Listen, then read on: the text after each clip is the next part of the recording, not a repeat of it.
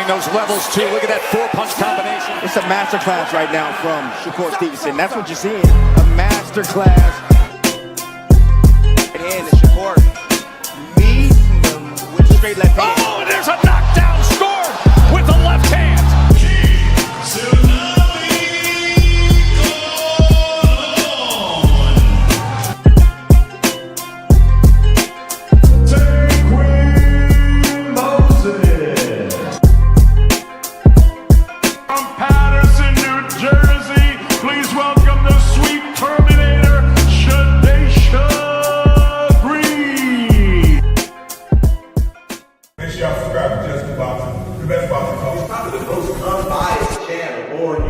Right now, we're gonna give him his just due. Shout out to my brother Jusdueboxing.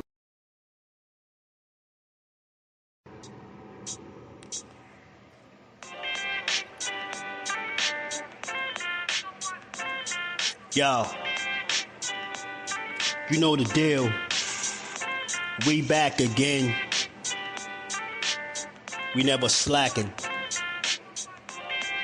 Word 'em up. Ladies and guys, whether if you drunk or you high, it's time to pay respects to the illest man alive. If you think you got a point, he'll shrink you down to size. And from there it's downhill like a slinky or a slide. Open your eyes, got a deep connection with the rise, so you might see them jump in whenever they go live. Peep it, this channel blowing up now, it's not a secret. With tons of exclusive interviews to listen to. Them other channels I hate, but yo, they missing clues. They start narratives, sip the goose and twist the truth. It don't take a rocket scientist to get the proof. Just click the live at 4 p.m. Eastern time. But when you chime in, make sure you keep it kind. But if cowards want to debate, then it's feasting time. My man Jusdu shine busy all the time. Grind 24/7, 365. Videos he might have 365. My rhyme's sick, they make you do a 365. You get a rich if you think you fit to survive. It's Jusdueboxing, time to click the live. Ain't no beginners, if you soft, you ain't down to ride. I crush you, respect too, it's Jusdu. He got the illest boxing show on the internet. The boy been a threat and he ain't even had dinner yet. Word 'em up. Yeah. You know what time it is.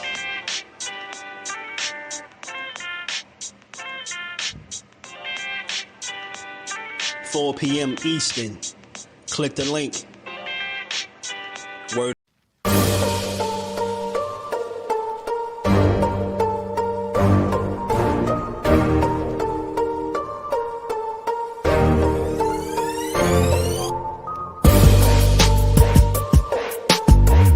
The truth or tell on your ass what you doing or what you're not doing every single time. You can lie, you can bullshit and all that, but when that bell rings, if you ain't put that work in, it's gonna show, bro. It's gonna show. Not to mention y'all in a sport that can cost you your life. Literally, you can die in this shit. So if that's the case, man, if you're gonna do this, don't bullshit with it. If you don't really want it, say to yourself, keep it real with yourself. I really don't want this shit. I can't put the work in that it requires. Walk away. Ain't nobody mad at you. Go out there, you're young enough, you go get educated, get a skill, do something, man. But don't play with this, man. You can get killed in this shit, man. What's good? Salute to the family on this good Monday, man. We back to build and get boxing. It's Jusdu, how we always do. How y'all feeling today? It's a lot to talk about. We gonna get into all of it, man. It's a lot going on in boxing. Hit the like button, man. Sub to the channel. Turn your notifications on. And let's build, man. Support the grind. And we gonna get to all of it, man. It's a good weekend, man. Good weekend in boxing, man. Not without some controversy, right? What is boxing? Wow, some good old controversy, man. We gonna talk about everything. 12 threes, what it do, man? Ghetto Fab in the building. CJ, my guy. My boxing mom is in the building. How you feeling, Miss Barbara D? Always good to see you. Reef, what it do? Say, yo, these fans of the boxers over the sport doing some crazy meat since the fight. Hey, look, this is how you identify the real from the fake, man. This is for everybody that's listening. If you cannot talk boxing without attacking the fighter, if you can't strictly focus on like what's happening in the sport, right? What's going on in the ring, and you got to result into like tearing the fighters down. There you go. Shout out to my boxing man. Appreciate the love for the super sticker, man. Always support.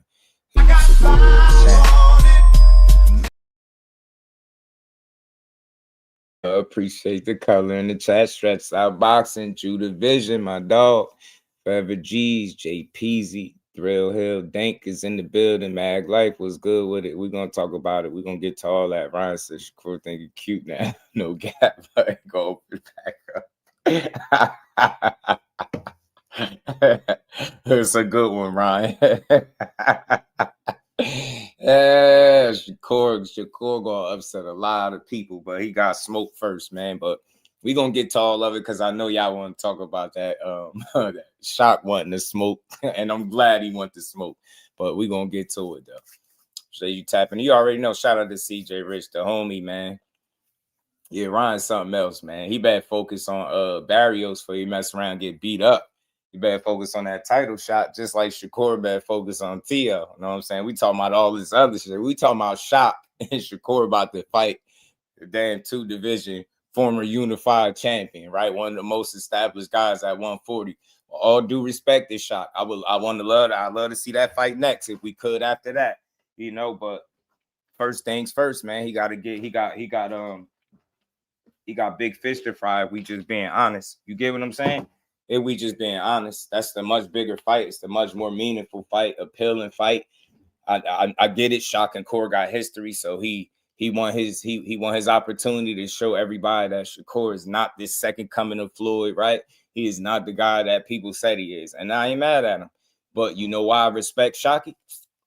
Because he want to prove it in the ring. He ain't talking about personal stuff. He ain't talking about when I see you or it's this and that. He like, bro, what's up? You know what I'm saying? Don't run. Don't go nowhere. I want to fight. And that's how you should want any fighter to talk, especially after the way he just stood on business against Cool Boys. So we're going to get to all of that, man. We're going to talk about it all. Shock doing to Ray Ford, what Shakur doing to him. Yeah, but they're ignoring it, Reef. They only see it one way.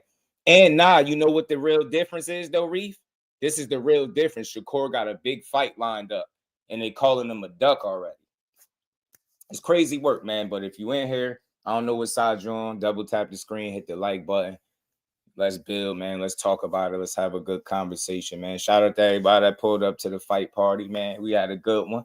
And this is the conversation for after all of that. After everything we've seen, look, I'm standing on what I said, man. It's an open panel if you want to come share your piece. But I'm standing on this, man. He said, I like Shock. Scott was good with it, fam. I love Shock. You know what I'm saying? See, this is the difference. People think because I'm from Jersey and Shakur is my guy, unapologetically, might I add, I want to make sure I let that be known, right? They think that whenever a fighter wants to fight him or somebody got something to say, I'm supposed to go to his defense. That's not what kind of fan I am.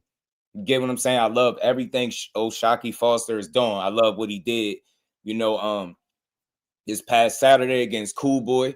You know what I mean? I was leaning towards Cool Boy till I seen him miss that weight. Then I leaned towards Shock, said Shock was gonna pull it off. I just ain't think he was gonna dominate like that. You know, it was a really good, entertaining fight. You know what I'm saying? He just shut Cool Boy out. And I said it. I said this before. I said I thought the fact that, you know, he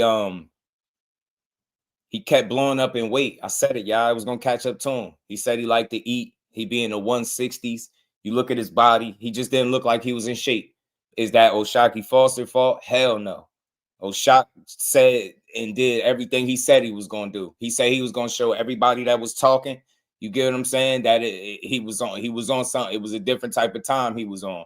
And he showed it. He displayed it at a high level. I mean, outside of round 1, he won in my book, in my car, he won rounds 2 through 12. I seen one round get lost, man. Oshaquie Foster stood on business. Get what I'm saying? He dominated Cool Boy. You know what I'm saying? But real quick, I'm not off the Cool Boy train. I still respect him. Still one of the best and most talented fighters in boxing, right? He just was in there with a better, more in shape, better prepared Oshaquie Foster. Oshaquie Foster fought like he wanted it more. He fought like he had something to prove. Oshaquie Foster fought like the champion and the challenger at the same time. You get what I'm saying? He fought with the discipline and the control of a champion, but he fought with the hunger of a challenger, right? Somebody that really wanted to prove themselves. That's how he fought. Cool Boy looked like he was going through the motions. I'm not saying he did. I don't know what happened in training camp. I want to push no type of narrative. I'm just giving my opinion based on previous interviews where he talked about how much he blew up in weight. Then when you mix in the fact that this fight has been postponed a couple of times, you got what? You got a guy that could potentially be what? Overweight. But the shock is that he moved up in weight and missed weight by 2 pounds. That was disappointing. Disappointing for sure. I get it though. I really do. I understand. But he might have he might have shot himself in the foot. I think maybe the way he lives outside of camp. And that's not me saying he's drinking and drugging, not that, but just the fact that he said he liked to eat, right? At some point, I think that catches up to you when you allow yourself to keep blowing up like that. And think about it, he was fighting at 120-something pounds, blowing up to 160s. You know what I'm saying? 126, blowing up to 160. Now you move up to 130. You get what I'm saying? To me, it looked like he had a fat camp. Shout out to Jamel McMillan. He said Bronx, New York in the business. Shout out to Bronx, New York, man. It's money in the tank fight, so it's powerful people. Nah, we gonna get to that though. So, hey, we gonna have the tank conversation. Nah, Roach ain't trash, man. He fought like he had something to prove when he should have just fought like he was the smarter, better man. And that's on him. You get what I'm saying? I think he could have made the fight easier, but I do understand the attitude and him saying, he wanted to fight. He wanted to fight. I get it. You know what I'm saying? I still think he won, but we're going to get to that. Feeling cool, but would have disappointed me. Yeah, man. It's nice to have him move up in weight. Yeah, man. I can't believe he moved up and miss weight. It's crazy. He moved up and missed weight. You know what I mean? But we're going to get to it. So look, Cool Boy, he went out there. He moved up in weight. He missed weight by 2 pounds. He got dominated, man. Oshaquie Foster, that was a belt-to-ass performance, man. But I like Cool Boy at the end. He said, look, you just come with the game, bro. Just come with the game. He ain't make a single solitary excuse. I'm going to continue to support him. I think he will bounce back. I don't think this is the kind of fight that you can't bounce back from, but it's just going to take him having to get back to the drawing board, reestablish himself, correct some things, maybe hire a nutritionist, man. He getting some money, right? Maybe look to do that if he hasn't already. And I'm only saying that out of, wanting to see him do well. I ain't saying I got all the answers for him. I ain't saying I know what's best for him. I'm just saying as a fight fan, maybe that's something that could benefit him. Cash Sports was good with the box story. A nutritionist that, to help manage his weight and what he putting into his body. Because now you at, what is he, 30 years old? Now, you getting older, you ain't getting younger. So it might get harder to knock off that last couple pounds in training camp without killing yourself if you're not doing it the right way. Right? So much credit to Cool Boy. He didn't quit. He kept trying. He just didn't have an answer. Shock had all the keys. He had all the answers to the test, man. You get me? It's like Shock came into the ring with the cheat sheet, bro. You know what I mean? He had all the answers, bro. He controlled the range. He controlled the pace. He dictated terms. He was the boss. He was first. He was last. You get what I'm saying? He was on the mission. You know what I'm saying? Everything he said up until the build up, he meant it. You know what I'm saying? And he had a chip because they was trying to paint this as, Cool Boy being the champion instead of Shock when Shock was the champion, right? So he didn't like that. He spoke out vocally. You know what I'm saying? I like it because it motivated him. Then on top of that, because Cool Boy missed weight. Now, this is not on him. This is just the business of boxing. He missed weight. They allowed this to be for a 135-pound interim title. So that's that noise that people talking about when Shock saying, that Shakur Stevenson stuff that we're going to get to a little bit later. But we're going to get to that. But it should have never been for no 135-pound interim title. The business of boxing is bogus as hell. He missed weight. Instead of just letting it be what it was, letting him deal with the consequences of that, they try to find another way to reward him You get what I'm saying? I don't care what nobody said. They try to find another way to reward him because he's a PBC fighter. It was a PBC promotion. I don't have a thing against the PBC, but that's just how it go. That's my opinion of it, right? They tried to make sure they man was good one way or the other. He blew weight, so he couldn't win the title. He couldn't become the first 3-division, champion in Philly, right? From Philly, he couldn't do that. He messed that up. So they put him in position to be able to fight for a title at 35 if he was to win this fight, and then reestablish and put himself back in position to be that 3-division champion. You get what I'm saying? So it's crazy how boxing go, but I can't fully knock it, just understanding the business. If you got control to do these things with a guy that's fighting on your promotion that you promote, ain't you gonna do it? It might seem like some bullshit, but ain't you gonna do it? But that's them looking out for Cool Boy. All right, you blew weight. Maybe he was going through some things. Maybe they know some stuff we don't know. You never know, right? So maybe they just throw him a bone. Hey, you know what? We're going to make this fight be for an interim title at 135, which it shouldn't have been. Never mind, which it shouldn't have been. But we ain't here to complain. It was what it was. Oshaquie Foster went out there and pitched his shutout. In my opinion, this was the best he's looked that since I've been watching him, because that was the best opponent, most notable opponent to date. Most accomplished guy to date. You get what I'm saying? Cool Boy Steph. And he dominated from round 2 all the way to 12, bro. Like, he bust Cool Boy nose up good. He pulled out. He had that belt out. I ain't gonna lie. Oshaquie Foster had the belt out. He definitely had the belt out. And I respect it. It was a great performance, man. Like I said, Cool Boy, keep your head up. I like his response in the locker room. He just say, yo, this just is part of the game. This come with the game. The wins and the losses. Everybody love you when you win it, and everybody show you who they really are once you lose. So Cool Boy has already found that out. Pretty sure he gonna deal with this loss better than he did with the first one, right? And he'll be back. I think so. I think he's a world-class guy.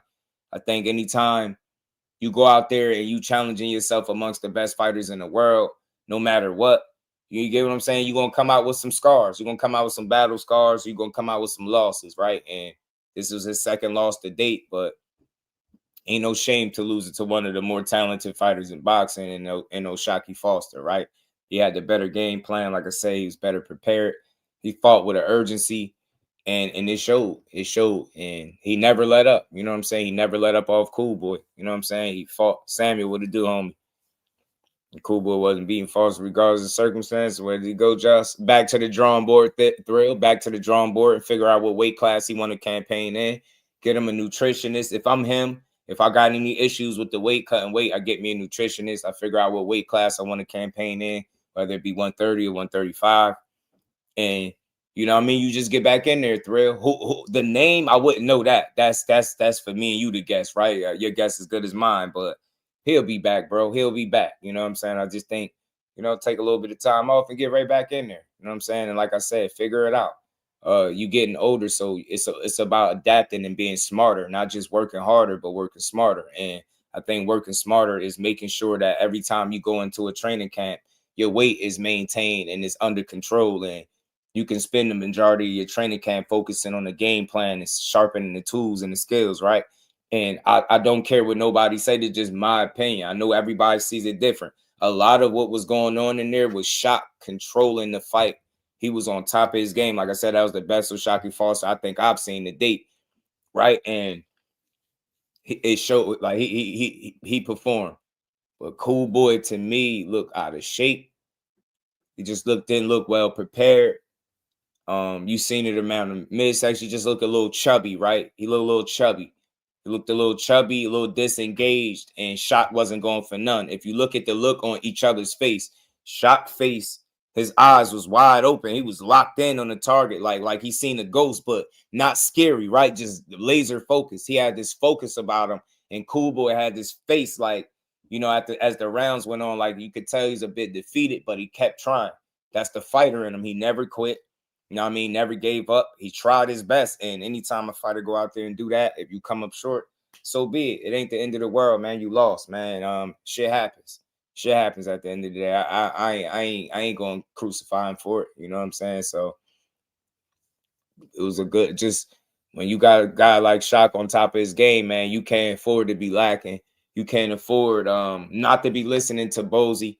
Some people said Bosey's instruction in the corner wasn't the best. I had my TV on mute, so I don't know, but it is what it is. There, I don't want to criticize there, man. I mean, he know Cool Boy better than me, so what do I know? But at the end of the day, he just didn't have the answers, bro. He didn't have the answers. No matter what he did, Shock always had an answer for it. I've never seen Cool Boy look like that. So for me, that's the best I've ever seen Oshaquie Foster look, as well as the worst I've ever seen Cool Boy Steph look. To me, the monster anyway was understandable to a degree, right? That's monster, but going out there and just getting thoroughly, completely outclassed like that, you know, round after round after round after round after round, that was hard. That was hard to watch. It got a little hard to watch. I was like, damn, is this happening to Cool Boy like this? But it was. I mean, he was getting belt put to ass. But like I said, he kept fighting. Even looking mildly defeated, he continued to try to figure it out. He did get some shots in there, you know, got Shock attention a little bit here or there, but it just wasn't enough to mount no offense and really make a case that he was winning at all, right? And again, we ask these fighters to go out there and fight the fights. We ask these guys to take challenges. We ask these guys to be about the smoke and don't run from nothing, right? If you follow Cool Boy Steph's career, since the word go, he's always been about the smoke, never shied away from a challenge. The man fought about 8 or 9 undefeated guys before he even got the shot. You get what I'm saying? The only undefeated guy he had lost to that he challenged was Monster anyway. And like I said, who don't lose the Monster, right? He's still on the tear, beating people up and knocking people out, snatching belts, and, you know, piling up accolades. But he just looked bad. He looked terrible, man. He looked terrible. In my estimation, I would say he had a fat camp based on, you know, him running around talking about, you know, how he liked to eat and being well over 160 pounds in between fights. That's just not something that you could afford to do when you getting up there in weight. I mean, up there in age, and when you keep challenging the best out of the best. So again, we ask guys to take on the toughest challenges, and when they lose, they still got my support. So I'm in full support of Stephen Cool Boy Steph, Fulton Jr., however you want to say it. Cool Boy Scooter, we still rocking with you, man. Philly had bounced back. I know y'all would. But Oshaquie Foster had a point to prove. Maybe it's the fact that he want that Shakur Stevenson fight so bad. You know what I'm saying? That he performed the way he did. Shout out to my brother Kyle Cooler. How you feeling? You know they always crying, man. They crying, you know. Pete crying about people ducking and stuff. Shout out to Big Dog Willie, my homie. Appreciate the love. He said, just Tank is abusing the Tank of Maniacs. Call the cops. Nah, they going hard in the paint for him, Big Dog. They like the abuse. Them super duper fans, they love it. And we ain't never got to box again. Well, right. well, I already been getting these bets, but now it's time for you to get your just due. And I don't know if my homie is out there. Big shout out to my homie, man. Big Supreme, man. That supported, man, in the Cash App. He said, thanks for calling the fights. Appreciate you and everybody that rocked out for the fight call, man. Shout out to the homie Big Supreme, man. Always supporting as well.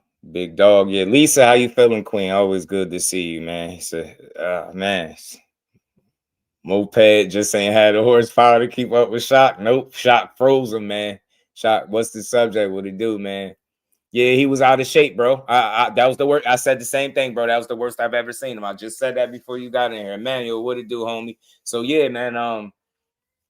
That was the worst I've ever seen him, bro. That was the worst I've ever seen him look. And that was the best I've ever seen Shock. Shock was switched on in every way, shape, or form. And he couldn't have looked better. He couldn't have picked a better time to perform at his best. You get what I'm saying? And that's what he did, bro. So much credit to Shock, man. Hopefully he get the next big fight. He calling for Shakur. We're going to get to that in just a second. But we're going to get over to this the main event, man, because that's what I really wanted to cover, the co-main, because that was the biggest shocker, man. That co-main was a real shocker, the way it went down. Like I said, man, Shock really put the ice. He put Cool Boy on skates. You know what I mean? And he dominated. But like I said, over here, we support fighters win, lose, or draw. So ain't going to be no boxing slang. Going to be no Cool Boy slander over here. We rocking with Scooter. But Shock, goddammit, you impressed me, man. That's how you go out. That's how you fight. That's how you put it together. Skills, reflexes, counter punching, being first, jab, all that shit was on point. He put it together nice, man. He put it together nice, man. And he lived to fight another day. He lived to to try to seek out his next big opportunity. And like we all know, and like I said, we're gonna get to that in a second, because people talking reckless, man, like they don't know what time it is, but we're gonna get to that in a second. Gotta get to the main event, man. Some people might like this conversation, some people might not, but it's all good. You know what I mean? It's all good. Look, man, the Reaper Roach robbed, man. The Reaper Roach was robbed again, man. I gotta say again, gotta say, man, I think he been in back-to-back fights on pay-per-view, obviously. And listen, this ain't nothing against the fighters that he fought. This is the system, bro. And I'm just speaking my honest opinion on how I feel like things work. This ain't nothing against the PBC, but again, I said this. If you got guys that fight for your promotion, that have been loyally fighting for your promotion, and you putting them in big fights, and those fights end up competitive. Shout out to Crush. What's good with it, bro? Yeah, we definitely still rocking with Cool Boy, 1,000,000%. You know what I mean? Even more now because he continued to fight guys that he's supposed to fight without ducking smoke. So I love Cool Boy. You know what I'm saying? I ain't never switching up on him. I don't care who he lose to. And anytime he win, I'm right there rocking with him. Nah, but look, dig this. Hear me out. And I agree, Mag Life, with the close fight can be a robbery. But let me tell you why. Because it was 2 fights back to back on an Amazon Prime promotion card. It's PBC. He fighting 2 guys that will be deemed bigger stars or bigger names than him, right? Lamont Roach ain't no huge name, right? A lot of the newfound attention and following that he got came from fighting Tank. But then he fights Tank, who's a bigger name than him. You seen the knee take place. I don't know about y'all. At 39 years old, every single fight that I've ever watched in my life, I've never seen, and I'm just talking just honest boxing conversation, I've never seen any fighter take a knee willingly without it being counted from what I got to watch, right? I'm not no boxing historian, but since I've been able to follow in the sport, I've never seen that, right? So that happened. Then you had a situation where your back got turned. I've seen fights, and I could pull up examples where fights got stopped where somebody turned their back. Now, am I saying did I want to see Roach and Tank get stopped? No. But then he got help in the corner, right? It's a lot of that. Now, I'm just asking people to honestly switch roles for a second and say it was Lamont Roach that took a knee, turned his back, and went to the corner. And then it ended up being a draw. What your thought process would be if he fought Tank to a draw after doing that, taking a knee, going to his corner, right? You'll probably be losing your minds, and you would be rightfully so. You'll be like, ain't no way in hell they just let him get away with that. Well, that's Lamont Roach's stance as opposed to what they allowed Tank to get away with, right? That's nothing against Tank. That's the way the situation felt unfolded. The referee fumbled. But again, it's not a good look when the guy is the favorite and it's the underdog. He was a 15-1 underdog at one point. And at least if he's going to fight a fight that good, you got to allow the fight to take shape the way it's supposed to. You can't afford to miss a call when somebody takes a voluntary knee because he's the more popular guy. Is that Tank's fault? Hell no. He did what he did, and the result was the result. But if you're Lamont Roach, that happened to you. All right, cool. It's a draw. You move on. The rematch get announced, and the date get announced. Then the date get canceled. Then you get another date. Then it get canceled. Then it's like, then he go to Jake Paul route, right? Cool. They feel like they got you there, but you said out of your own words, Lamont Roach, they fixed the situation for you because they was able to get you another opportunity, which was Pitbull Cruz. So now I'm thinking they threw you a bone. That's the way they salvaged the fact that you didn't get the rematch with Tank. But still keep in mind, there's no fixing him being a world champion after fighting his biggest fight.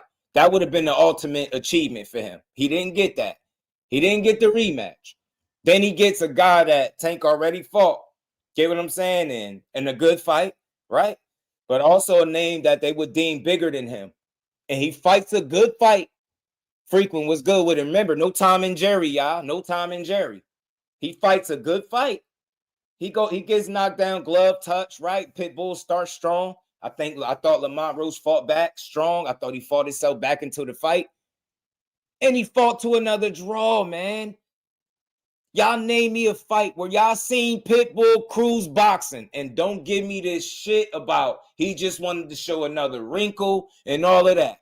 If what he was doing was so effective and it was working, why the hell would he elect to start boxing with Lamont Roach, who is clearly the better and more skillful boxer? And I got a little bone to pick with Lamont, because shame on you. Fuck that Tom and Jerry bullshit narrative. Box him. You the Reaper, Roach, I get it. You ain't want to leave it to the judges, but you were supposed to box him, so that's shame on you. I can't even fully blame the PBC promoting the more popular guy and letting them get a favorable decision for the second time in a row, because you didn't do what you should have done, in my opinion, which was utilize all your skills, your full bag, and box his ass. You didn't have to fight Pitbull. Who told you had to do that? You weren't going to become some knockout artist on the night. So the fact that you fought in a way that was beneficial for Pitbull is shame on you. And you almost opened the door for them to jerk you. You know better than that, man. You don't fight the Mexican at the Mexican style. I get it. You ain't want to back down. You wanted to show people, look, I ain't going nowhere. But, man, we seen that shit with Tank. You ain't never have to prove to me again that you had to stand in the pocket and fight somebody, or that you was a sucker. You fought Tank to a draw. And many people, majority, thought you won.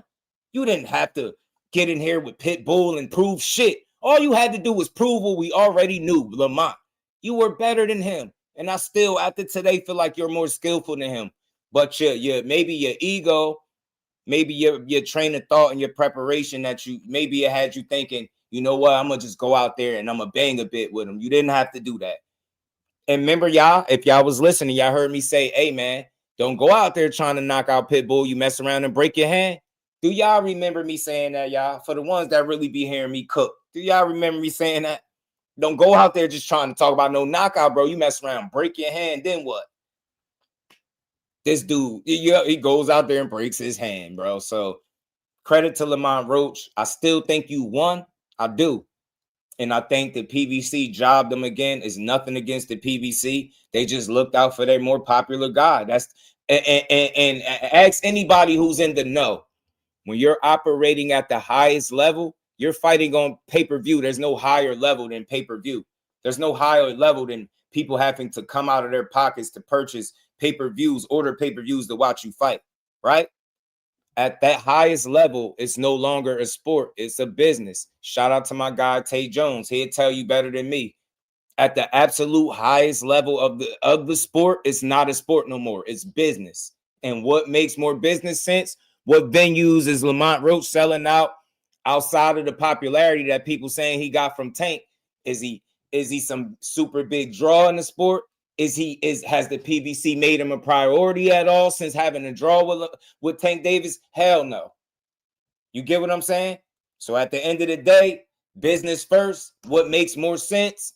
You didn't make the fight convincingly enough. You left the door wide open for them to push that narrative by fighting him in a way that benefited him. He landed several shots on you, even the knockdown. Bro, I don't give a damn what you say. You fought Tank, bro. Tank made a grown man take a nap against his will in front of his dad. Do you know how hard he had to be hit for that? You fought him 36 minutes strong and didn't touch the canvas or none of that. And you fought him smart. You didn't fight Pitbull.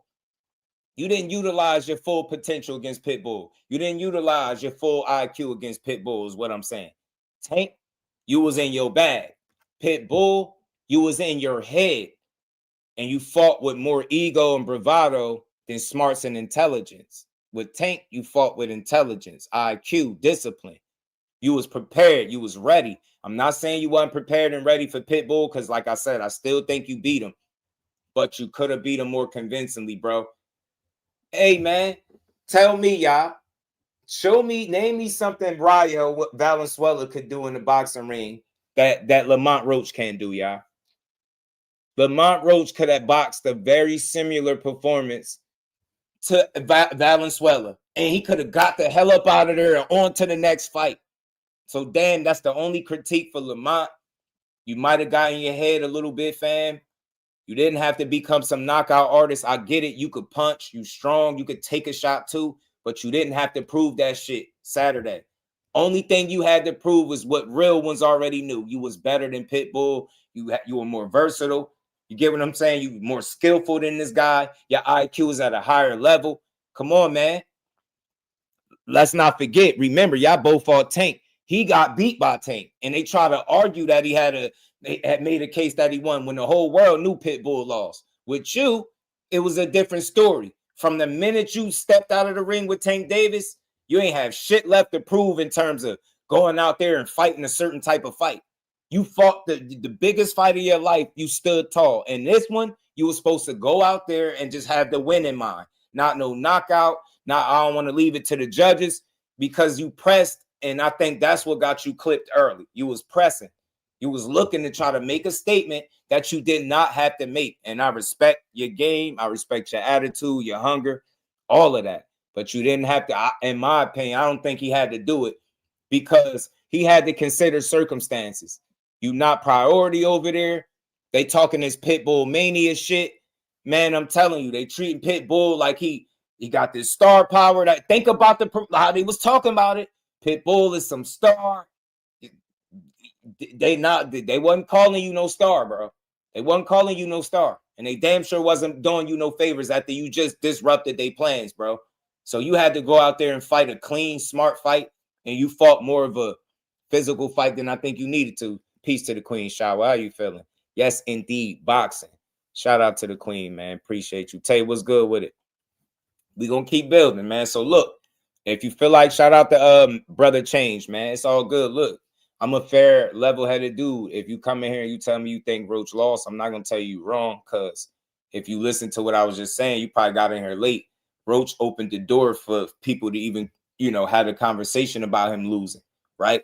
Because of the way he fought him. I think a lot of the way he fought him in spots was to Pitbull's benefit. But I would be remiss if I didn't say I still don't. I think they stuck it to him for the second time in a row. I thought he edged Tank with the circumstances and the situation, right? It's okay, no harm there, right? You move on, but I thought he edged him here. But he couldn't afford to come out here and have no close fight. Think about something, y'all. If you just had a close fight with the quote-unquote face of boxing, and you got a draw that you thought you won, and a lot of other people did too, to your credit, what did you think they was going to do? You get what I'm saying? You fighting another guy, and you going to have another close fight. They wasn't about to do you no favor. Get what I'm saying? You allow another fight to be close on an Amazon Prime card, man? No, sir. They wasn't doing him no favor. So credit to Lamont. I still think he won. Shit, I ain't the only one. It's a lot of people that think he won, bro. A lot of boxers. Boxing whack, man. Roach won that fight, and y'all know it. And I thought my good Mexican fighters didn't run. Shoot. That 7, 8, 9, 10 round, that damn Pitbull crew was running. That damn left hook started to connect. Come on, man. Y'all know that wasn't no draw. That was a good, hard fight, but it wasn't no draw. Roach pulled that fight off, and y'all know it, man. Hey, man. Hey, and look, I ain't big on the whole running narrative, right? But he had Pitbull boxing, y'all. That's how you know Ma ain't win. You hear me? He had Pitbull boxing. Bro, the only other person I think that had Pitbull boxing like that was Tank, bro. Because Tank had Pitbull trying box too. You get me, Tank? That's how you know Tank beat him. Tank had Pitbull forced to fight under control. Like, you knew he was in for one, right? Bro was getting boxed, man. Bro was getting boxed, bro. It's a lot of people that felt like Lamont won, man. You hear me?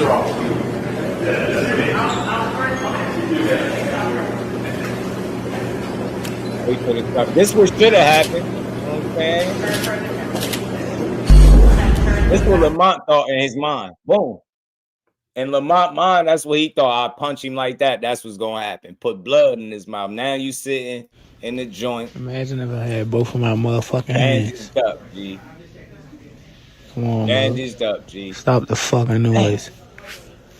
We need to start a motherfucking movement or something, Slim. They must got it out for me in boxing or something. I'll be right back. You hear me?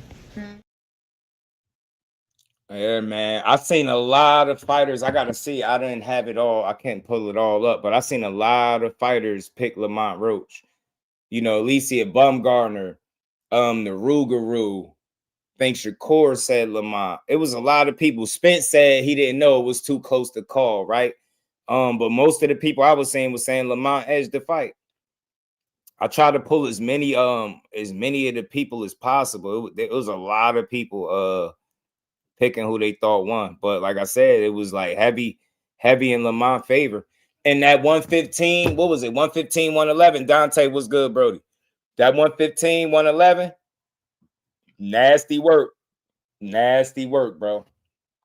Nasty work. That 115, 111 was nasty work. So I don't know, man. To me, I just felt like Pitbull edged the fight out. I do. But this is the thing, bro. I mean, I thought Lamont edged the fight out, pardon me, but this is the thing. We're entitled to see different shit. It's not an argument for me. It's just a conversation. It's too many world-class fighters and people, well-respected people within the sport of boxing that felt like Lamont Roach won for me to feel like I'm crazy for thinking it too. You get what I'm saying? If you're saying it's a close fight, if it obviously was a draw, anytime you get a draw, it's always a case for either guy winning to me. A draw, but it just, to me, it's another case of the more popular guy winning or getting the advantage, right? Like, you get what I'm saying? I just think they took it from him. He said without the knockdown, Lamont won. Yeah, man, they jobbed him, I think. I feel you, Crush. I feel you, bro. I just think they jobbed him. I think they got him. And McQueen, what it do? Yeah, man. Tank is like the gift that keep on giving, but I think they stopped his momentum right here. You know what I'm saying? I think they slowed up his momentum, man. I think they slowed up his momentum. PBC said draw 2, Lamont. You know what I mean? PBC told Lamont to draw 2, G. You know what I'm saying? They told him to draw 2. Lamont was pissed off, man. Hold on. Lamont pissed off, G. Hey, man, Lamont said, man, we walked the fucking dog, man. We walked the dog, man. He said we had the pressure fighter that never backs up on a back foot trying to box. Get the out there with the draw. He said we won that fight clean, great fight, and great champion in Pitbull, but we should have a green belt around the waist. He said my son is one of the best fighters in the world. You get used to it because we don't plan on going anywhere anytime soon. We are so proud of one-on-one. Thanks to my team, family, friends, sponsors. But yeah, man, he said he walked that dog. G, y'all hit that like button, sub to the channel, support the grind. We're going to keep rocking out, man. Shout out to Lisa, man. Hey, look, I'm going to be honest with y'all. I think, and y'all, it's a conversation. I'm not telling you my opinion is the facts, right? But no, my opinion is my opinion. I think PBC just, it's business again. And I think the more popular guy benefited from the close decision again. I do. You know what I mean? 115, 111 is nasty work. And none of the judges seen it for Lamont. It's crazy to me. Like, what kind of fight was they watching? Get what I'm saying? He had Pitbull boxing, bro. We not going to gloss over the fact that he had Pitbull boxing. And he had Pitbull boxing late in the fight. So my thing is this. If Pitbull had so much success early, why would he switch up to boxing? Think about something, bro. And I seen him getting gas. He was slowing down, man. Lamont was putting hands on him late, man. He slowed up, bro. Pitbull had some drop-offs in the fight, man. I'm telling you, that draw just did Lamont filthy, G. And he know it.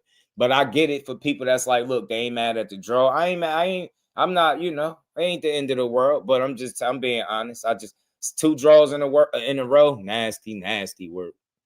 Like, damn, how you 2 draws in a row for your man, yo? Like, damn, bro can't get a decision, bro. He can't get a decision to save his life, G. He can't get a decision to save his life. Hold on, let me pull this up real quick. Where is it at? No one had Pitbull backing off, circling around, ladder on his toes, sticking his tongue out. Yeah, his little freaky ass. Remember Shower, man? Sticking his tongue out. Yeah, Pitbull, freaky as hell in center ring, man. I don't know what kind of zest was on his mind. I don't know what got into him, man. Bro just started tripping. Did he? He stuck his tongue out. I said, "Oh, what's gotten into Pitbull, man? His little freaky young bull, man. I ain't know Pitbull had that in him." I said, "It's funny though, man." Hold on, what Roach say? It's some bullshit. I don't know what. I don't know. What I gotta do, I'm gonna man? go back to the drawing board. I don't accept this at all. I really thought I won a close fight. You fought on his terms inside and met his pressure head on. Fought on his terms. Fought on his terms, Lamont. You better than him, bro. You don't gotta fight on his terms. I don't give a damn what belt he had, if he a champion or not. You a champion. Champions make the other guys adjust and adapt to them, not the other way around. You went to that fight doing what Pitbull like to do. That's why you're giving everybody the discussion for you losing the fight. I'm standing on the fact that you won. I don't give a damn how you fought. You fought well, but you should have fought smarter. You're better than him, and we all know that. We not crazy. That's so anybody in here saying you thought Pitbull won or you ain't mad at the draw, I ain't mad at you either. You know what I mean? I got more of a beef with Lamont Roach for allowing the fight to be as close as what it didn't need to be. And that's what he couldn't afford. I knew that going into it. The whole reason I thought, was picking him because I'm like, yo, you just going to box this dude, box him, turn him, outsmart him, right? Like, that's the right thing to do, right? Ryo did it. You get what I'm saying? Boxing 101, bro. Lamont, you better than him. Considerably better. It's not rocket science trying to beat him. I don't give a damn what nobody say. Ryo beat him very easily, comfortably. Was in control of the fight the entire time. None of that bull rushing shit worked. So, damn, Lamont, you kicking yourself a little bit today, and I hope I can get him on the show. You kicking yourself a little bit, I know, because you're better than him, period. And you fighting his fight is not what you best at. That's why you didn't get to the desired result. You went out there like you had some shit to prove that you really didn't, in my eyes. You get me? So anytime you're out there fighting to the other guy's strengths, you're putting yourself at a direct disadvantage more times than not. And that's what you did, bro. That's my thing for Lamont. You hurt yourself doing that. You were supposed to, just hell with it. I'm going out here and I'm going to fight my fight, not Pitbull's fight. You heard what Buddy said? You went out there fighting his fight. Fighting you to get you don't. I don't care what nobody say. Look, man. One of the main reasons why I'm a big advocate of Shakur Stevenson, and I love seeing him what he do, because when he gets in the ring, he's gonna do what he do, and it's gonna be up to you to figure him out, adjust to him, and shut that shit down. And if you can't do it, game, set, match, your ass is cooked. The belt coming out, and it's gonna be over. It's gonna be a long night. You better pack a lunch. You get me? Because you're going to get outboxed round after round after round. And if you get silly, you might get stopped. You get what I'm saying? So that's what it was, man. I just was sold on the fact that I knew Lamont was like going to show him, right? Like guys always talk about levels. And how do you show this guy that there are levels between you and him? By doing the shit that he can't do at a high level. You get what I'm saying? And nullifying the shit that he does do at a high level, right? And limiting him to that and beating him. And Lamont, you just left the food on the table. You get what I'm saying? You left some food on the table. You know what I mean? With the way you fought, even though I appreciated it, I still seen it for what it was. I think you edged him out in a close fight. Very competitive, but I thought you beat him. I'm going to go watch the fight again. I haven't had a chance to do it yet. I'm going to go watch it again and see if I think differently, because it was close, but I want to really score it. You know what I mean? Round by round by round with a pen and paper. But I thought he kind of put himself a little behind the 8 ball. Prize fighter, what it do, homie? 704 Joe, what it do, my guy? My bad, I said prize fighter. Pardon me. So, fought Pitbull style. Yeah, that's what he did. And McQueen, what it do, my guy? Nothing, man. I had to put my kids in their cage and I know, I already know. I'd be having gag them and bound them. Right, man. So, man, what you got on it, man? What you think, man? Am I tripping, man? How you see it? Because the people love your breakdown.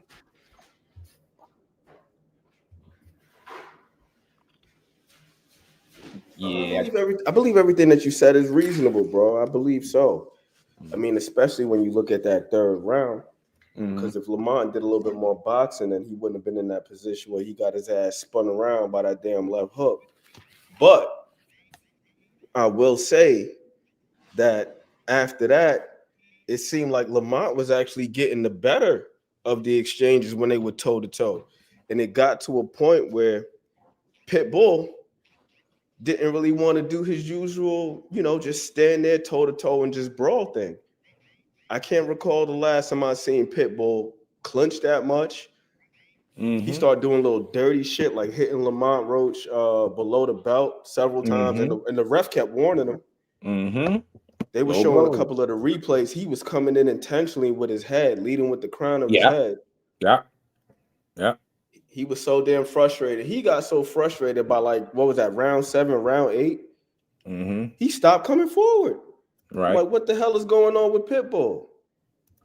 It's a freaky frustration. I just peeped that.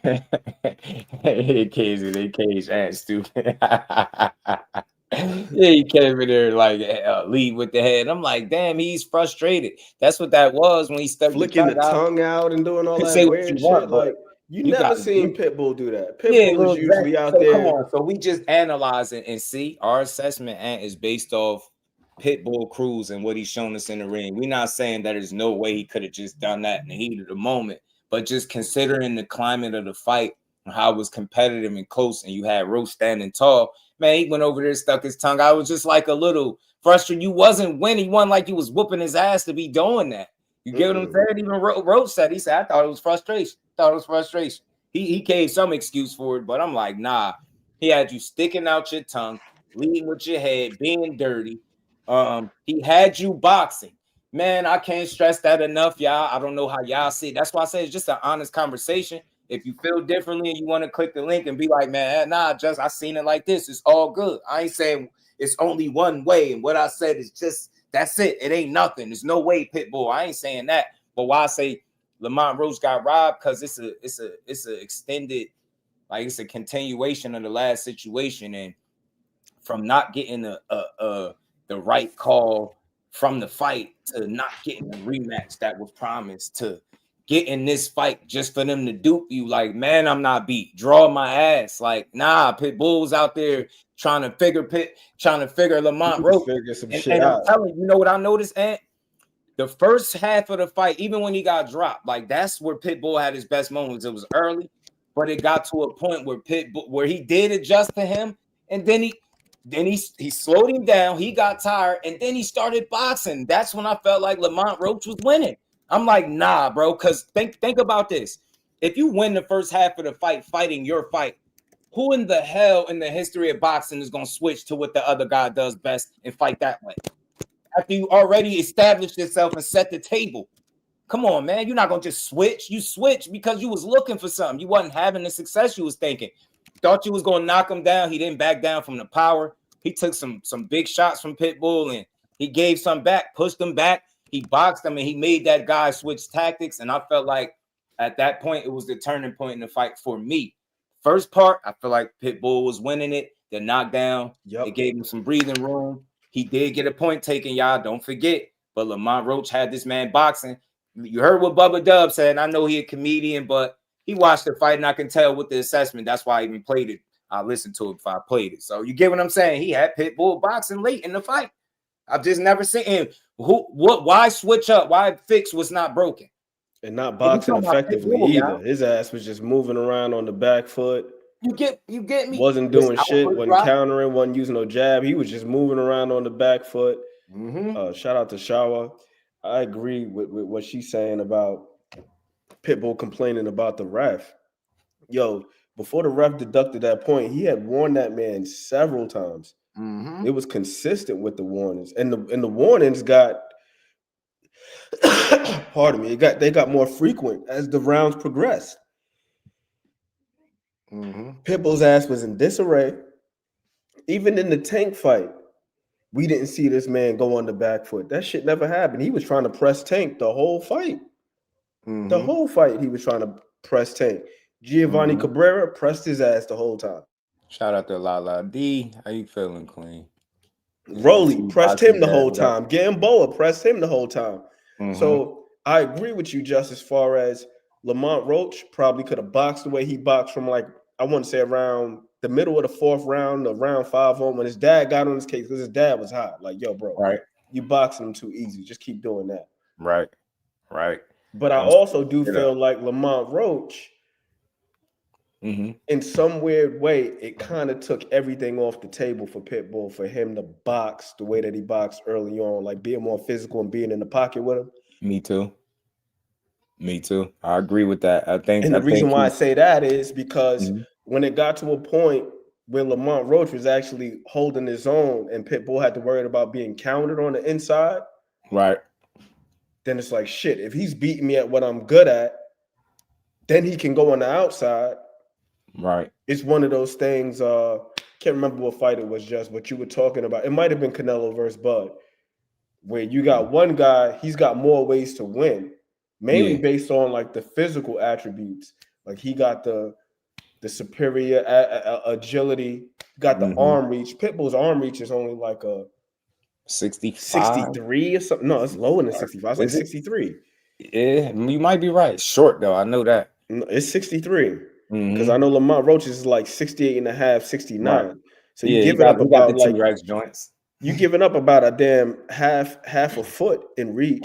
Right. And the guy got legs. We seen when Lamont was boxing in the back half, Pitbull couldn't touch that man with a damn 10-foot pole. He got so frustrated trying to press the guy out, just winging and whiffing, that he said, I'm gonna go on the back foot then. If I can't get at him coming forward, I'm gonna just start going backwards. Right. We never seen Pitbull do that. But I will say this. I'm going to give Pitbull credit for that 11th round. He fought in that 11th round like he really wanted to win. And Lamont, I thought that Lamont gave up some shots that he didn't have to, because he was boxing so comfortably by the 11th round. Like, that shit was stupid. But I'll say this. He was also proving that, like, yo, I'm trying to be an action fighter. And statistically, Mike was good. Lamont outlanded him by like 40 punches. Oh, yeah. That's another thing. Landed like 41% of his punches, bro. 41 Pitbull landed in like the mid-20s. Yes. So how the hell you get outlanded and at a more effective clip, at a more efficient clip? And lose. You get what I'm saying? Like right now, somebody in here talking about a fight in my comments. I wish he'd just come over and click the link. We could chop it up. I don't know why people, everything is not an argument with me in boxing. Nothing is. It's just a conversation. But I ain't never that far off the mark where what I'm saying is just flat out crazy, man. We know we was watching that night, man. Shout out to Mike. We know we was watching, man. Know what we was watching. That shit ain't no open and shut case. It's a good case. That's why it was a draw. That's what it kills me for people thinking like, oh, nah, the draw is just, it's right on point. I ain't mad at you for thinking that, but I'm one of those guys that I seen the edge. I seen some things change. What I seen ultimately that helped me decide the fight and who I thought went, and this is even before the numbers, y'all, is when Lamont Roach, outside the knockdown, when he was fighting the way Pitbull fights, like trying to, be in the pocket and just stand up to the guy and fight, I felt like he did a better job winning rounds and making the fight competitive as opposed to when Pitbull switched up and started doing this boxing. That shit wasn't working. Exactly. What boxing and effective boxing was he doing? And let's keep in mind, y'all, I don't want to keep referencing Bubba Dub. Just use your own eyes. He boxed for several rounds. He was doing this shit. I'm like, yo, he boxing. He can't be winning doing this shit. I don't give a damn what wrinkle he was trying to show. It wasn't a good time to show it. You should have kept doing what you was doing. But like Ant said, you set a real extreme pace, right? And I think it's extremely hard to keep up with that. Somebody in here noticed not one soul is giving him credit for the boxing he was doing in multiple rounds in a row. Nobody's giving him credit for that. Hey, man, when he was boxing, he was doing this. But they are giving Lamont Roach credit for standing in there and dogging it out with him. But also, when it was a boxing match, when Lamont Roach made it one, look how the fight, or should I say shit, Pitbull helped him make it a boxing match because he backed him. And I think him getting tired, and then Lamont Roach started to naturally do what he do, which is box. Pile up points and win rounds. That's what you're supposed to do. Fuck that, trying to prove to these silly-ass fans that you ain't scared. Man, if anybody think of Lamont Roach, it was any like hoe in him or any whatever it is you think, He ain't proved that shit after fighting Tank, then you would never believe it. You get what I'm saying? That shit was already solidified. This fight right here set the table for you. It was an alley-oop if you would have caught the shit off the backboard and went out there and said, you know what? If I go out here and think about the timing and the climate, where they're complaining about running. You go out there, Lamont Roach, you ain't have to prove that shit. Why did you do that? That's what I want to know. You were supposed to see it for what it is. Go out there and fight his fight. It's a good chance they could take it from you. But you go out there and fight your fight, it was no way they was going to do it. And let me tell y'all something else. It's just my opinion. It's nothing against the PBC. They love them some Cool Boy. We do too, and we know why. But you see who they was building like they was the champion with that fight. It's always like that. If Cool Boy would have went out there and fought close, man, I'm telling you right now, Oshaquie Foster wouldn't have walked up out of there. He wouldn't have walked up out of there with a win. But that shit was so convincing. Why? Because he did what he do. Went out there boxing. He was utilizing his tools. He had Cool Boy in the blender. He couldn't figure this shit out. Couldn't get the range. Couldn't get his offense on track. It was polar opposite. He didn't go out there being reckless like, you know what? I'm gonna just knock him out. No, box him. And he made that shit so clear by doing what he do. Right? That's it. That's all Lamont. That's all I'm asking. My biggest critique for Lamont. You could have did you and beat him, had your feet kicked up laughing. Telling you, man. Now your hand broke. They are making the case that you lost. Now they saying you ain't good and this and that. And Tank came out, he called you a gatekeeper. You know what I'm saying? And the fans eating that up. And credit to my guy Tank. Love him, but that's not a flex, Tank. If he's a gatekeeper, that gatekeeper fought you to a draw. We never seen you take a knee. You could tell your fans grease, but I'm a real one. I don't believe that for a second. I think it was a mental lapse, and you got through it. You did what you needed to do for the moment. I don't look at you no different. It happens. Shit happens, but I'm gonna let him live with the grease because he had a little braid in his eye. Yeah, a little braid whipped in his eye. Gatekeeper? No, that's not a flex, Tank. That gatekeeper fought you to a draw. But your fans is like, yeah, man, see, he ain't good. See, this is how you know he didn't beat Tank. He had a draw again. Nah, man, they did him again. They did him again, bro. They do. But I want to add this to what you're saying as far as the PBC is concerned. Mm-hmm. The fact that it was a majority draw and not an outright decision for Pitbull lets you know what that really is. Right. And what I mean by that is if they were that confident that Pitbull won it definitively, it wouldn't have been a draw. They would have just gave it to him. I'm telling you. Man, hold on. Man, y'all, 1 second. Somebody was texting me. All right, I'm back. My bad. Hit the like button, y'all. It's over 80 people in the building. Hit the like button on both sides, man. Sub to the channel. We're going to keep building. It's just an honest conversation. I know some people feel differently about it. That's why it's a conversation, not like, I ain't yelling facts after everything I say, but it's just my opinion, man. I thought, it was a shade of two different fights. It was some fighting going on early half, and it was some good boxing being done by Lamont. It was good fighting going on by both guys, relatively very competitive, where you could have said maybe Pitbull had a slight edge, but the minute that man backed off and I started seeing box, I was like, yeah, this wrinkle ain't it. Yeah. And you allowing Lamont Roach to box you, bro. And that shit went on for several rounds, bro. It seemed like after round 5, it was just like, okay, that's another round for Roach. Right. Oh, another round for Roach. Bro, that's how I was looking at it. I'm like, bro, and then it didn't feel like Pitbull came close to getting back into the fight until around like 11 or 12 or something like that. I'm like, damn, like what the hell happened since round 3? And I want to highlight something that Eric R said. I believe this is very, very important. As fans, we got to understand this. This is what Eric R said. The uneducated like to act like a knockdown equals a win. When we watch Marquez knock down 3 times in the fight and fought to a draw. Right. Yo, that man right there is preaching the gospel, because how many times do we look at it like that? Like, oh, Pitbull dropped him in the 3rd. Oh, well, what the hell happened in the 4th and the 5th and the 6th when the man was out there clinching, headbutting, flicking his tongue out, right, and fighting off the back foot uncharacteristically because the man had no answers. Right. And he was going through every emotion in there, going through 5 or 6 different strategies we never seen from this man before. Can you tell him? I'm trying to figure some shit out. Come on, man. And look, the leg that y'all had to stand on while y'all even get to argue back, put up resistance, because Lamont Roach started off, and we like prisoners of the moment. Like Ant just highlighted, that's all people want to talk about is the second round. They don't want to talk about the 3rd, 4th, 5th, 6th, or even when he started to really sit here and box round after round, essentially losing those rounds more clearly than any other rounds in the fight because he was doing some shit that wasn't in his best interest. And when you have a style like his, where all you do is load up on power shots and don't really use no jab, and you super aggressive and you be whipping shots, you're gonna get tired. And that dude is not he's not a 40-pounder to me. He's a little meatball, bro. Not no 40-pound guy to me. You know what I'm saying? That's not his weight class, man. And they knew it. Another fight, I seen him not look good. And that shit just worked out for him.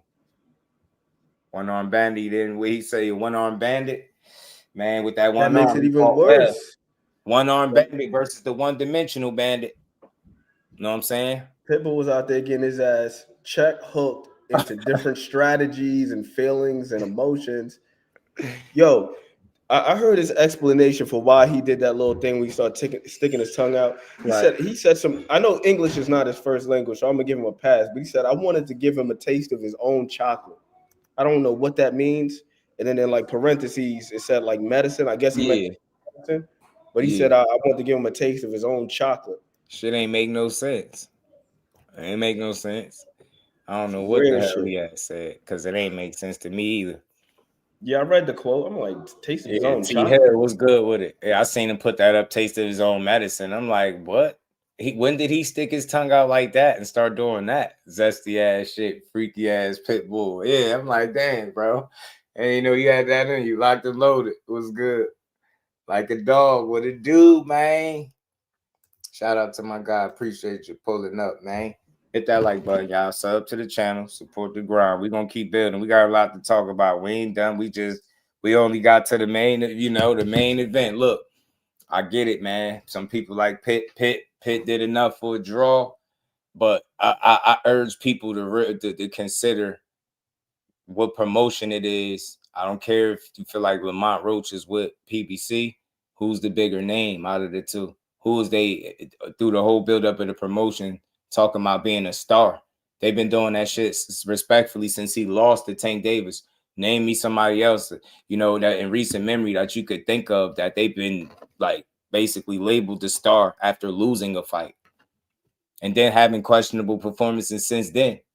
And now they had to bail you out. They had to bail you out because you decided, let me box him now. Because, my power punching and my style is working so well, I'm going to just unnecessarily switch up for no reason at all. I'm going to just deviate away from it and do what Lamont do and look bad doing it. And nobody wants to mention that. That's how I know people watch the fights one way because we've been up here. We speaking on both sides.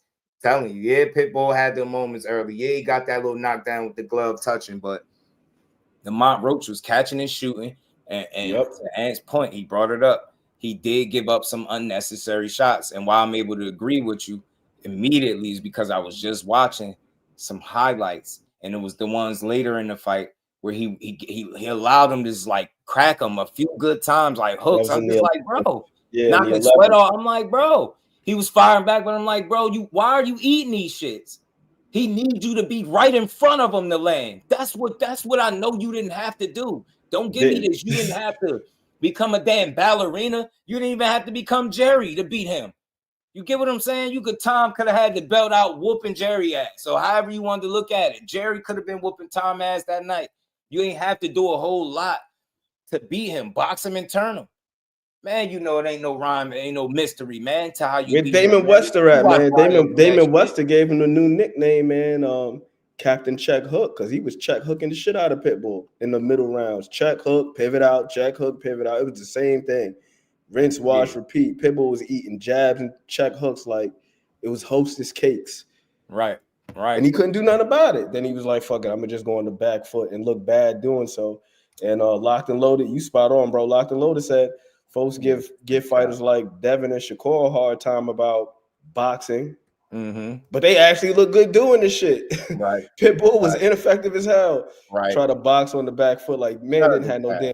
That's real, bro. No They check was hooks. trying to vindicate Tank, and that's how I know these dudes don't really like boxing. And when we get to the Shakur and Shock situation, I'm gonna show you the difference between me as a real supporter of Shakur and them dudes that super duper Superman fans of Tank. We totally different. Once I seen those dudes, if my favorite fighter goes out there and fights to a draw, and I know damn well his contemporary just fought the hell out of him, the last thing I'm going to do is be dragging the guy that just fought him to the toughest fight of his career. And that's where y'all showed y'all biased. Or you get what I'm saying? And that's where y'all showed that y'all biased. Y'all started dragging him. Not to mention, this is the guy that fought your favorite fighter to a draw. Right? And then I ain't got to get into how many people thought he won it. So it's like now he's not that good. And the fighter says, so now y'all doubling and tripling down when that's saying less about him because that's your last fight. And dare I say you didn't rematch him when you were supposed to. So, yeah, they watched that fight to try to vindicate Tank. They watched it with hopes that Lamont Roach would probably get his ass beat so they can have shit to say. I told you he wasn't that good anyway. He only got popular off the Tank. That's what y'all wanted to say instead of saying Lamont Roach is a damn good fighter. You know how I know? Because when it was time for him to fight my favorite fighter for 12 rounds, he fought him the best that I've ever seen anybody fight him. He stood tall. No, y'all, the way y'all drag Lamont Roach is nasty work. You're not a real boxing fan doing that. And again, I'm going to show you the difference between me and y'all being a supporter of Shakur and y'all being a super fan of Tank. We fucking different. And I take this personal. You will never see me get up here and try to spin nothing for Shakur. I ain't got to because his skills speak for itself. None of these fighters that you bring up that you want to see him fight is somebody that he don't have a chance at beating. And I confidently know that as a supporter of his, so I don't have to over-argue on his behalf. When somebody wants to smoke, they want to smoke. Better yet, let's get into it. Shock fought a good fight, dominated Cool Boy. Pitbull, I thought you lost, bro. PBC did Lamont Roach dirty again for the second time in a row. You could argue if you want, but at the top of the game, it's more of a business than a sport. That's what we seen again. 115-111 was very telling. They didn't really score the fight fairly. Yeah, it was a fight early, but it turned into a boxing match late. That's Lamont Roach's game where he was very effective and Pitbull wasn't, and he was gassed. Not to mention that you seen Pitbull tired, seen him huffing and puffing. Output went down, and then he tried to box because he couldn't have the energy to keep up with the pace that he set early because he had Lamont Roach fighting him. So credit to Lamont Roach because you fighting him early made him taper down enough late, and you was able to box him. So credit to you. I seen the method to your madness. It just dawned on me now. So great fight, good card. That's why I think the PBC back to back. That's a robbery. It's a continued effort. They didn't do him no favors, bro. He's not an overly popular dude. Is he going to sell out? Right? Is anybody building him to be a star? Hey, guess what, y'all? And this is how hypocritical the super duper fans are. They said Tank Davis makes stars, but they've treated Lamont Roach like anything but a fucking superstar since that fight, since that draw, since he took the knee, went to the corner, grease in the eye. They treated Lamont Roach like scum, like he did something wrong. They had nothing good to say about him. I'm watching content creator after content creator tear Lamont Roach down. You're not a real boxing fan. You were supposed to respect the fact that man did everything he fucking said he was going to do. We said he was going to get knocked out, myself included, 6 through 9. I thought Tank was going to catch him, right? No diss to Lamont, but he didn't do it. So what did I do? I got up here and gave the man his just due. What did the super duper fans of Tank do? Trash Lamont Roach. Oh, you didn't do enough to win. Y'all got super defensive because y'all insecure because you know what you just watched. You seen your fighter in some uncomfortable situations that you never seen. And instead of getting on YouTube and acknowledging it like real boxing fans, you tore Lamont Roach down for doing interviews when people was reaching out to him because they wanted to speak to him after fighting the biggest fight of his life. And not only fighting it, show me somewhere else in Tank's professional career where he took a knee, ran to the corner, turned his back. That's disqualifications. That's a knockdown. There's all types of shit happening. But his fans, They want to ignore all of that. Lamont Roach celebrating a draw when we all know damn well what we watched, because if you flip the rules, instead it was Tank that made him take a knee, turn his back, go to the corner, y'all all would be saying Gervonta Davis got robbed. I know you would. And guess what? I'm real enough to tell you, you would have a valid argument because that shit is bogus. Back to back to back. Promised them a rematch. Back and forth on Twitter. The fans talk crazy. Then he deviates from that. Then you justify him not giving him the rematch after arguing with everybody that's the fight that was coming. Y'all argue against the Jake Paul fight, and then when it came, y'all act like it was the best thing in the world, and you're so understanding of it after telling us for months that it was no way in hell that he was gonna fight that dude. Man, talking about being super duper fans. I'm not talking about the supporters of Tank. I'm talking about them ones that go across YouTube arguing shit that you don't need to argue. That's a bad man. He don't need these weak arguments making him look worse. Y'all tearing down some of the best fighters in the world to try to prop your favorite fighter on a pedestal. You get what I'm saying? Instead of just acknowledging skill when you see it. Fake boxing fans, the way y'all treated Lamont Roach for damn near winning a fight is nasty work. I've never seen anything like that. Y'all act like he did something wrong. He didn't make it personal with Tank. He didn't start talking about his kid or his mother. None of that. He kept it boxing. I felt like I won. He took a knee, man. That's a knockdown. Everybody treated it like, nah, he ain't got a valid argument. Lamont Roach just crying. He need to get over it. He need to move on. But if the shoe was on the other foot, you would be crying. I know you would. You cried about him doing interviews. Do y'all know that Lamont Roach ain't picking up the phone asking these people to talk to him? It's vice versa. They seen what we all seen, and they want to talk to him like, hey, man, what happened? He a hot topic. Didn't y'all say Tank make stars? So why the hell didn't y'all embrace Lamont Roach being another star? But y'all out here making arguments across YouTube and on panels that Rolly Romero is some type of star, Mario Barrios is some type of star, Pitbull Cruz is some type of star, all because they fought Tank Davis. Make it make sense.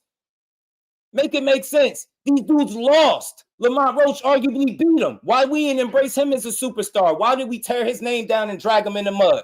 And I got all of this energy without nothing negative or detrimental to say about Gervonta Davis, because me and y'all are two totally different type of people. Y'all whack.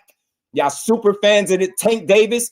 Y'all can't take the shit that y'all, the same mud that y'all sling across YouTube and social media. You couldn't take a quarter of the energy that y'all put out. Y'all drag every single fighter that could possibly be a contemporary of Tank. Y'all say he don't got 50-50 fights. He the triple A-side. Then when it's time to make a fight, y'all telling me B-side guys got to offer fights to him. Make it make sense.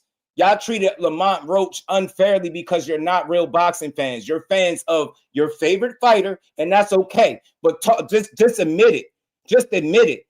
Not one real boxing fan got on YouTube and spoke down on Lamont Roach's name for competing in the best fight of his life. Ain't that what we asked people to do? The man was a 15-1 underdog, proved that damn near the world wrong, and guess what he got in return? He need to get over it. He need to move on. He ain't win the fight. Come on, man. Y'all wasn't keeping it real. A lot of y'all didn't even really want to talk about the fight, and I was around, so I know. They didn't even want to talk about it. But guess who they dragging today because a certain somebody got loud what they call out? Guess who getting dragged today?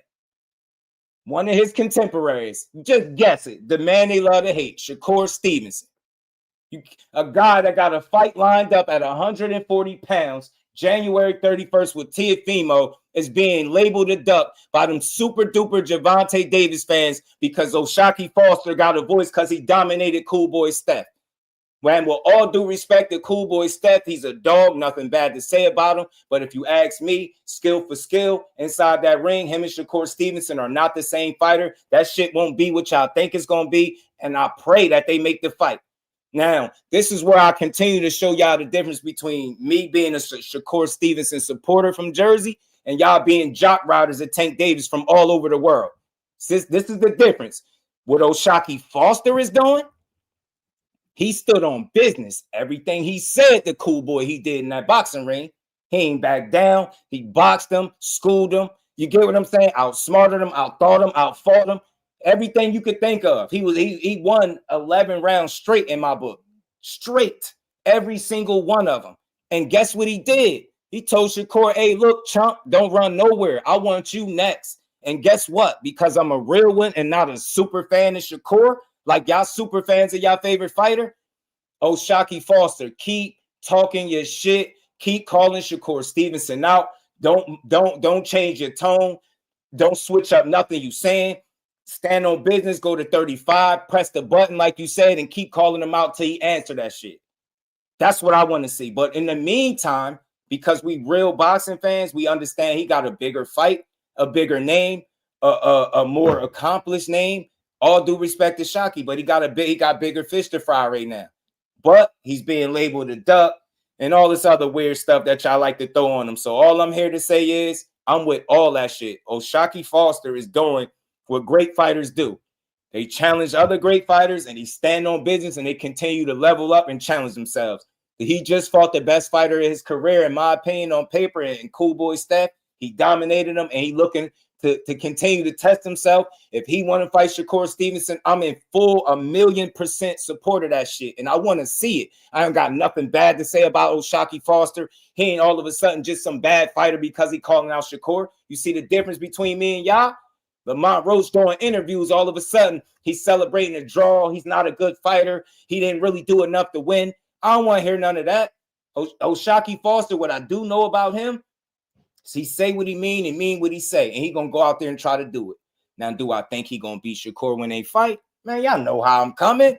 No bias, no none of that. You talking about fighter Shakur, you Stevenson and Foster. Shakur's fought on a more consistent level, fought better competition. You get what I'm saying? He's done it as an amateur. You get what I'm saying? I'm not trying to say he perfect. He just proven it more. So in my mind, I'm comfortable with saying that if they get in a boxing ring, I think it'll be competitive because they know each other. You get what I'm saying? I think that's something that me being a supporter, can't ignore. They know each other. It'll be competitive. It might not be no wash, but you got to show me you're going to be Shakur.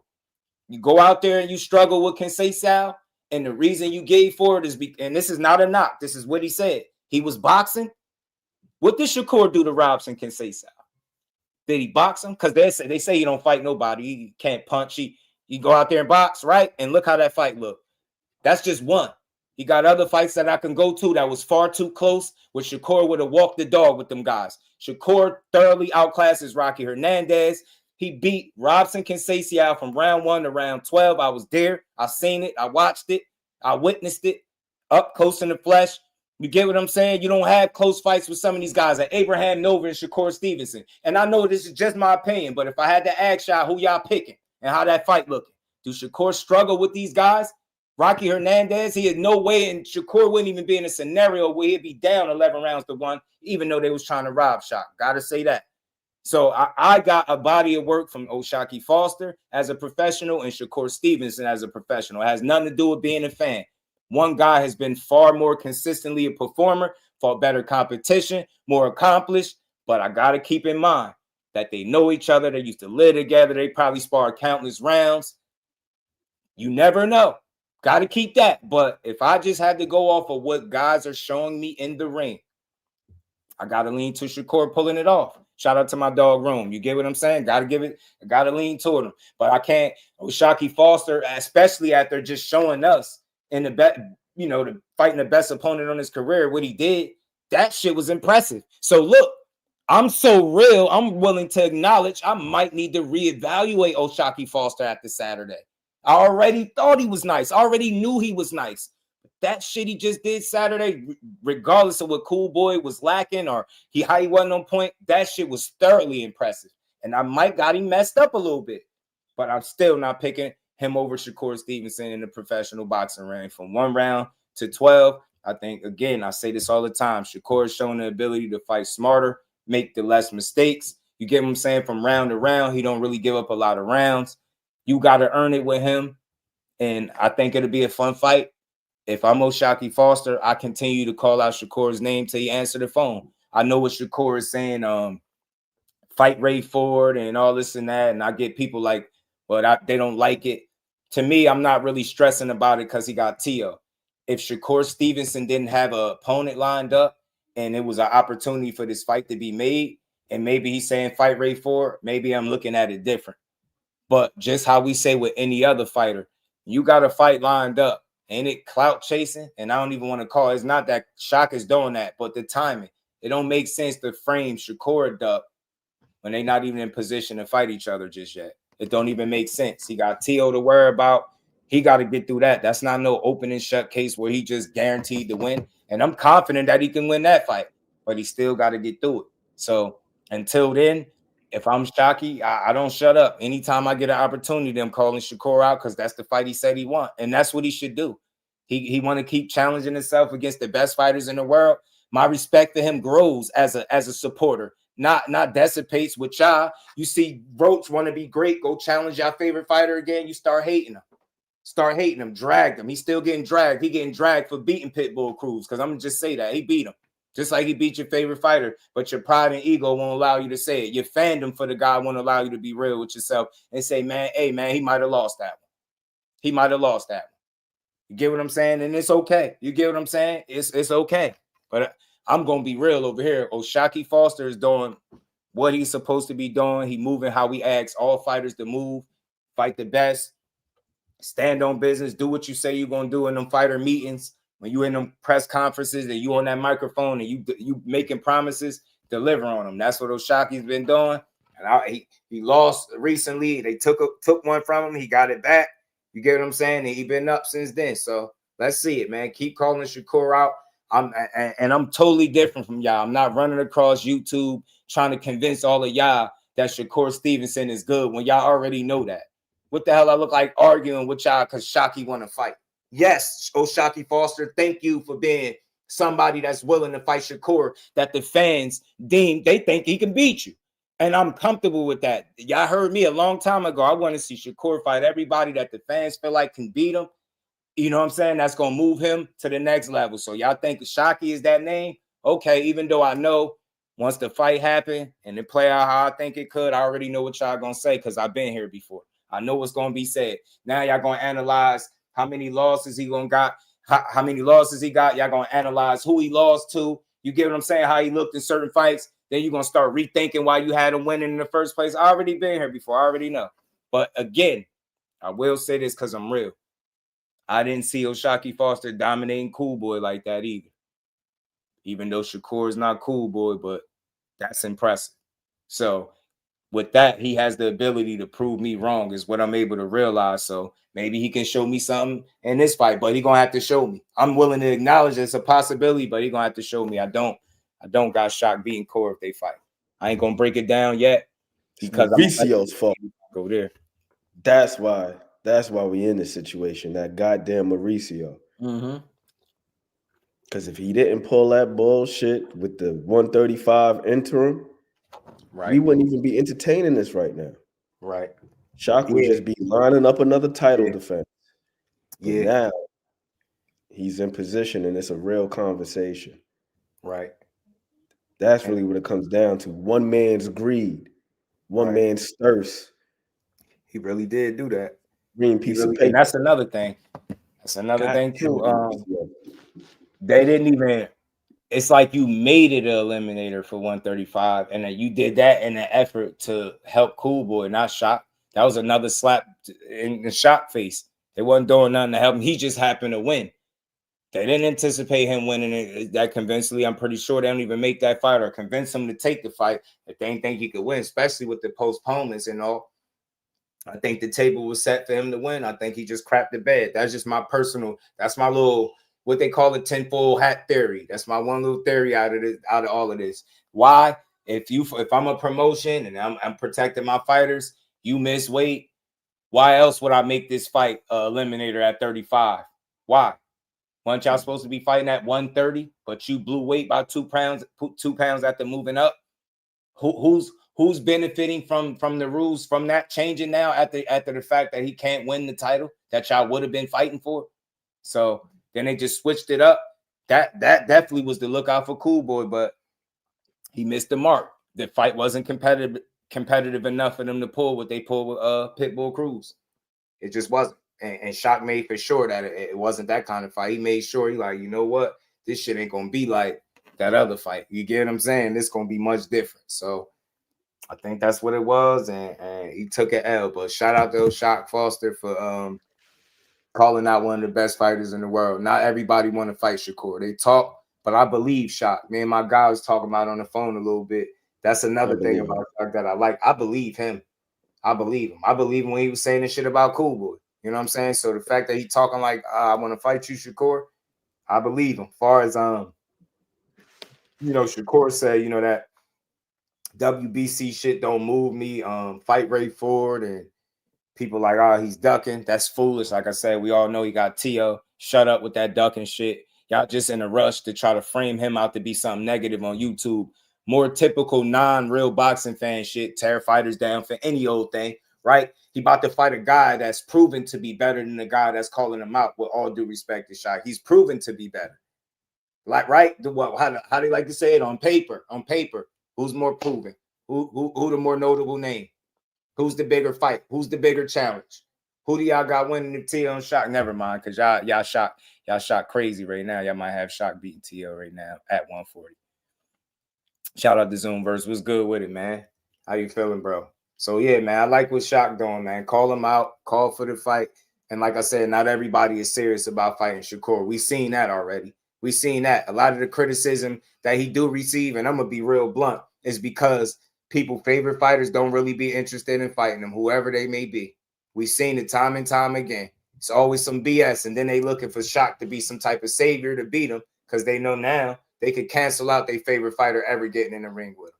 I don't care how you feel. Go cry in the car, punch the air. Shit ain't happening, and y'all in my comment sections justifying it. Furthermore, I want to see Oshaquie Foster and Shakur Stevenson fight, especially after I seen this comment in my comment section, bro. For my video that I did make, y'all didn't watch it, go check the video out. Shout out to Sean, man. It's all good. I respect the pains as long as they respect. Said Oshaquie Foster is a more entertaining and better version of Shakur. Shit, bro. Oh, man. That talk about everybody got opinions, though. Imagine how much stronger he will feel at 135. He punches harder than Shakur. Talk about opinions, right? And they match each other's speed, quickness, and reflexes. Oshaquie is average taller with a 5-inch reach advantage over Shakur. Shakur has finally met his match against another exceptionally skilled boxer that can also bang it out if necessary. Shock the world is a dog. I love that kind of talk.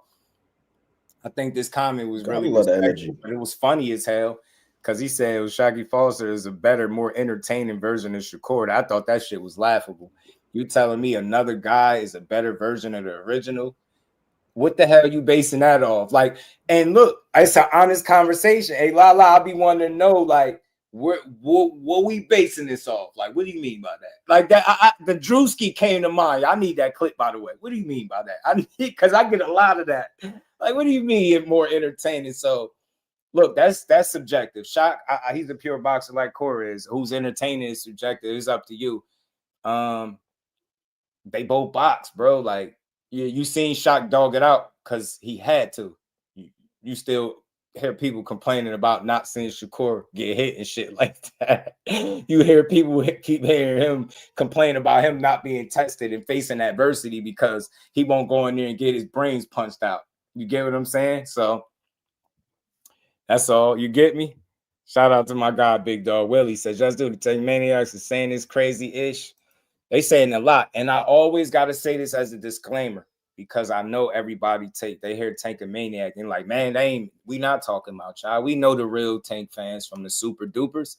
I got some wild people that say some wild stuff to me. And I'm telling you, one of the criteria is if you know you're a super fan of a fighter, if everybody that's deemed a challenge or a potential contemporary, you trash all of these guys whenever they fight.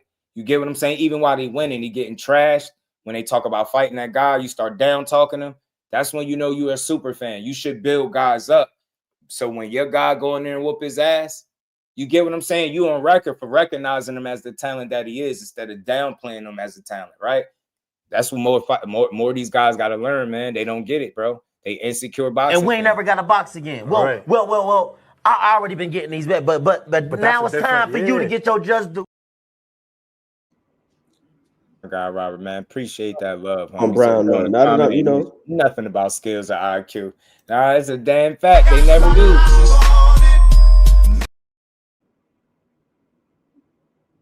No, but I think the skill and IQ part is implied with him saying exceptionally skilled boxer. So he's acknowledging that Shakur is exceptional. Yeah. But he feels that Shock is exceptional as well. Right. But that Shock matches up well with him with the speed and quickness and reflex. Then he said he got some of the advantages. Could be true. With the half an inch at height and so on and so forth. Like, to me, this is a respectable comment right here. The only thing I laughed at. The only thing that threw me for a loop was the opening statement. Yeah, that's it. That's it. I'm like, how in the fuck is he got me here today? I seen the opening. I was like, damn, that's how he came with it. I said, okay, that's funny. But look, notice again the difference between me and them super duper fans of any fighter, not just Tank. And we ain't singling out Tank on this channel either unfairly. We ain't doing that.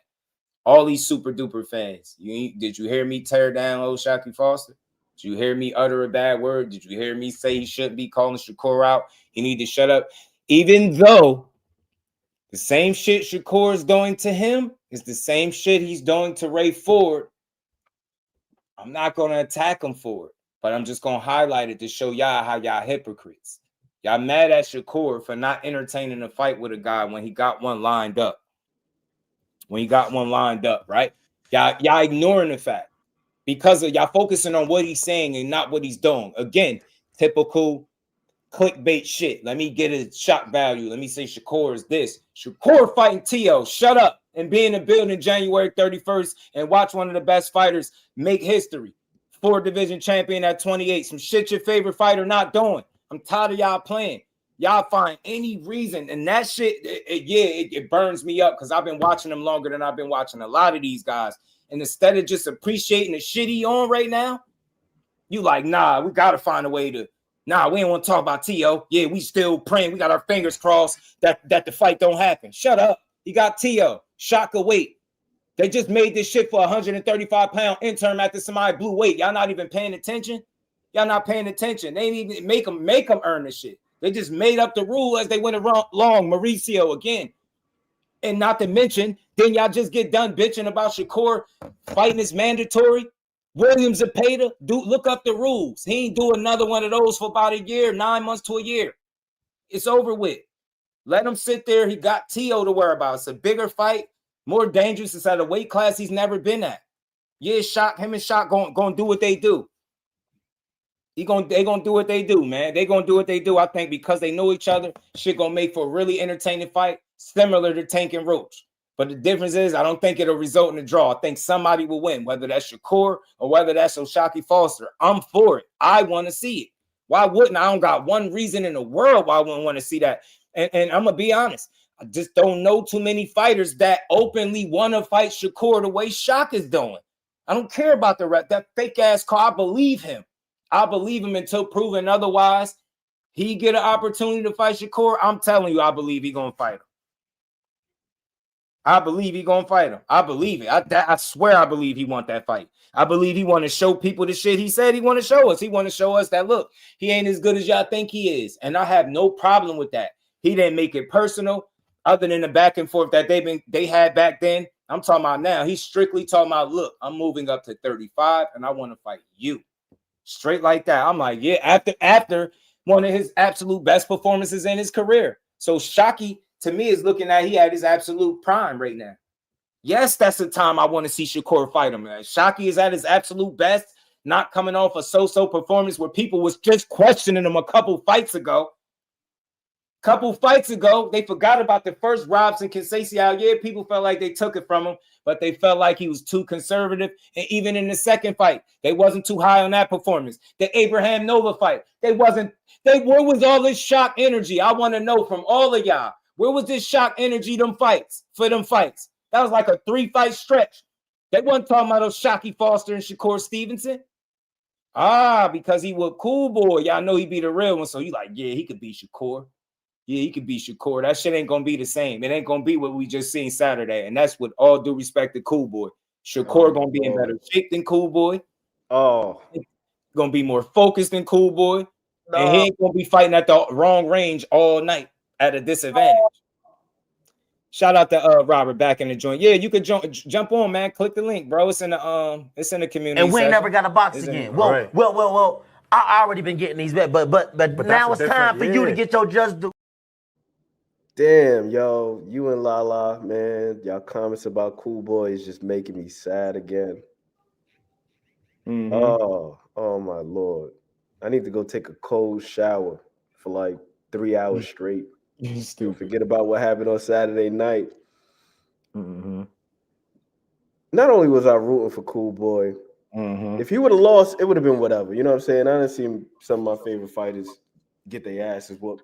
Cool Boy's not one of my favorite fighters, but the past couple of years, following his journey and him talking about, you know, want to be improved, and you see the can't be stopped tatted across the belly and all that. Like, I'm rooting for the guy. I root for all these fighters. I like to see these guys in the best space possible, because if they're in the best space possible, we get the best fights possible. You feel me? Right. So it's like you got, like you just said about Shaq. Right now, Shaq is looking like he's on the top of his game. Right. So if Cole were to go out there and whoop his ass after he fights Tio, then you can't be like, oh, well, he looked shaky versus what's his name? He looked get me kind of crazy versus Nova. And you be like, nah, that's the dude that 12 zip. Get me? So man. People really want to I really would want to see it, man. I really would want to see it. I swear I hope it happened. I really do. The result didn't surprise me, Lala. The result didn't surprise me. Yeah, Z what was produced good, those shout results out to Raphael, is what surprised me. I'm like, damn, he can't land a jab, he can't land a right hand, he can't do shit, he can't close the gap. Bozy can't help him through this shit. He just telling him, hey, back him up and let your right hand go. I'm like, bro, you ain't giving him no. Let your hands go. Come on, man. People were making the comments in the remember, I'm on mute with it. People telling me, man, that the comment, you know, the commentary wasn't you know, wasn't some shit they wanted to hear. He was doing his best impersonation of the Regis program, them air jabs. I was like, bro. And then he'll try to double and triple it out, and he just wasn't able to do it. He looked mentally disconnected, bro. And maybe that's because the shock didn't let him get in the game. But Robert, what's good with it, homie?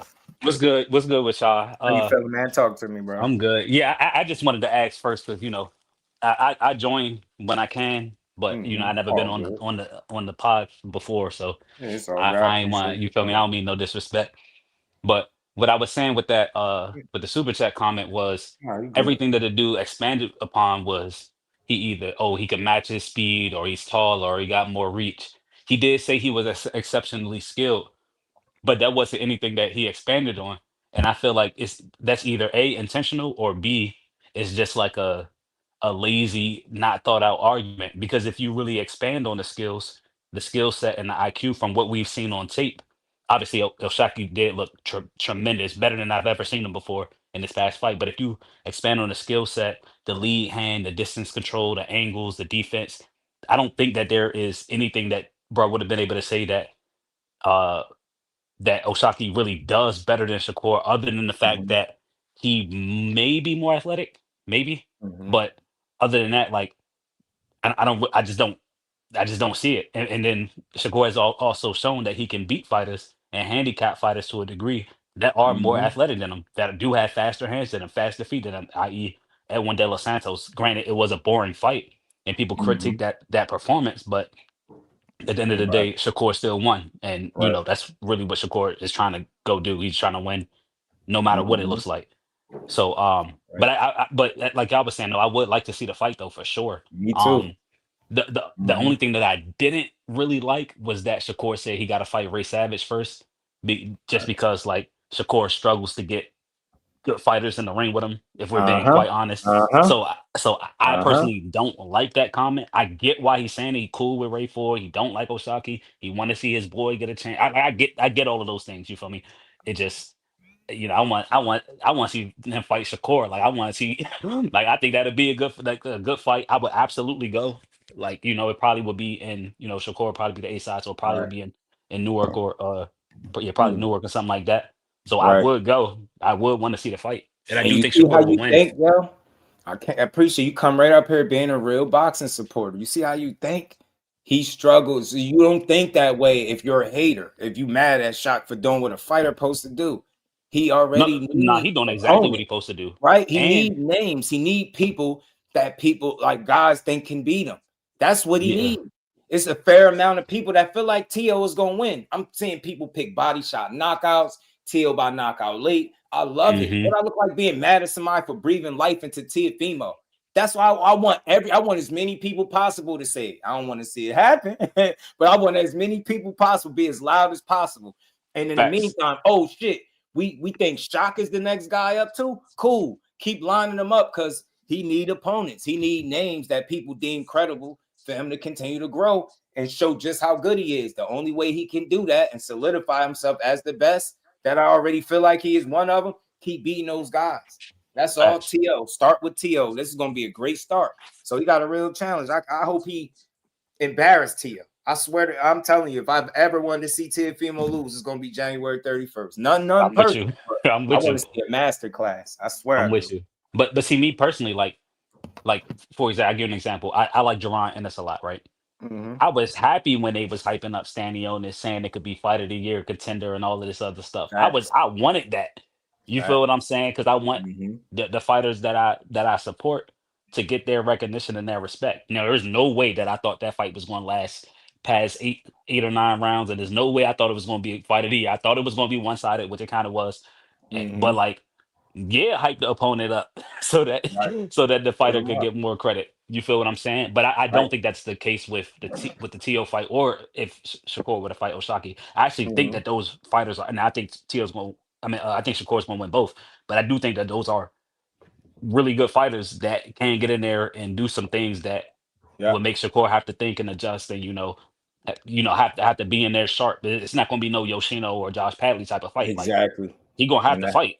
Right. You Chill. Put some respect on Josh's name. You cooking? No. Put some respect on Josh's name. I fuck with Josh Padley too. Josh Padley got better after that Shakur fight. Hey, did he? That's the wins, You seen that fight afterwards? He went in there with the guy that was 13-0, and he stopped him in like 5 rounds. Got him out of there.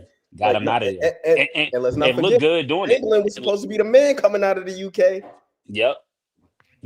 He was the #1 prospect out the UK at 135, and Padley. That's a fact. That's a fact. That's a fact. While holding down a full-time job, but nobody clowned Chamberlain for losing to an electrician at the time.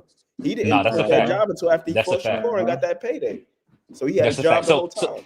So you know what? You're exactly right. So let me not put Josh Padley in that category, because if we being honest, Josh Padley wasn't ready for a Shakur fight. He's a replacement. And so let me not say Josh Padley, but you kind of get what I'm saying. I don't feel like the T.O. fight and the Oshaquie fight are fights that's like we're just looking at it like, oh yeah, Shakur about to just go box these dudes head off. Like you might feel how you feel. He got a real fight on his hands. They both coming to win. They both believe that they can win. It ain't like no situation where it's just like a complete difference in class on paper. Now, like I said, I do think that Shakur's going to cook T.O. though, for sure, just because like the things that the people that I've seen T.O. kind of struggle with, not have his best performances against, have been southpaws with good feet that can control the distance, that he can't really just track down. I feel like T.O. looks his best when he can just be a counter puncher and fighters come to him and he could dance around him and do all those flashy movements and stuff like that. But I feel like, and against Ortiz and Sandor Martin, like fights like that where he had to cut the ring and try to close that distance, he didn't look as well. And I just feel like Shakur is just probably the best in the world at managing the distance and being elusive. So I do think that Shakur's strengths kind of play into T.O.'s weaknesses, or T.O.'s weaknesses play to Shakur's strengths. So I do think Shakur is going to go up in there and beat him. I think the biggest challenge is, I swear, and that maybe I'm looking at it wrong, but I don't think so. I think one of the biggest obstacles, I don't even call it obstacle, I say a challenge for Shakur, is T.O. has athleticism. No. T.O. is very extremely athletic. He's twitchy. He's fast. He got good speed. He's extremely athletic. That's a good extremely fighter. Athletic. If you remove how you think and feel about him, just saying in the ring, and I get it, he had the hiccup and he had some times where he kind of underperformed by his standards or what he was built as. But I think overall, that's just a really good, talented fighter that if you smart, you're going to prepare for. You're going to know you got a real fight in your hands. Like Cambos is the one fight he did lose. He had to fight his ass off. He was bloody. He got dropped in that fight late too. So he had to dig deep. It wasn't like he just got in there and, oh, shit, he just whooped T.O.'s ass. People make it sound like that, but T.O. fought really well, and I felt like he beat himself. I feel like, shit, if you went in there with Shakur with that kind of mentality, you're going to get fried. I thought he got really embarrassed, and he a sneaky dude. I don't know what it is about him, but fights like this are great for boxing because it's going to say so much about the winner. You're going to learn so much about the winner and loser on either side, whoever it is. Get what I'm saying? This shit going to show us is T.O. really one of them dudes that when he in front of somebody that is deemed one of the best fighters, is he really able to raise his level again? I think he can do it, right? He beat him and let you know just how good he is, right? And then they're going, it's going to be all I told you, souls and Shakur, but man, that's going to be a fight, bro. That's a fight. So you bring up two good points, like the Kambosos fight.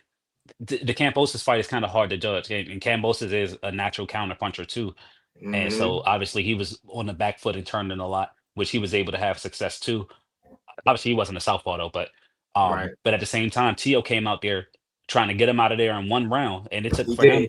It took half the fight. It took half the fight for T.O. to make an adjustment and say, "All right, let me really just try to box this dude how I normally fight." And he had tremendous success. Like Kambosos won more rounds, but like T.O. landed some shit. Like he landed some big punches. Like, you feel what I'm saying? And when he just did what he wanted to do, like how we normally box, then obviously you could see that T.O. probably is the better fighter than Kambosos.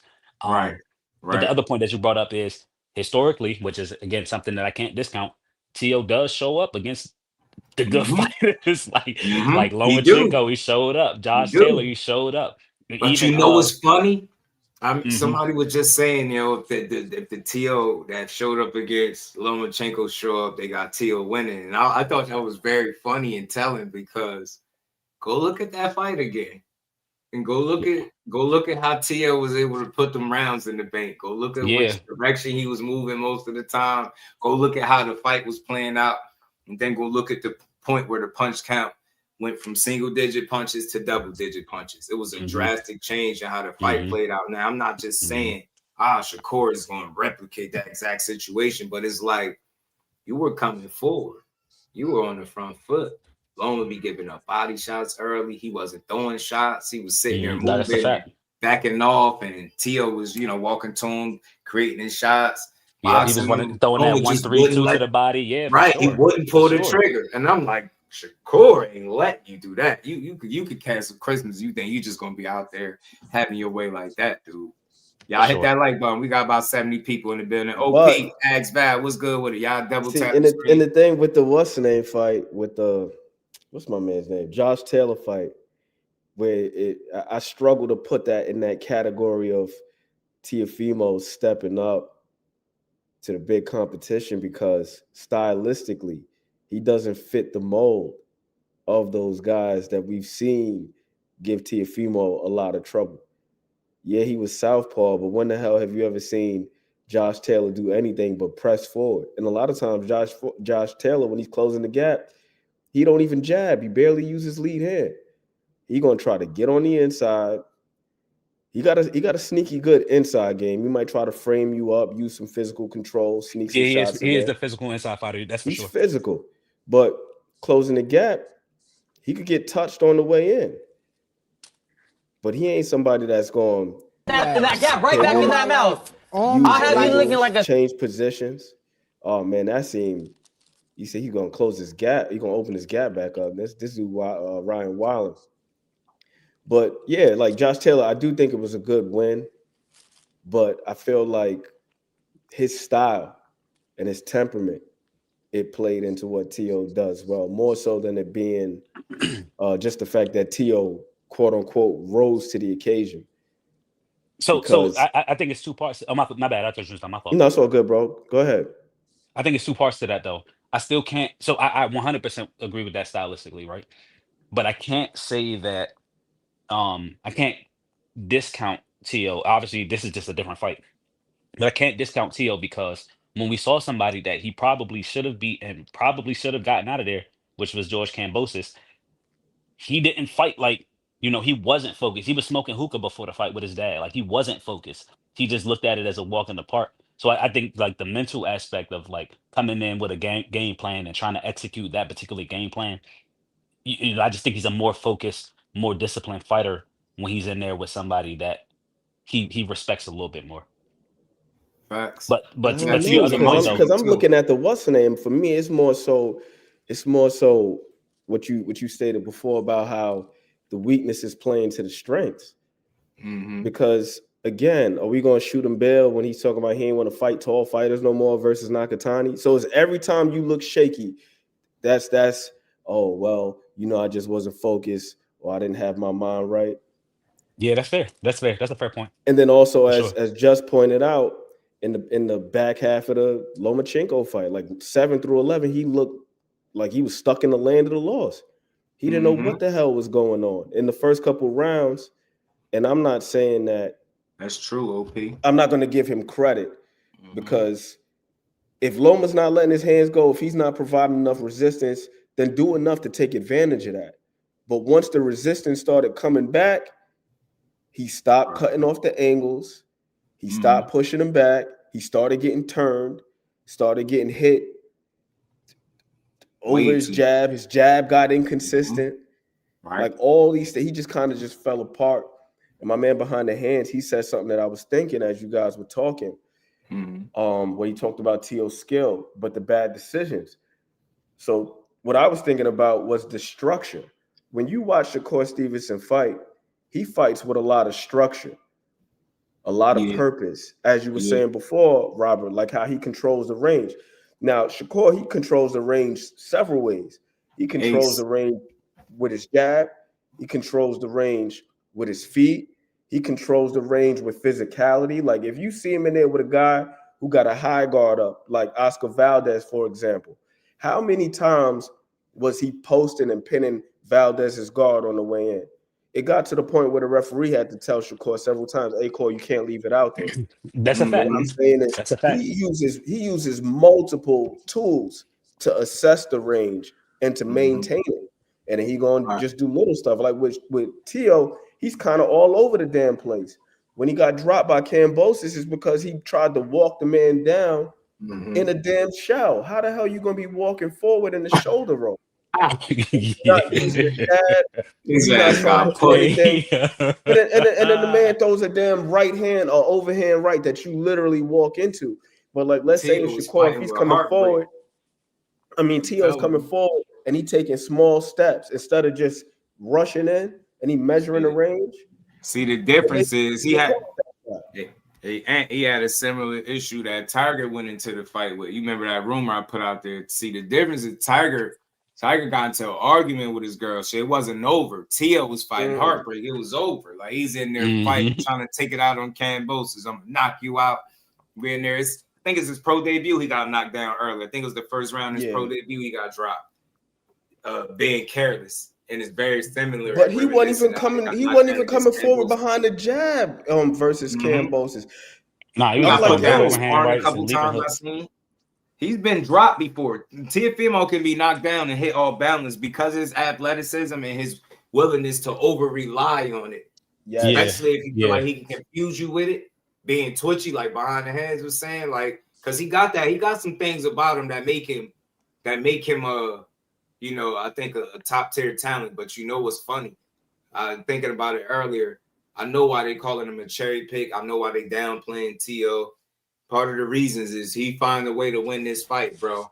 Imagine what they're going to say about the guy that loses to the dude that they call a cherry pick, not good. Just imagine what they want to say. Boxing fans are really bad. Like, they're not really fans. They're just boxer fans are bad. Let me switch it up. Boxer fans are bad.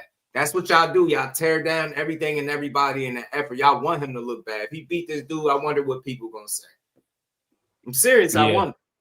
Because somebody said in my comments, like, he's not accomplished something. He's this, that. I was like, bro, do you watch boxing? I had to ask him, like, he'd be a 4-division champion at 28 years old with 25 fights if he beat T.O. I don't think you could name another one, could you?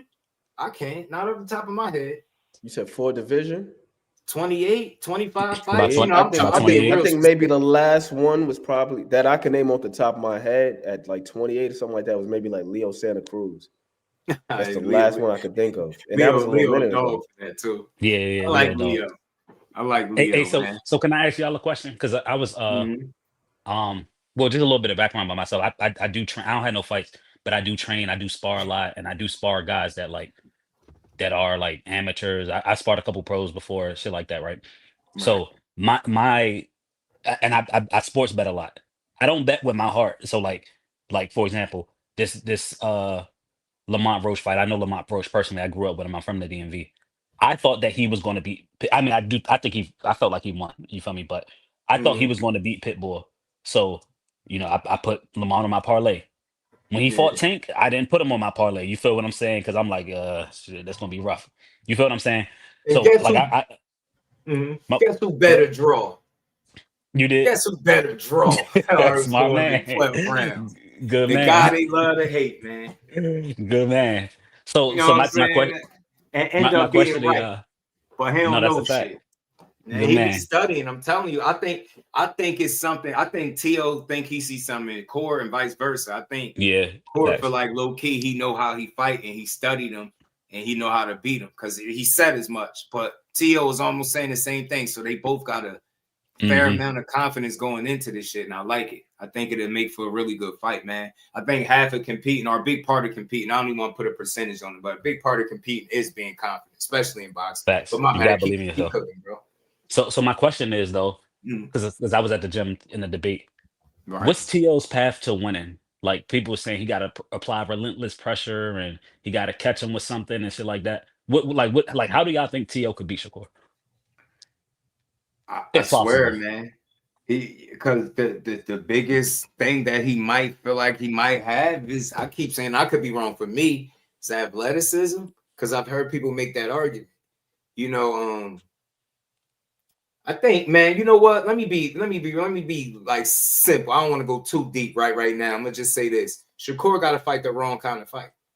I'm gonna be dead serious, because why I say that and why I think it just boils down to that, because it's clear, and we know, all of us up here and people in the chat, we watched Teofimo long enough to know we've seen some consistencies in the areas where he struggled. And then when you look at Shakur Stevenson and those guys that he struggled against, we could just about say in our guesstimation that he's a more consistent, better, higher level than these guys that he struggled against, right? So it's like, fight the right fight, expose his limitations, his weaknesses, what he's not good at. Like, do the opposite of what Lamont Roach just did Saturday, at least for the first half of the fight, right? Do the opposite. And if you put rounds in the bank early, and if you feel like you could stand in there with him and you want to go get him later, I'm cool with you making that adjustment. But first things first, take him to your world. Show him, and this is just me as a fight fan, show him the fucking difference between y'all two. Don't fight like you got nothing to prove. I don't want to see that. I already seen it against Zepeda. If that's not good enough for the people that's still hating on you, it'll never be. You should never have to put yourself in harm's way to get the acceptance of the fans, and they still kind of knocking you. They still didn't give you full credit for that shit. They still want to talk about how you almost got knocked out. They don't want to really talk about what you did and how impressive it was. So you know what you do? Exactly what you said in that post fight. Go back to doing what you're doing. Fight your fight and show the fucking difference between Teofimo and Shakur. That's it. I don't give a damn what they want to see. Do it your way. I'm cool with that. That's why I'll put my money on him against people that he get in the ring with. Because he gonna do it his way. He gonna do what's best for him. I feel like there's a pay to fight. Maybe on the night he made up his mind. Hey, this is what's best for me, to get the right reception so people could shut up. I want to shut some of the people up. I get that. But get right back to what Shakur do. I'll box T.O., man. Show that he can't box consistently on the front foot when he got to go get you. I don't give a fuck about no Tom and Jerry. You're a pure boxer. Box his ass. He already given away his I don't want to say game plan, but his mentality to a degree. Keep talking about power. Yeah, make him earn that shit. Or you keep talking about your power. I'm the best defensive fighter in boxing. I'm gonna show that shit that night against one of the best fighters in boxing. I'm gonna make this shit hard for you. Just like Jermaine Ortiz did. Jermaine Ortiz had that dude whining, complaining, crying about running. You get what I'm saying? Sandor Martin, same he was looking over there, spaced out, talking about, do I still got it? And then he gonna lie saying he knew where the cameras was at. That's why he was saying it. Well, you know what? I want to hear him say that night. I want to hear him talking about I beat Shakur 11 rounds the 2 and shit like it did. You know what I mean? Campbell's stuff like that. Behind the ass, what's good, my guy? How you feeling, bro? Hey, what's good? Now, shout out to my boy Justin, my dog and my queen. That's my dog. Hey, Rob Mercer, man, you got a good question. I just came up here to throw something in the wind at it. In order for him to win, it's got to be a combination of him having the perfect fight and Shakur having the worst fight. Yeah. I don't think the only reason why I say that is because I know the type of, I mean, you don't know me, but I get an opportunity to watch him prepare, and the preparation that the dude puts in is second to none. You know what I mean?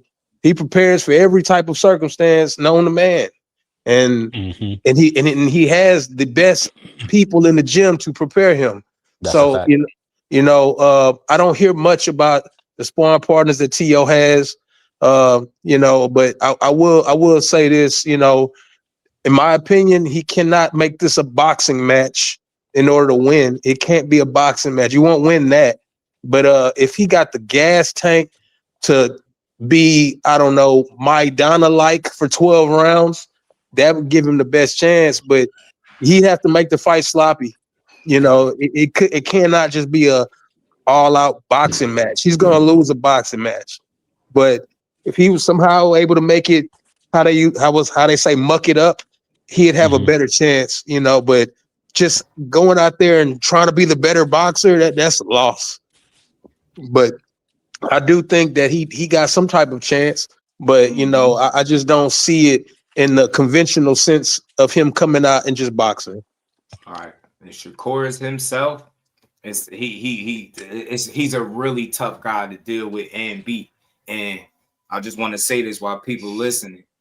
I get this a lot in comments when I make the point that it's certain people have the opportunity to fight him and don't.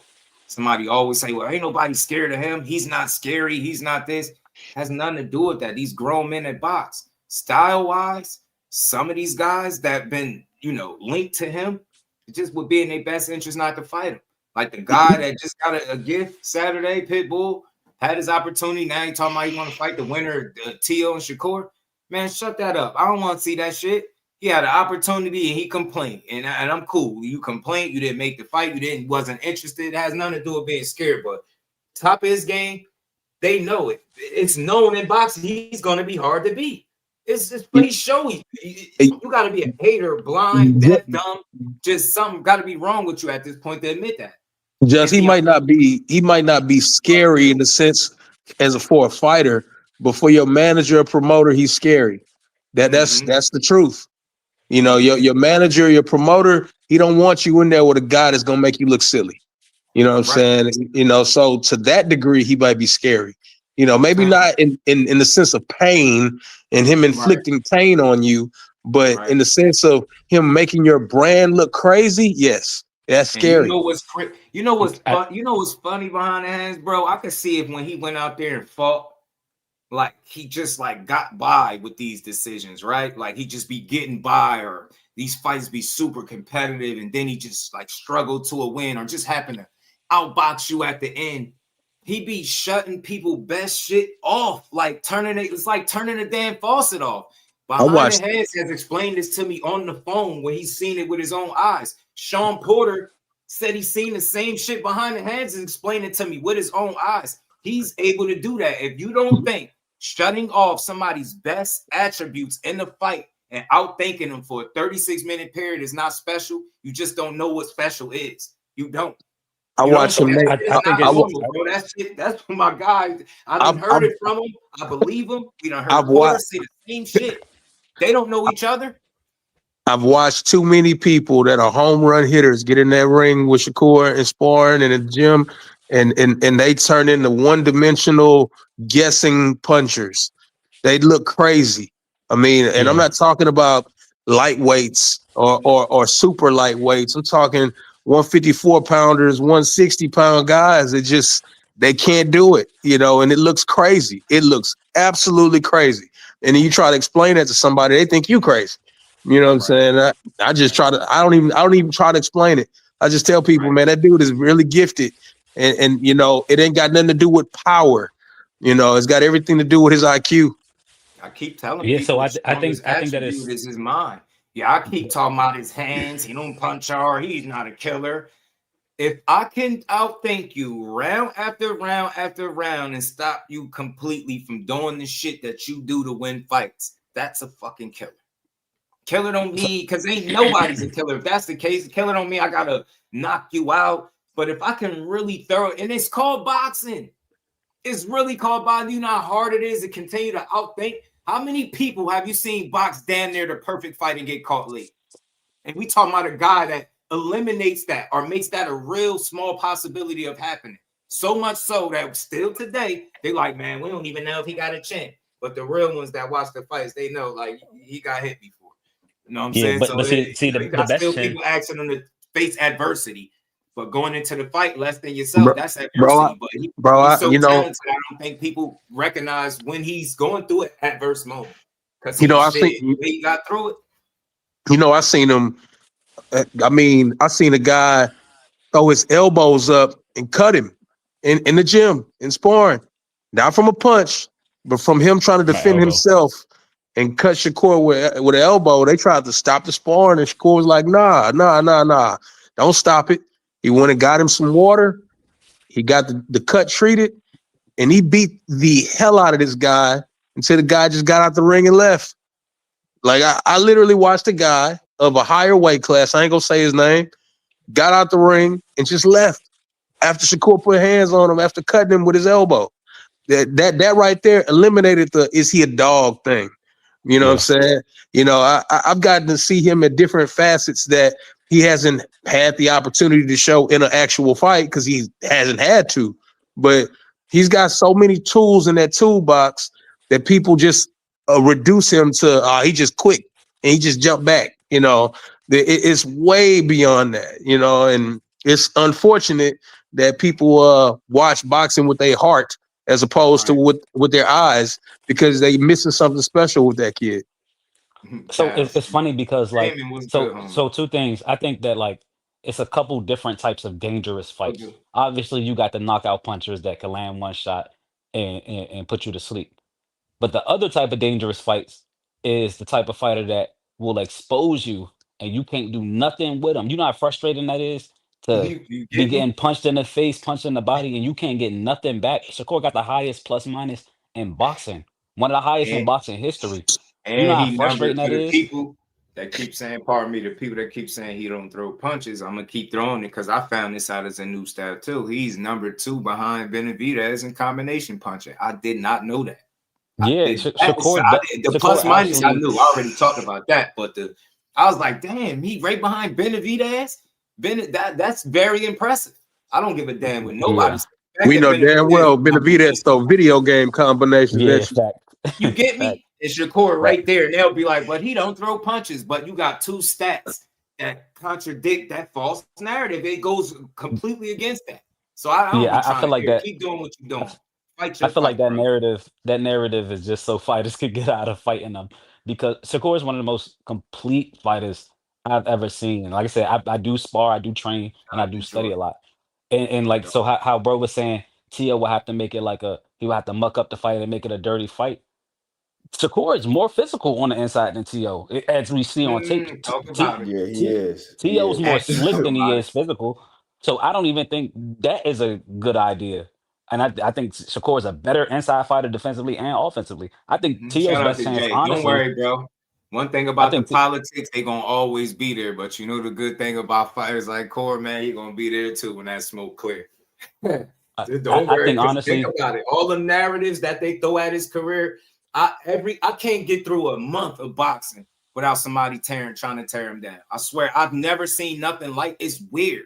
We entertaining this Oshaquie call out more than the fact that he got to fight Tio. That's how in a rush people are to make him look like less than a fighter. He's clearly fighting somebody that would be on paper deemed more accomplished, better fighter, more of a dangerous challenge. But we'll throw all of that out the window. We'll act like that's not what's going on. he ain't doing what your favorite fighter said he's never gonna do again. Yeah, I'm talking to y'all super fans because it's coming from y'all. Yeah, when we gonna ignore that. Yeah, let's talk about how he ain't saying he wanna fight Shockey. And then the minute he start entertaining Shockey, they're gonna be like, oh man, he ain't focused on T.O. He gotta focus on T.O. He better shut up and focus on T.O. Man, kill that news. Just keep it a buck. How long I've been telling you the Shock versus Shakur shit was gonna happen? Yeah. How long? No, be real. I mean, I don't know the answer.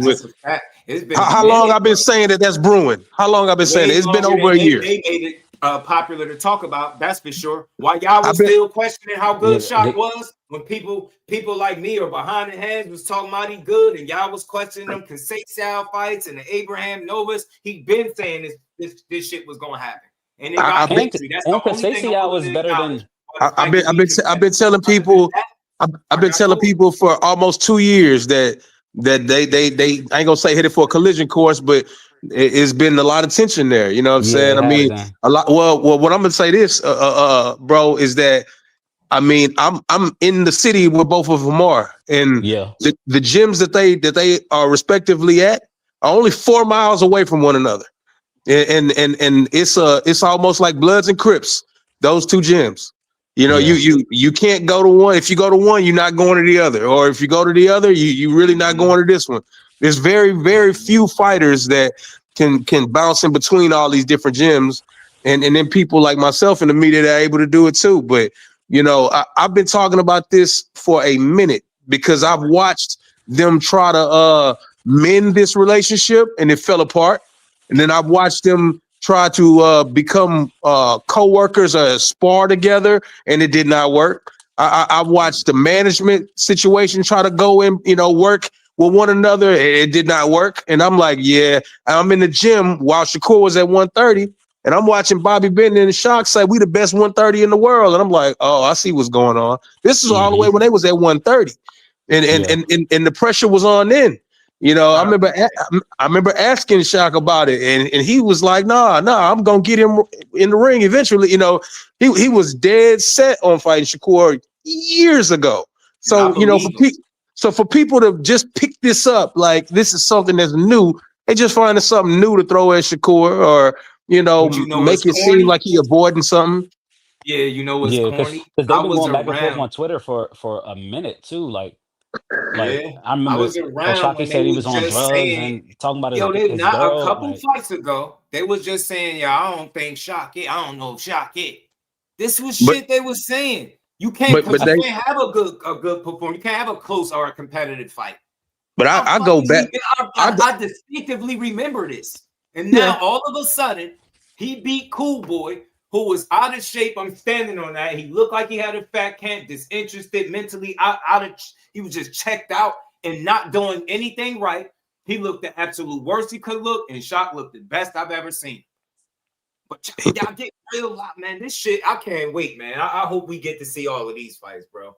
But y'all was questioning this man a couple fights ago. I swear y'all was. The Abraham Nova fight, y'all remember that shit? Hey, Rob. God's more convincingly than that. He let Abraham Nova hang around, man. I don't know. Man, hey, Rob, these dudes boxing, bro. It switched from fight to fight, so I should know better. Hey, Rob, these dudes was roommates in Virginia. Yeah, I know. Yeah. Okay, so and they shared a common coach that's like my big homie, you know, and that coach spent a lot of time developing both of them in the earlier years of their lives, not just their pro boxing careers, just their lives, period. And I think when you got two alpha males, inevitably there's going to be some friction. And I think that's all it is. I'm not about to tell somebody that it's a wrong versus a right, or this guy's this. And no. These two dudes are two alphas that feel like they're the best. And that's what boxing is built on. And I respect it. You know what I'm saying? And so that's why I said the same thing. That's why I respect Shock, because he's and a lot of people like, aside from their personal back and forth, that's dead. He's clearly talking about boxing, bro. Yeah, they definitely talk about boxing.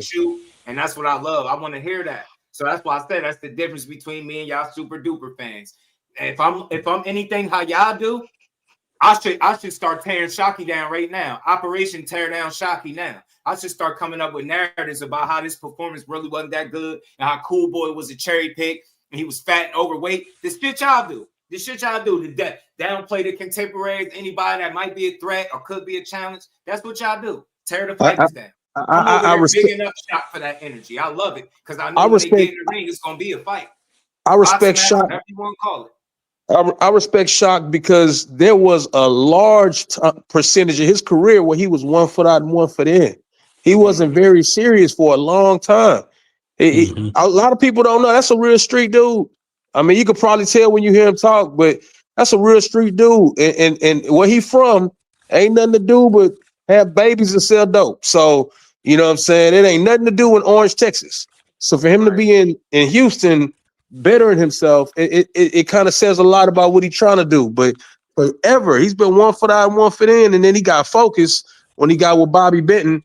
And to see him get to this point, he already feels like he's underappreciated.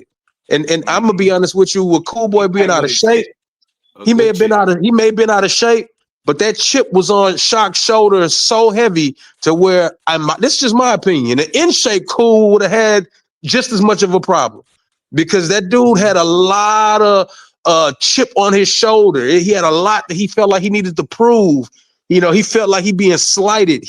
You know how we speak on the Shakurs, the TOs, or the better upper echelon of the sport. He's always felt like he was a part of that, but he's always felt like he's been looked over. You know, so yeah, like he getting slighted. Yeah, absolutely, and that's why you see a performance like that. What you saw Saturday, man. I've watched that, and I've told just this many times, man. That's what he is. That's what he is. And I'm not saying he's ever disagreed, but people have a hard time seeing it, especially if you don't see it under the lights. But I've been telling people that dude is different. You know what I'm saying? And it's hard for people. I've heard that some of the greatest coaches, the smartest coaches, have told me that his IQ is second to none. You know what I'm saying? And I know this. I've seen it in person. You know, I've seen the way he dismantles people in sparring. Right. That dude he picked a fine time to show up and show the hell out. I mean, man. And that's how I said this is nothing bad I can say. That's how you show out. And again, I'm big on seeing the fight because they got history, which might lead to an even better fight, right? Very familiar with each other. Everything Oshaquie Foster is saying in terms of wanting to fight. Nobody's that serious about Shakur. I don't give a y'all can argue with me in the comments. It's cool. But that dude is serious as opposed to all the games and the one-ups. Nah, he's being very clear about, look, I'm here now. And if they offer him a fight, he's not turning it down. If they offer Shock a fight with Shakur, he's not turning it down like everybody else you've heard. The Camboses, the Lomas, the Pit Bulls, the this guy, that guy. He's not turning no fight down with Shakur. He feels that he could beat him. And listening to him talk about the past or times that they've had, he feels like he's better. You know what I'm saying? Make you want to see it even more. I swear. He's not selling it to the public. He's not selling it. Like, he believes it. He got the upper hand. Cool. I ain't about to be mad at him, but he ain't that good. But I ain't never in this fight. I'm just saying I'm gonna keep this energy because I'm showing y'all that's what y'all do. I'm gonna keep showing y'all the difference between me and them other ones. They don't really like boxing. That's what you should want, a real one. And somebody, like I said earlier, coming off the best performance of their career, they're asking to fight, asking for the smoke. So we ain't got to hear well, he ain't really look good in that fight, or he weight dreamed. The best performance against the biggest name in his career, too. All of that shit. We ain't got to hear none of that. I look at Cool Boy is bigger than Ray Vargas. That was the biggest name he fought. Yeah. I mean, until this fight, the biggest name he got was when he got a title off Ray Vargas. Yeah. So the best performance against the biggest name is a lot. That's saying a lot. That's what I'm saying. It looked like he peaking at the right time because whatever foot he looked like he had out, definitely looked like he got 2 feet in and going full steam ahead. And I love to see it. And that's exactly what you're supposed to do after proving yourself, proving a lot of people wrong, going to prove it again. And he trending in the right direction. And unlike these other fake dudes, he moving in a direction that could at least make this a real conversation. At least he doing that. Facts. Dudes be talking shit from 2 weight classes away at 147, talking about fights or wherever you at, weight classes away. At least he in the ballpark where he's supposed to be talking about a fight. So I remember the week where he made the announcement of going to 130, and I asked him personally. I said, "How long you gonna be there? Especially if you feel like you better than what's his name?" And then he was like, "Look, my plan is to get a title, possibly unify, and move up. And I'm going after him." He been talking about Shakur since he got to 130. I love it, man. T Hill, Blue Hustle, man. What up? All I'm saying is this not a gimmicky fight. If it was to happen, that's pretty as natural as it can come. Yeah, it's a real one for sure. Yeah, nah, he really feel like he could win. Which, And I believe it. Like, and you know the difference between somebody that's telling you some shit that's on their heart and some shit that somebody's saying for the clicks and the attention, just to somebody get somebody attention. No, that shit's serious. It's of the same cloth for that shit that Marquise Teller be talking, but don't be selling it. And I want to buy it anyway, and he ain't fucking selling it. if you make me want to buy some shit that you ain't selling, man, you got my attention. That's what Shock did. Just remember the press conference right before he fought Yoelvis Gomez, what he was saying on that stage. Remember, and you made the dope ass clip out of it, man. That shit sold me, bro. The conviction, the conviction he had. I heard him say that because I just felt it. I was like, yo, he not trying to convince the viewers and the listeners. He dead. That shit coming from his heart, and it's coming from a place that you've been slighting me. What Shockey been talking about? Man, they been making this dude the champion. They even threw him a last minute bone when he missed weight by 2 pounds. Oh shit, this gonna be a title eliminator. At 35.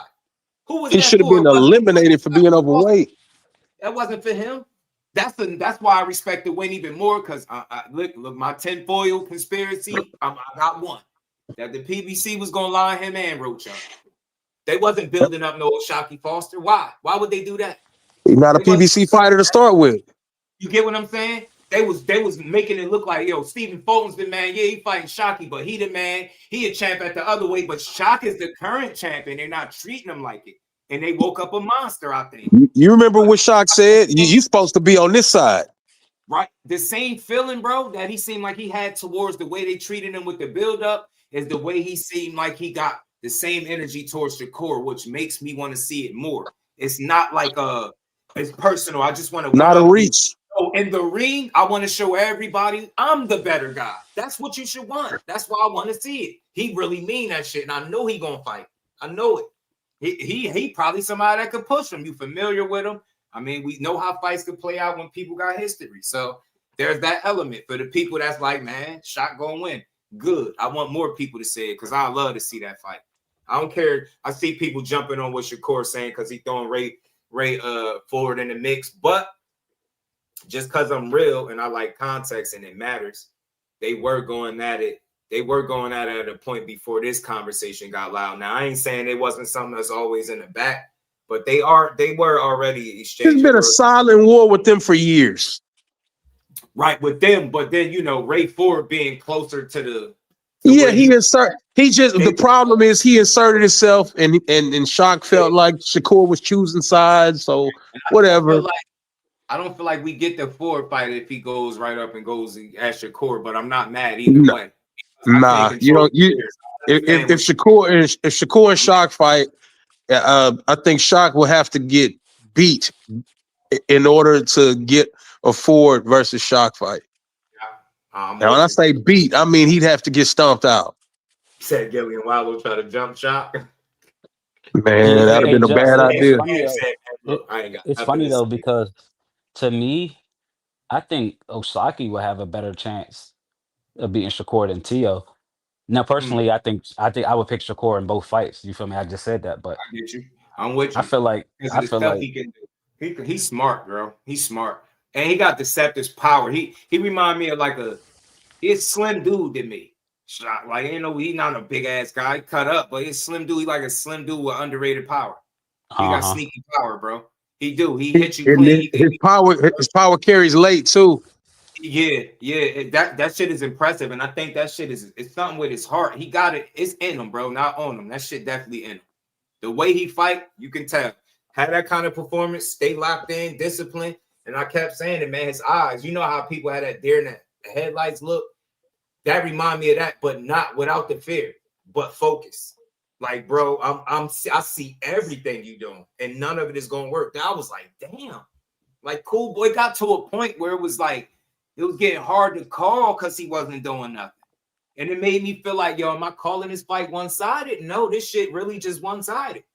Yeah, that was a masterclass. Jabbing in the air, swinging that wild ass like right hand that he was throwing, that shot just was slipping the shit out of. I was like, bro.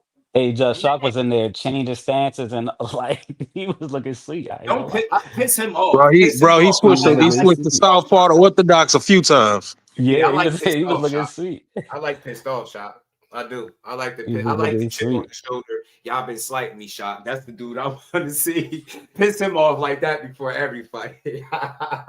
Bro got in there and fought the best fight in his life. You know the point where he started to sell it to me where he wasn't selling it? Cool Boy said something to him like, you saying anything you supposed to say, something. He was like, something, man, I'm gonna show y'all, all y'all, everybody. Like, it just was like, it's something about it. It's very subtle, but it's like, I believe you. At this point, you're not selling it to me, but I'm buying it. I want to see how you gonna perform on Saturday. And when I seen it, I was like, oh yeah, I see what type of time you was on, bro. I get it. Like, man, bro don't even talk when he training, bro. He don't even talk, bro.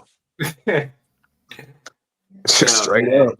Yeah, he was knocking Scoop back. Scoop got a couple good shots in, but it's like you got to reduce that to it just being a fight and everybody get hit. It was that kind of like one-sided.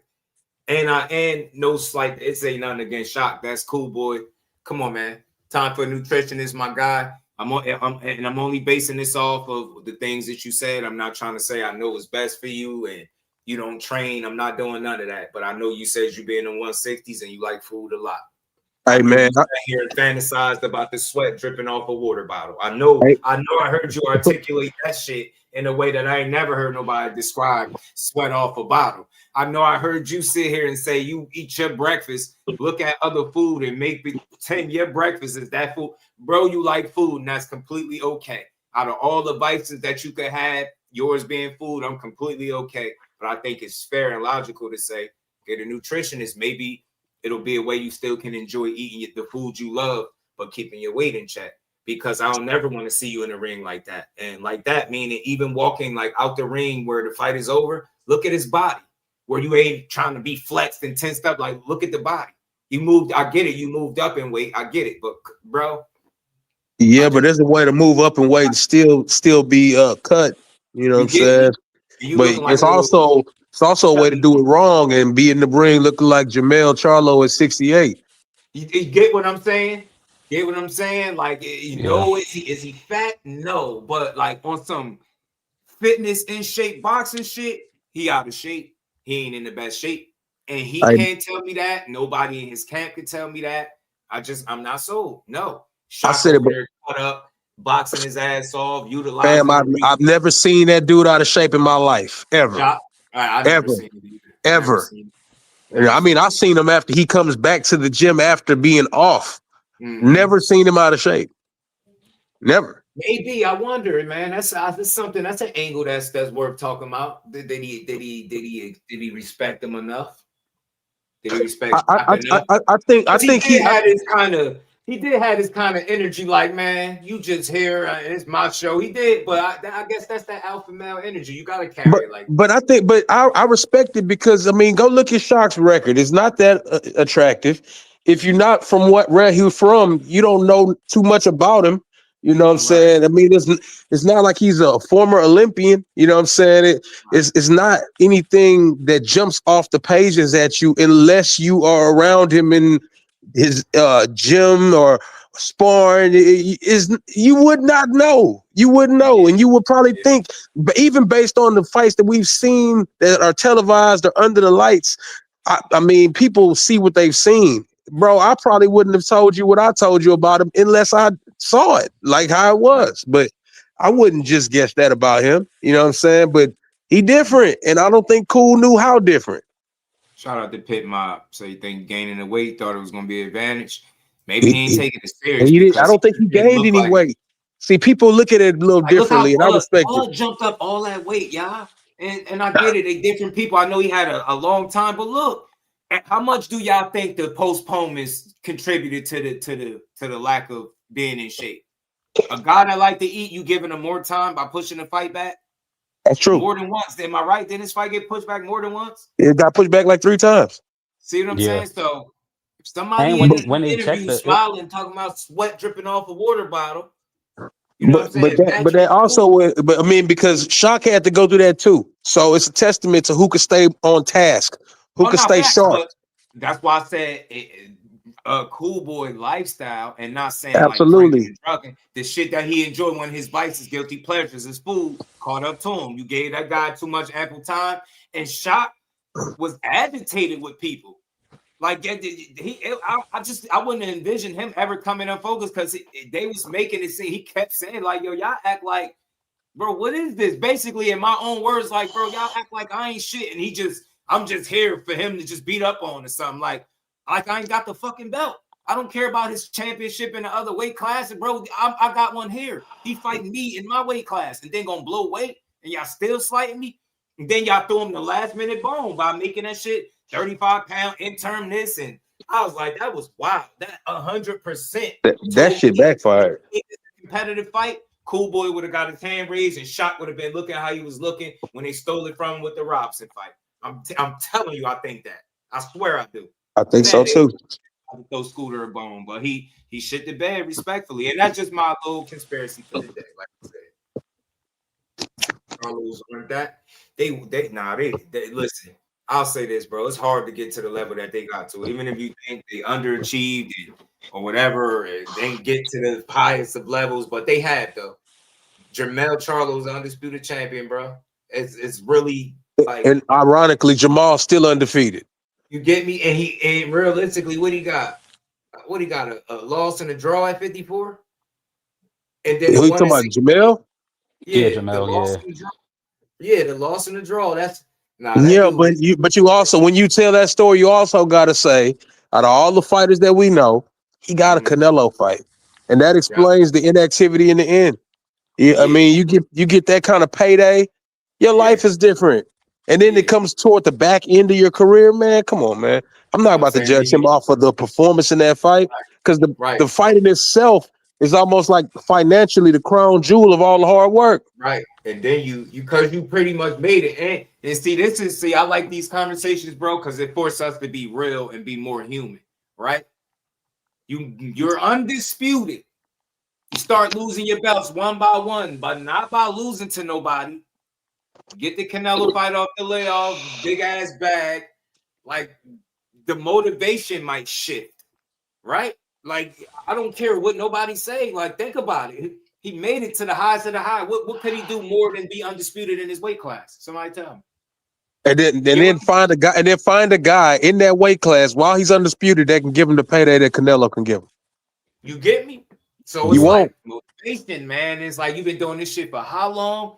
He got what he wanted out of it. So I feel like anything he gives us after Canelo is a bonus. I'm cool with or without. I love to see him back because, man, I don't give a damn what nobody say. I need another Charlo press conference, bro. That man just talked shit for no reason, and the Canelo one wasn't. That's not Charlo. That was businessman Charlo. Jamel Charlo was the real life Clubber Lang.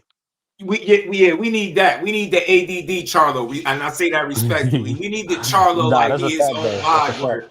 We need Poncho Charlo back, man. Y'all remember the Poncho Charlo, man? Man, we really need to shout out. What he say? Crawford really need to think of us. Crawford, we need that one back. We need that one. The one that was walking in and out the camera frames and shit, playing pool, whistling and shit with the poncho on for no reason at all. We need that guy.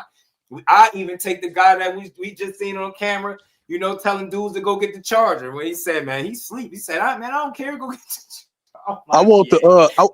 I'm a knockout artist, baby. I want that dude. Yeah, we need that guy. That's why I say it's easy. People really show their true colors when you lose and it's not going well for you. Because the minute he lost to Canelo, their true feelings came out. It was just convenient, man. He lose a fight, you like, yeah, he ain't a lion no more. Yeah, he ain't this, he ain't that. You don't even consider the challenge that he took. You don't even understand how Canelo just duped us and gave us the fight under the worst circumstances possible when he could have gave it to us years ago. People just let all that shit go and we just reduced Charlo to that one night where he shouldn't have been at 68, definitely ain't do it the right way. You get me? But I look at him as the guy at 54, the dude that, you know, when he lost to Tony Harrison, he cried. Yeah, that dude. When he lost to Canelo, he was chill. He was chilling. That's two totally different guys. Man, he lost to man Harrison and cried, bro, and then proceeded to knock him out in the rematch. And got it right back. He lost to, draw with Castano, being too emotional. I thought came back. Bro, how many people you know get rematches and knock out their opponent, bro? He's special, bro. Both times. He's special, bro. He's special, bro. I'm telling you, man. They're gonna try to degrade him and all that, you know. But as far as fighters for the behind the hands, I'd say Maul Charlo too. Who said as far as fighters for the sport of boxing, bro? Those dudes were phenomenal, bro. One dude at one point had the best jab in the business, and we all knew it. That's a fact, man. No one had a better jab than Jamal for a long time, man. I mean, you'll be drunk off that joint. It get you drunk. That power jab was out there. Yeah, I want y'all to let the record reflect. When he started going through stuff, I seen where people's hearts was at. I'm just different, bro, because I know these people still human. And he's still undefeated. He's fighting. He's still fighting. People don't get it. Imagine the demons that he probably fought, even if it was self-inflicted or not. You get what he wasn't even. I'm not gonna put his business out there like that, but he shouldn't even have been fighting ever again, and he somehow made it back. You see what I'm saying? And you know I know a little bit, so yeah. He shouldn't even been fighting no more. He made it back, man.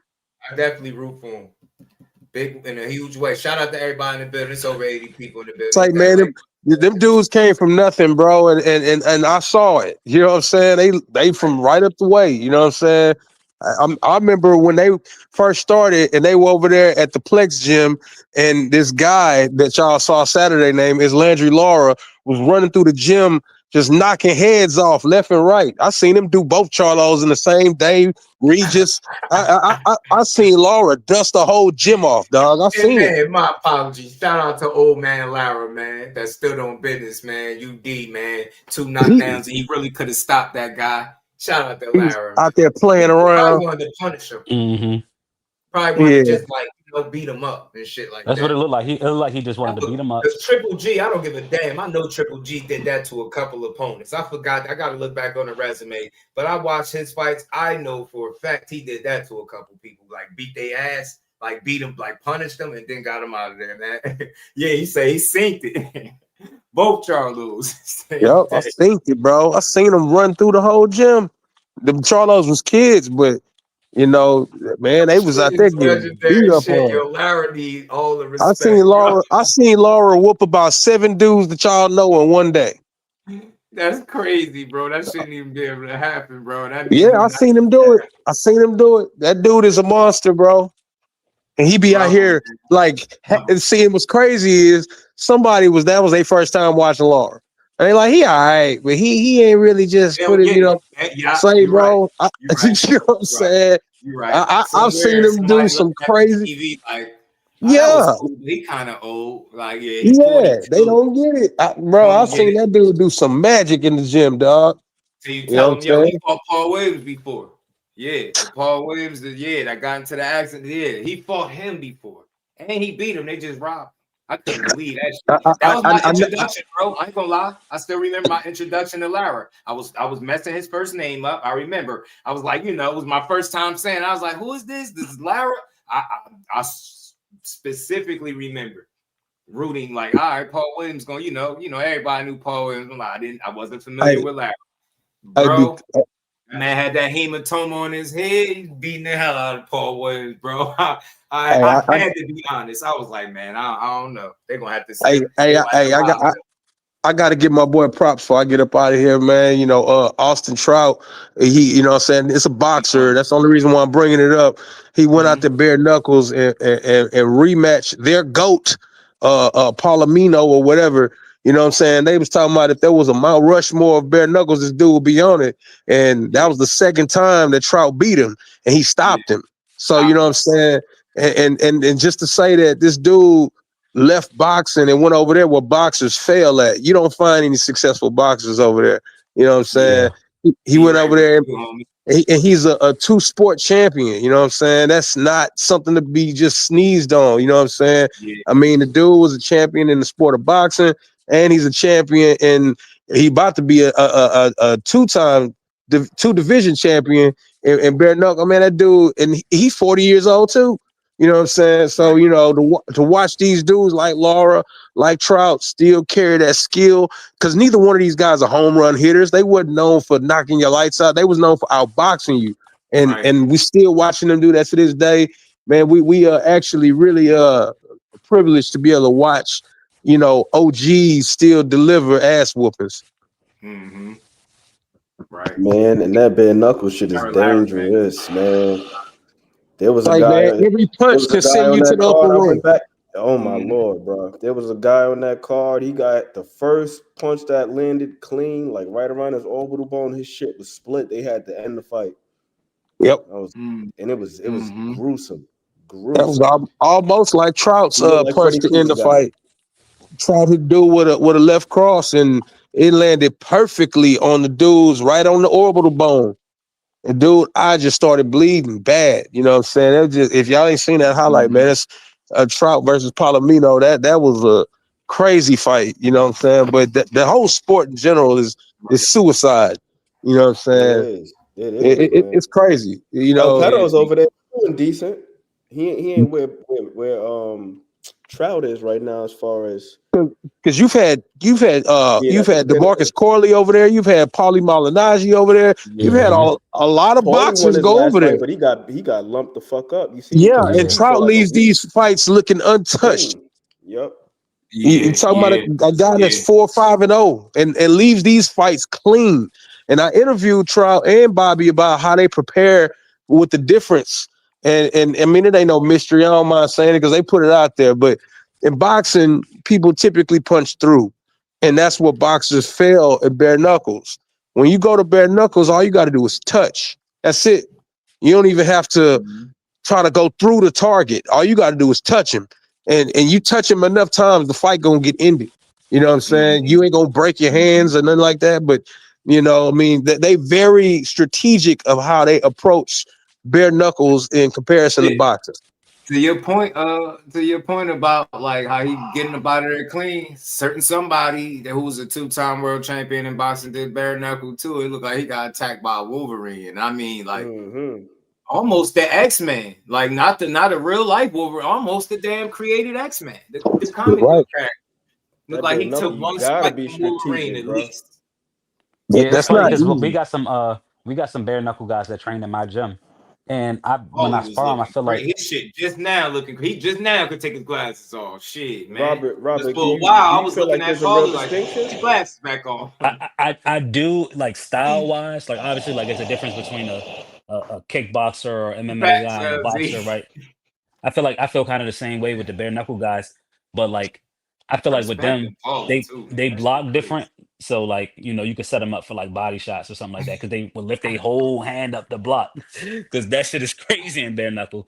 But I do feel like they don't necessarily try to land the hardest punch because with that bare knuckle shit, you don't have to like that shit be more about the setup and landing a clean Chucky shot. doll had like the Bride, like them super stitch, like them joints was looking like that. Like I'm like, yo, them shit's going hell. But nah, he could take his glasses off now. Shit look like jigsaw. You know what I'm saying? Like man, puzzle pieces. So that shit looked crazy. He said he looked like puzzle pieces. You talking about Paulie? Is fucking wild. You know? You talking about Paulie? Hands was wild. Yeah, his hands looked like hamburger helper gloves. Yo, when Paulie when he posted that video from the ICU, he was blind in one eye. He was like, yo, the doctor don't know if my vision is gonna return. That boy looked like Frankenstein, bro. I swear if they let somebody clear Paulie for another fight, we jumping them. We don't know who it's gonna be, but we on their ass, man. We don't care what. We respect Paulie. We get it. A fighter gonna do what a fighter do. Paulie looked like Paulie for another fight. We jumping their ass, bro. Paulie looked like he let kindergartners perform surgery on his face, bro. He looked crazy after getting cut. Like the ones that stitched. He looked crazy, kids, bro. God, yeah, he looked crazy. He don't even in the room yelling scalpel. They in there fucking Paulie up. But tell me you ain't make enough, or you don't have no money put up without telling me is what I see. You know what I'm saying? Paulie's scars and wounds look like he ain't have insurance, and they just treat him right, like, man. He should be out there. We got another one, no insurance. They just got you up out of there, G. They Stevenson stinty, bro. His hands really look like some hamburger helper gloves, though. I'm like, damn, shits look like baseball mitts, swollen as hell. I was like, bro, just stop, man, because I doubt I'm not weird like everybody else. I heard you when you speak. You said you made good money.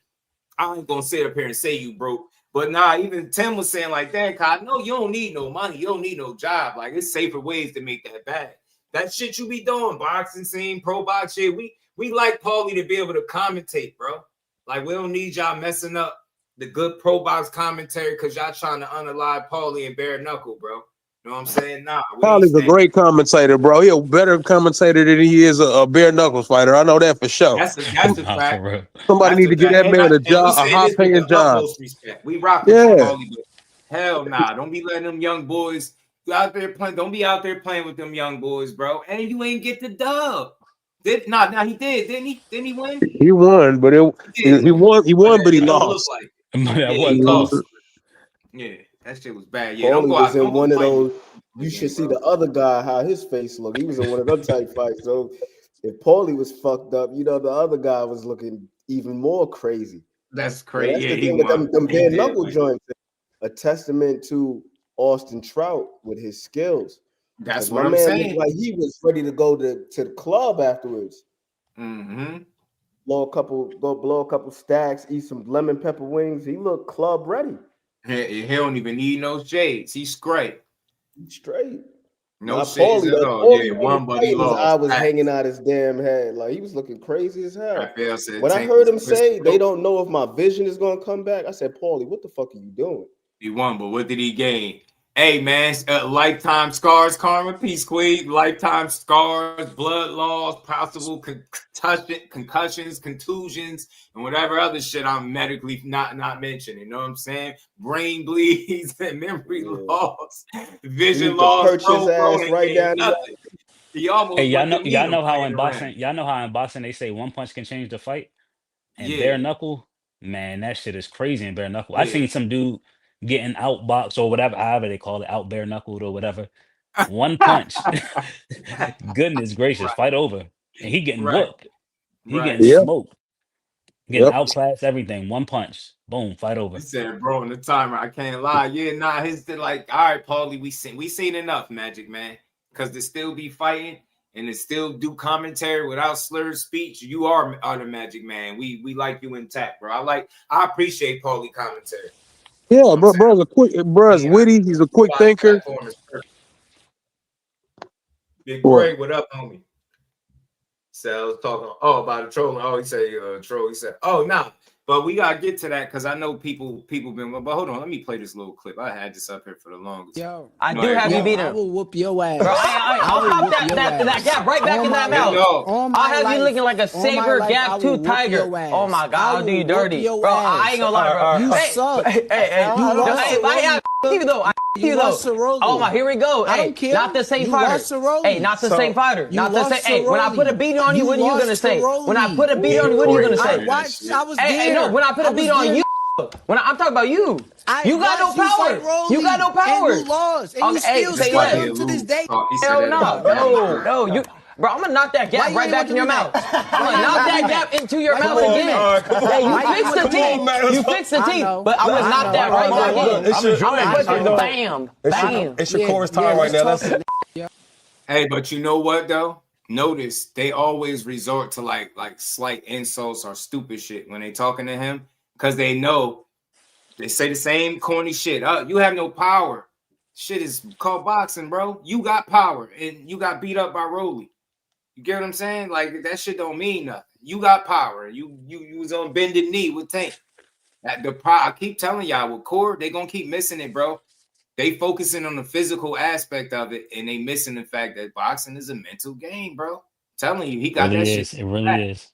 telling you, you go in there doing that stupid shit if you want to with him, or you think you're gonna left hook him crazy. That shit, look, and I'm real enough to say that's a dangerous fight. It's a risky fight. Ryan got some shit with him, but ultimately, man, I don't think we'll ever see that fight. But nah, Ryan just be talking, bro. He just be talking. Go fight Rolly again. You know what I'm saying? Big Dre, what it do? Go fight Rolly. But I like it. Everybody want to talk shit to Core because, look, this is the crazy part. They talk the power shit, but trust and believe. If somebody gets the chance to beat him, they're going to brag on it. They're going to want respect on it. They're going to talk about it, and it's going to be the best one on their resume. Just think about that. With all the people that these guys fought, all the shit that Ryan talking don't mean. Now, you fight Shakur to be the best fighter you got in the ring with, Devin included. For y'all Haney fans that found y'all tongue. Fonz B. Shakur just be talking. Shit, shut him up. That's what I always say. Shut him up. Shut him up. Shakur just be winning. Y'all just be talking. Y'all fans be talking. That man just keep winning. You got to think about it. You got dudes 2 weight classes away speaking his name. You know what I'm saying? You got that. You got guys in lower weight classes, higher weight class. They everywhere, man. They all want a piece. They all want a piece, man. But you got to, if you want to, you want to shut him up. That's what I say. Shut him up. You got to shut him up. That's what he do say. He say, if you don't like what he say and how he talk, shut him up. Beat him. You got Ryan at 47. Mind you, he's still considered a lightweight right now. I don't give a damn until he step in the ring at 140. He's a lightweight. Now I want y'all to recognize something. Ryan is where? At welterweight.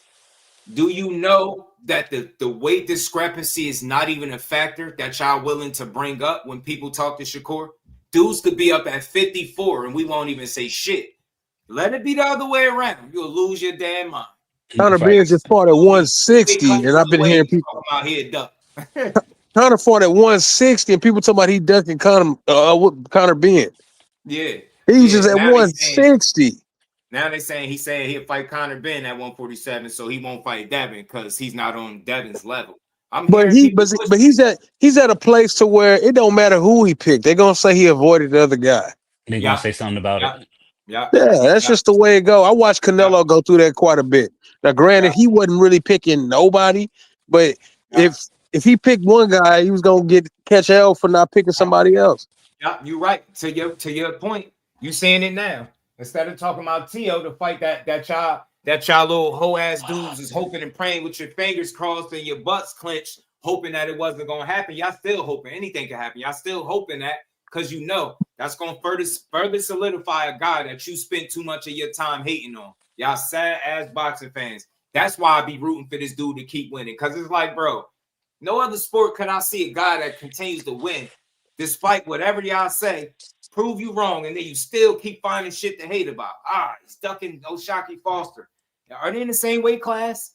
Nah, but he's ducking Oshaquie Foster. How? Did he just fight his mandatory in Williams and Payton? Yeah, but he's still ducking Oshaquie Foster. How? Don't he got T.O. January? Yeah, but he still like, shut your asses up, man. Shut up. I know now Shaq is the savior to beat Shakur. This shit is crazy. I swear I wish I had the timestamps of what they were saying about Shaq for like a 3-fight stretch. Maybe even 4. Maybe even 4 if I go back on there and look. I'm dead They've been serious. talking crazy since before Rocky Hernandez. I swear, bro. And I know for a fact my guy was telling me what Shaquie really is. So I knew. You get what I'm saying? So my talking points was different because I believe his eye. I believe he know what he's seeing. So he definitely was people got a good glimpse Saturday of what I've been.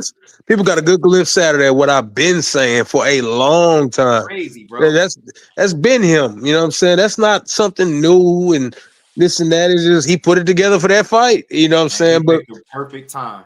I mean, but see, it more than perfect. That was the time to do it because you're a guest on that network, on that platform. You know, and to be honest with you, they've already made it okay to rob him. You get what I'm saying? You know, a lot of fighters, they get robbed on a regular, you know what I'm saying? And he was somebody, in my opinion, that the system could easily just throw away. Yeah. Right. And for him to have such a performance, they can't just throw him away. So I'm fighters really like that dude, yo. And I'm fighters like that be on borrowed time. Every time guys like that get in the ring, they on borrowed time. Because I mean, it ain't nobody putting a lot of investment in the backing him. So every fight could be the last big one. You know See what how I'm they saying? just try to slight him. Yeah. They took one from him with Robson. You think Shock is their favorite? You think they was about to do him any favors if that fight was remotely competitive Saturday? Man, they would have tried him. Man, if they took it against Robson Conceição to make And he sure clearly beat him in that first fight. What you think they was about to do to Cool Boy when he had that history of being the 3-division champion from Philly on the line? He just didn't. He made it so that those are the fights that a certain somebody is used to winning that way, making it look like that where you can't even rob him. And that's what Shock did. Man, I love it. And I hope he get the fight that he's looking for next. I mean, I don't know if y'all saw it, but they even had Danny Garcia holding that boy belt in the ring. Danny and somebody else, man. Boots was there with him. It was a lot of people. Danny and Boots. Yeah. You know, they pushed that 3-division from Philly champion. They pushed that. It was for Cool Boy to give away, and he dropped the ball that night. Right. They put him on the they put him on the A side. I mean, think about it. He came out last. Right. That's 215. What it do? So, man, yeah. That shit kind of had me slightly vexed. They was trying to do. They was trying to slight Shock, and they was building it. And like I said, they threw him a bone last minute. Like, yo, you missed weight, but we got you. We still got you. Just go win the fight. That's all you had to do. I'm completely sold. That's all you had to do was win or make it competitive. And I think they would have made it. They'd have made it an issue. Shock would have had trouble in his hands. We all watched him box Robson Conceição, and because maybe they didn't appreciate it, they had no problem taking that shit from him. For a guy that's not super popular, now you talking about Cool Boy guy they still pushing on the rebound. I mean, history on the side, them is people. You know what I mean? Fighting on their promotion. They had him losing almost every round against Rocky Hernandez. You get me? They're not doing Oshaquie Foster, a guy with some losses, street dude. You know, they able to see that shit. Not doing him no favors. So again, I'm a root for him. I'm a support his call out at Shakur because it's all about being in the ring. Alpha male versus alpha male. I don't care. I want to see it. And you know what's funny though? So I live in New Jersey now. A lot of people from my gym actually really like Oshaquie. Yeah, like when the beef had first started with him and Shakur, obviously people from Jersey is paying attention to that. A lot of people from my gym was saying that they felt like that for one be Shakur toughest fight, and that two Oshaquie could do it. Now, like I said, I believe Shakur won the fight, and there's no disrespect to Shock, but you feel me? Somebody got to win, somebody got to lose. Right. But where I'm from, people like him, and I just think that's funny because I mean, not where I'm from, where I live at now. I just think that's funny because, like, obviously, and you say you stay in Jersey now, right? Yeah, that's what I'm saying. So I'm glad because I do too, and we different over here. So I hope that's what I'm hearing. What you saying? Yeah, it's a good thing. It's a good thing. Like, because we different. We don't get insecure just because you like one guy and he's being called out. The guy you like being called out, man. Shock is a beast. He a dog. Do I think he gonna win? No, but I can give you an educated reason why I don't think he'll win, and I'm pretty sure you'll be able to understand where I'm coming from. But yeah, for sure. I told y'all, I'm real enough to acknowledge how he proved me wrong Saturday, and only wrong to the point I didn't see that. Not no washing, not no 11-1, a legit 11-1, and I'm talking about them 11 came in a row to me. Some would even argue a 12-zit. But I just felt like Cool Boy somehow he looked solid for the first round, and then that all went to shit from round 2 to 12 straight.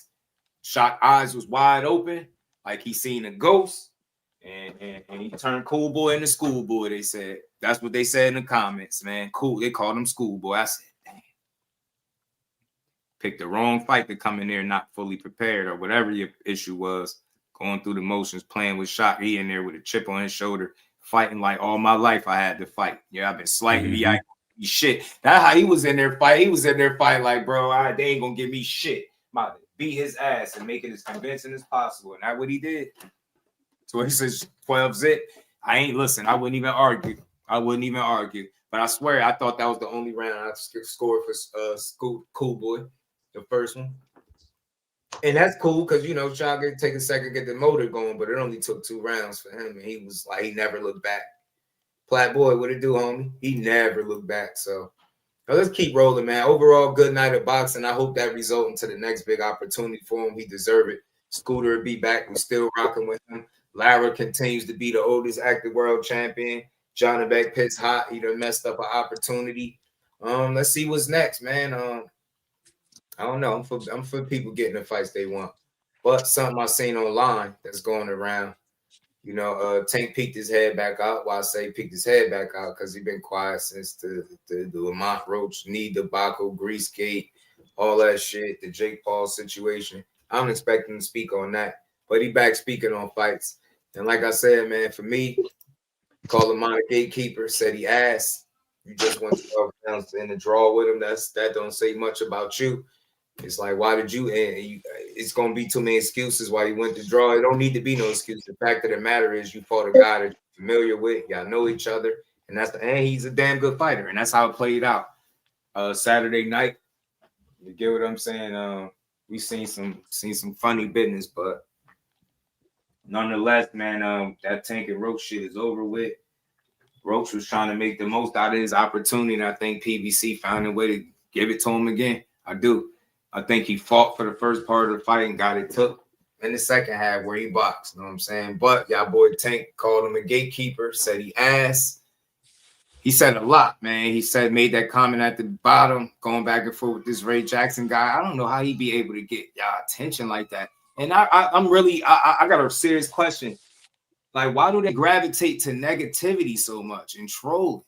Like, you'll get this dude more energy than you would the guy that say he want to see you back. You said fuck y'all to the dude that say he want to see you back. Yeah. Y'all talking about Oshaquie Foster and Shakur Stevenson like T.O. ain't next. That's fucking weird, one, because you pushing narratives trying to force it. But y'all ain't no accountability for your favorite guy. He calling a dude he just had a draw with ass. Ain't nothing. That ain't crazy. Said he ass. He a gatekeeper. Why? So you out here handpicking gatekeepers. It continues to get worse. So you got guys that you can fight that's better than Lamont Roach, but that's who you pick. See what I'm saying? Shit don't look good. And then you telling the guy to, I don't know, what's this? Focus on your daughter so she won't be the next victim at a time where they're claiming and accusing you of all types of shit. Yeah, I know y'all quiet on all that stuff. Don't try to say, oh, they ain't boxing. Nah, y'all quiet because the gatekeeper shit. Y'all quiet on that too. Y'all won't even open y'all mouths on it. Nasty work, man. Like I said, I ain't gonna overstate no point, man. I ain't got nothing bad to say about Tank, but what they say, what's the new term? Situational awareness. Yeah, he had nothing saying all that shit about somebody's daughter. Like that's below the belt. It's kind of low. But his fans of him don't care. They don't care. They rather push narratives that Shakur's ducking Oshaquie Foster instead of talking about the latest shit that you're. And even if you don't want to go here, that's cool because I ain't gonna stay stuck on this shit. Ray Jackson continue to get y'all in the, I don't know, out of y'all character, whatever with this. But as far as the gatekeeper stuff was the bigger comments for me. This is unfortunate. Tank, tighten up, man. They watching you. They looking for a reason to say you on bullshit and don't give it to them. You one of the few guys that if you tweet anything, it go viral, make videos, live streams. You see me doing it. So I would just say tighten up. The other comment, I don't know how real it was where he said he fighting Pitbull Cruz as soon as his knee get better or something like that. I see somebody. I see ATL Jacob in the back, but I ain't see you type in the chat. So I just seen you click the link.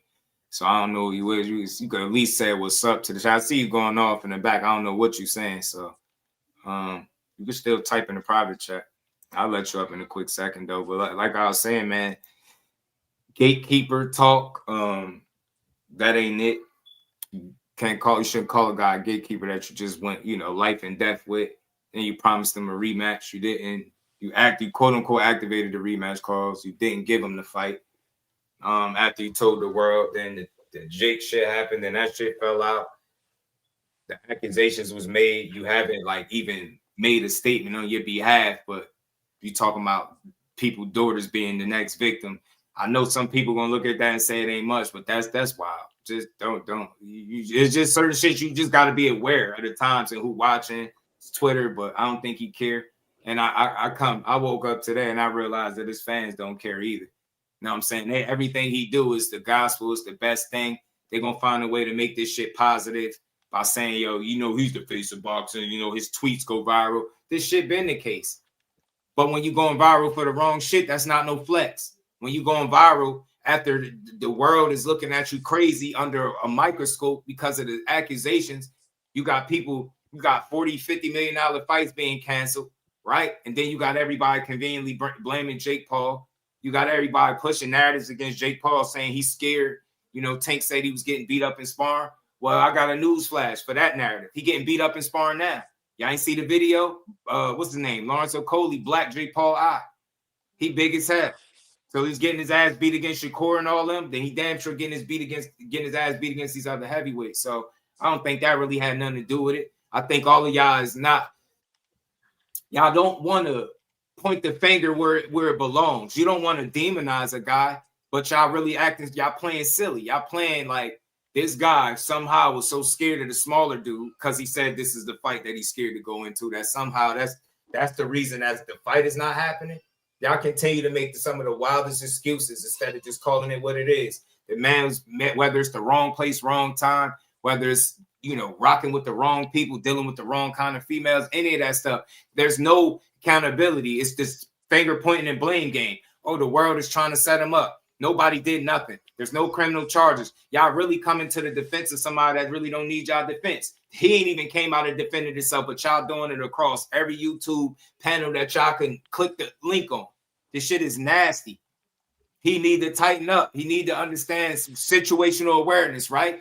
Right? Emotional intelligence. Y'all know how to apply that to every other fighter except your own. Well, that's insensitive to bring kids up. It's not the first, second, third, or fourth time he did it. It's nasty work, man.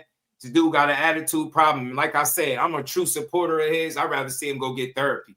Don't seem like you need to fight nobody. Don't even seem like your mind there. But he did say something about a fight.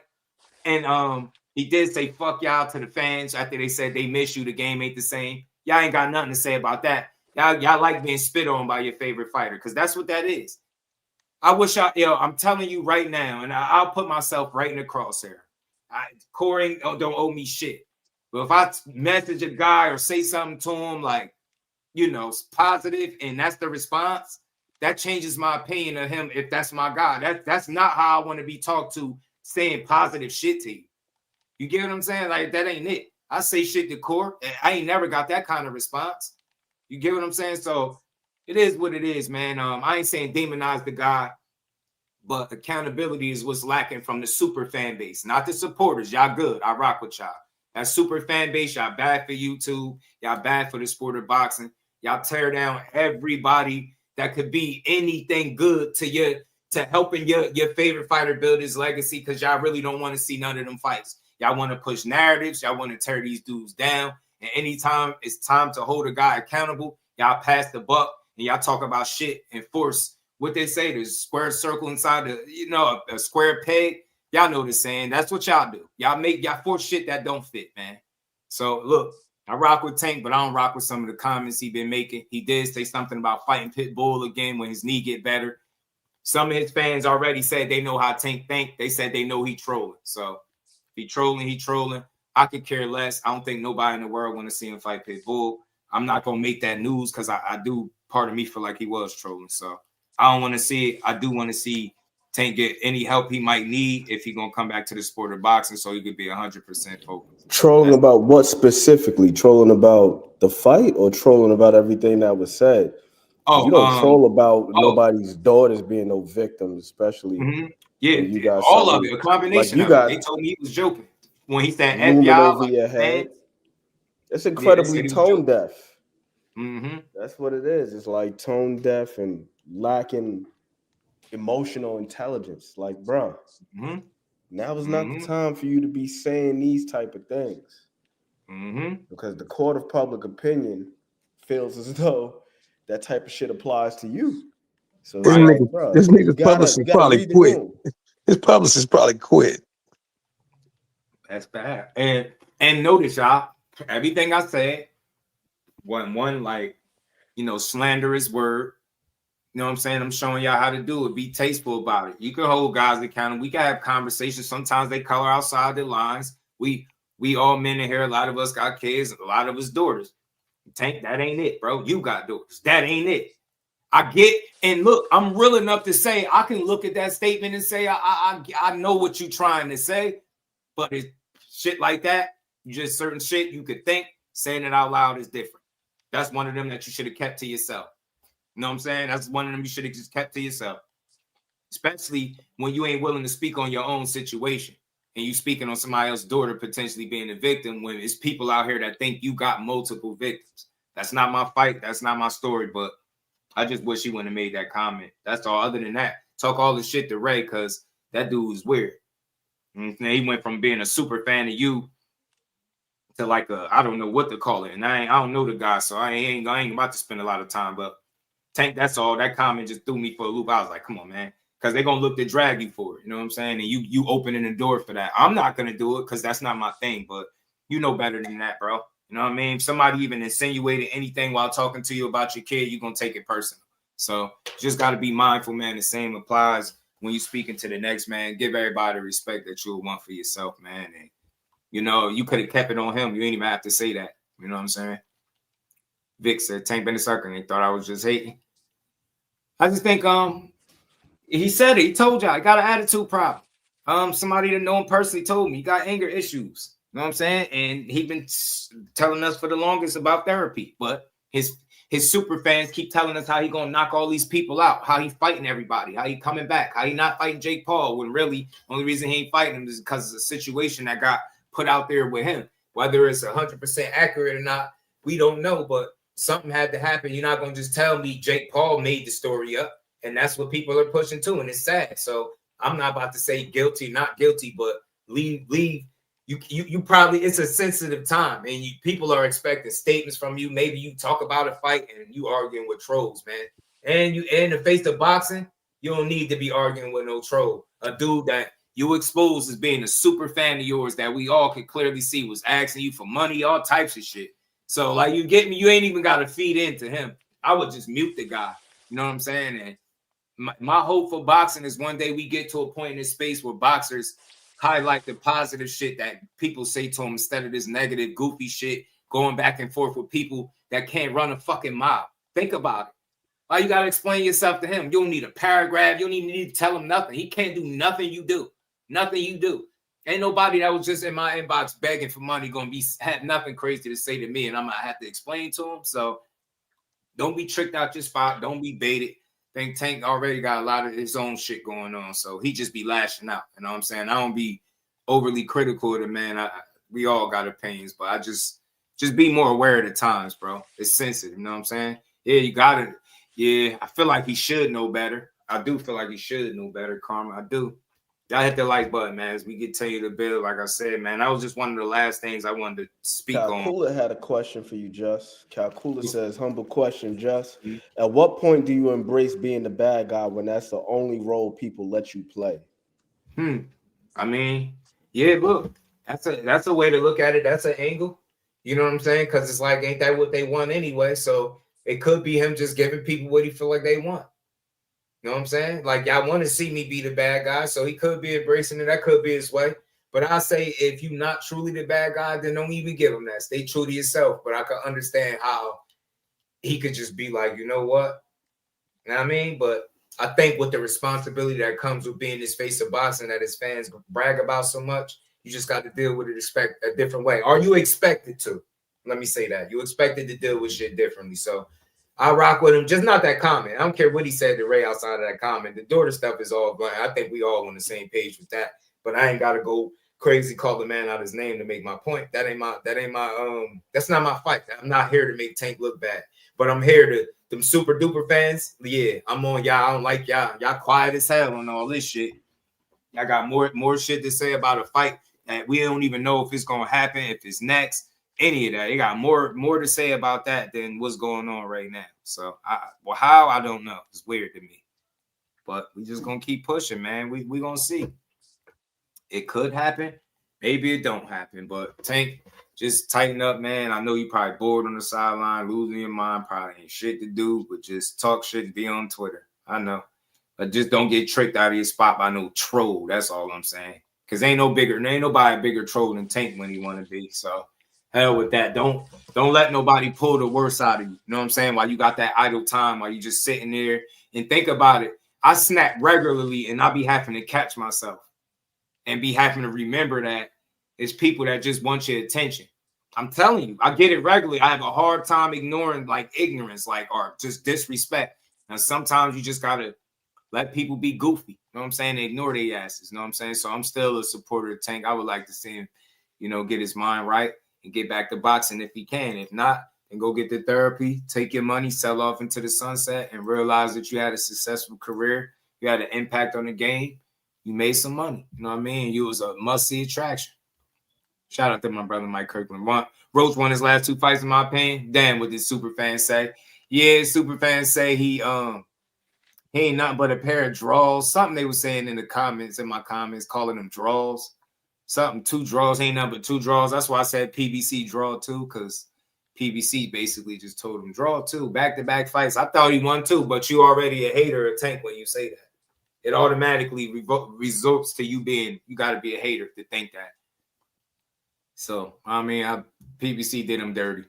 And we'll know a lot more about what happens from this point on. Let's see if they try to milk it for another fight, or let's see if they try to find a way to sleep the headache that Lamont Roach is becoming, the thorn in their side under the rug, by burying him with 2 draws, having his record look crazy. I think they should give that man the rematch and then also give him his fair shake.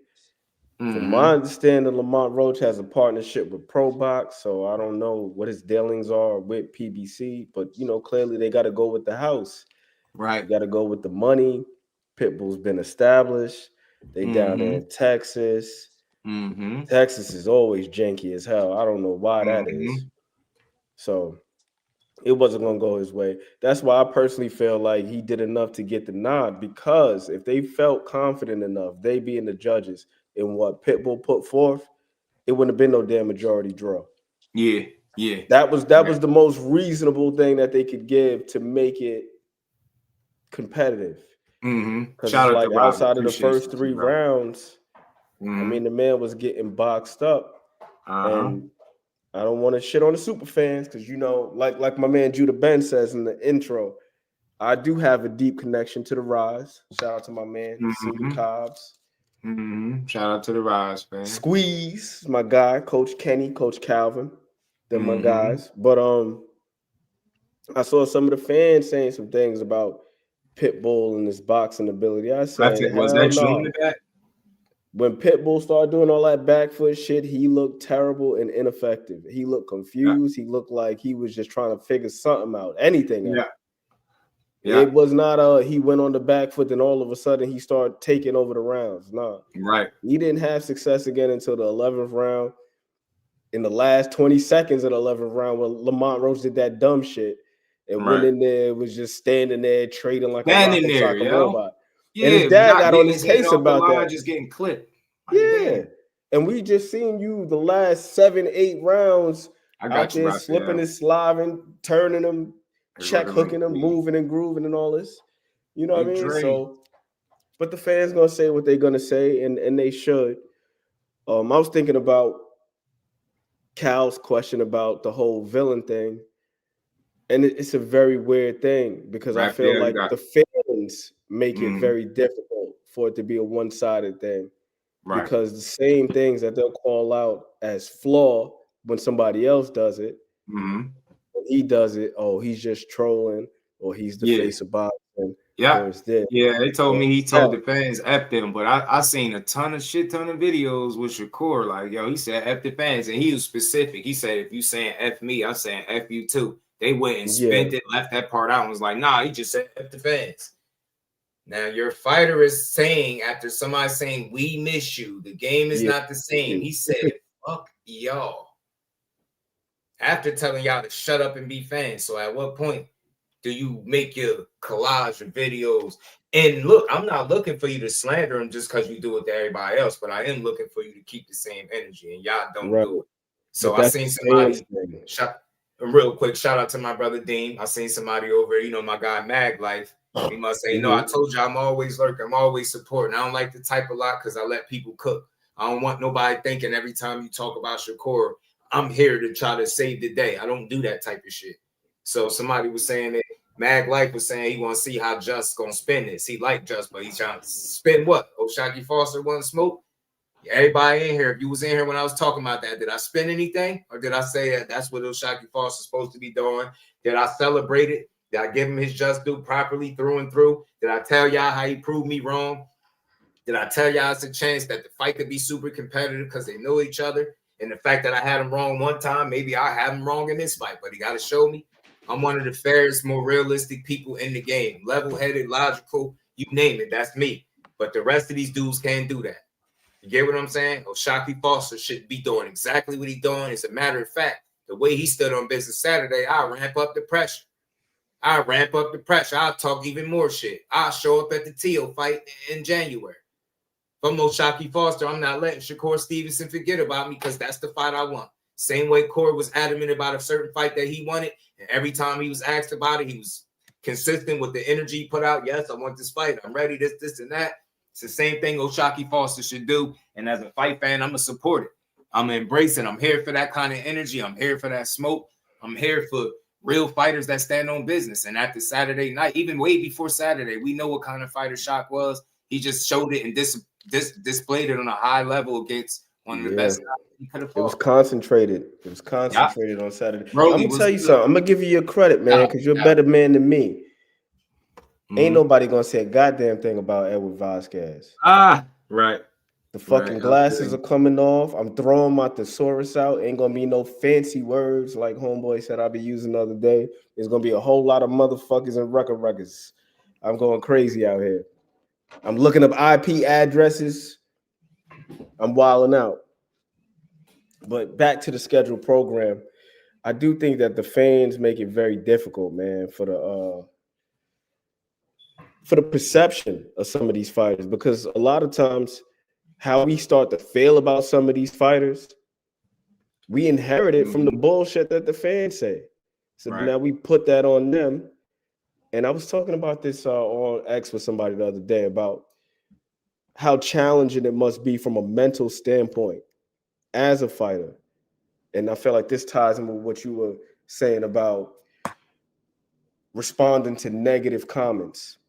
You don't know who the hell is being genuine because the shit is so wishy-washy.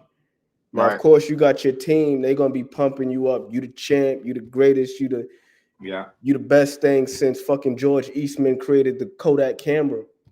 And then you got some dude who drives a forklift who's telling you you ain't shit. Your daddy ain't shit. Your mother ain't shit. You ain't fight this one, so you ducking. You scared as hell. You almost got knocked out. Or if you did lose a fight, you need to hang them up. You was exposed. You overrated. You have a draw. You take a knee, whatever. All of a sudden, everything that you are is completely being stripped from you. Everything that you've accomplished. And I've seen this with Tank. You know what I'm saying? I got to be Tank's advocate real quick on some Al Pacino shit. But I feel like his career has been completely reduced, especially after the Jake Paul announcement. That was the final nail in the coffin. Shout out to Big Dog Willie. But he fought some credible guys.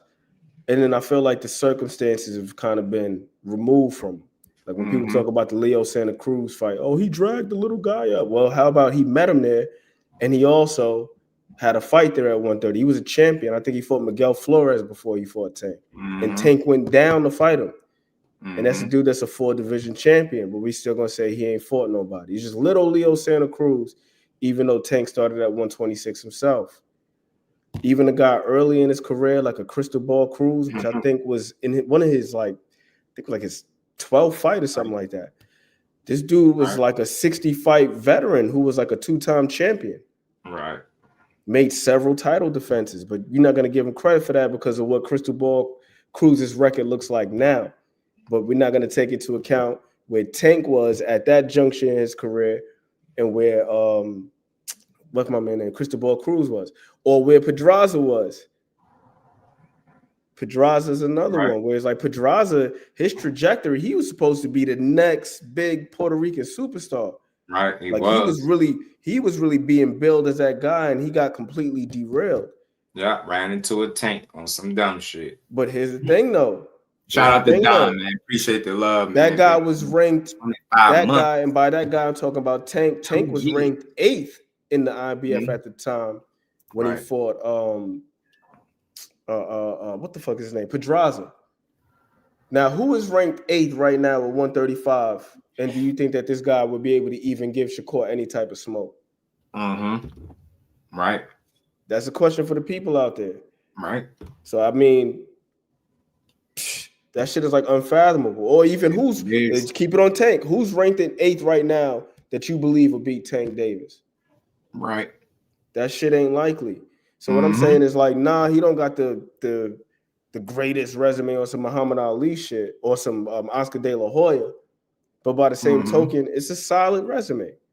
It's a solid resume. So like to reduce it to this circus act, no, that ain't it. Yeah, that's like that ain't it. And I feel like the same thing happens with Core as well, because Core got some damn good wins, like Joet Gonzalez. Yo, Joet Gonzalez, I feel like he got jobbed in that last fight versus Brandon Figueroa. Yeah. Brandon Figueroa, the same guy who gave the guy that Oshaquie made to look like he had never boxed a day in his life. Shit, a lot of people felt like Cool Boy lost that first fight.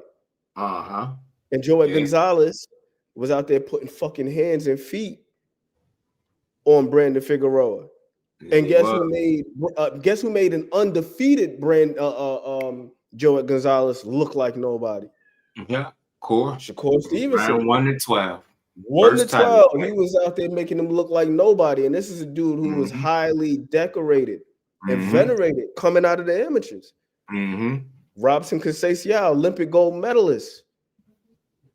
Emmanuel Navarrete went in there and was going life and death with this dude. Yeah. Fought him to a damn draw. Shakur made him look like nobody.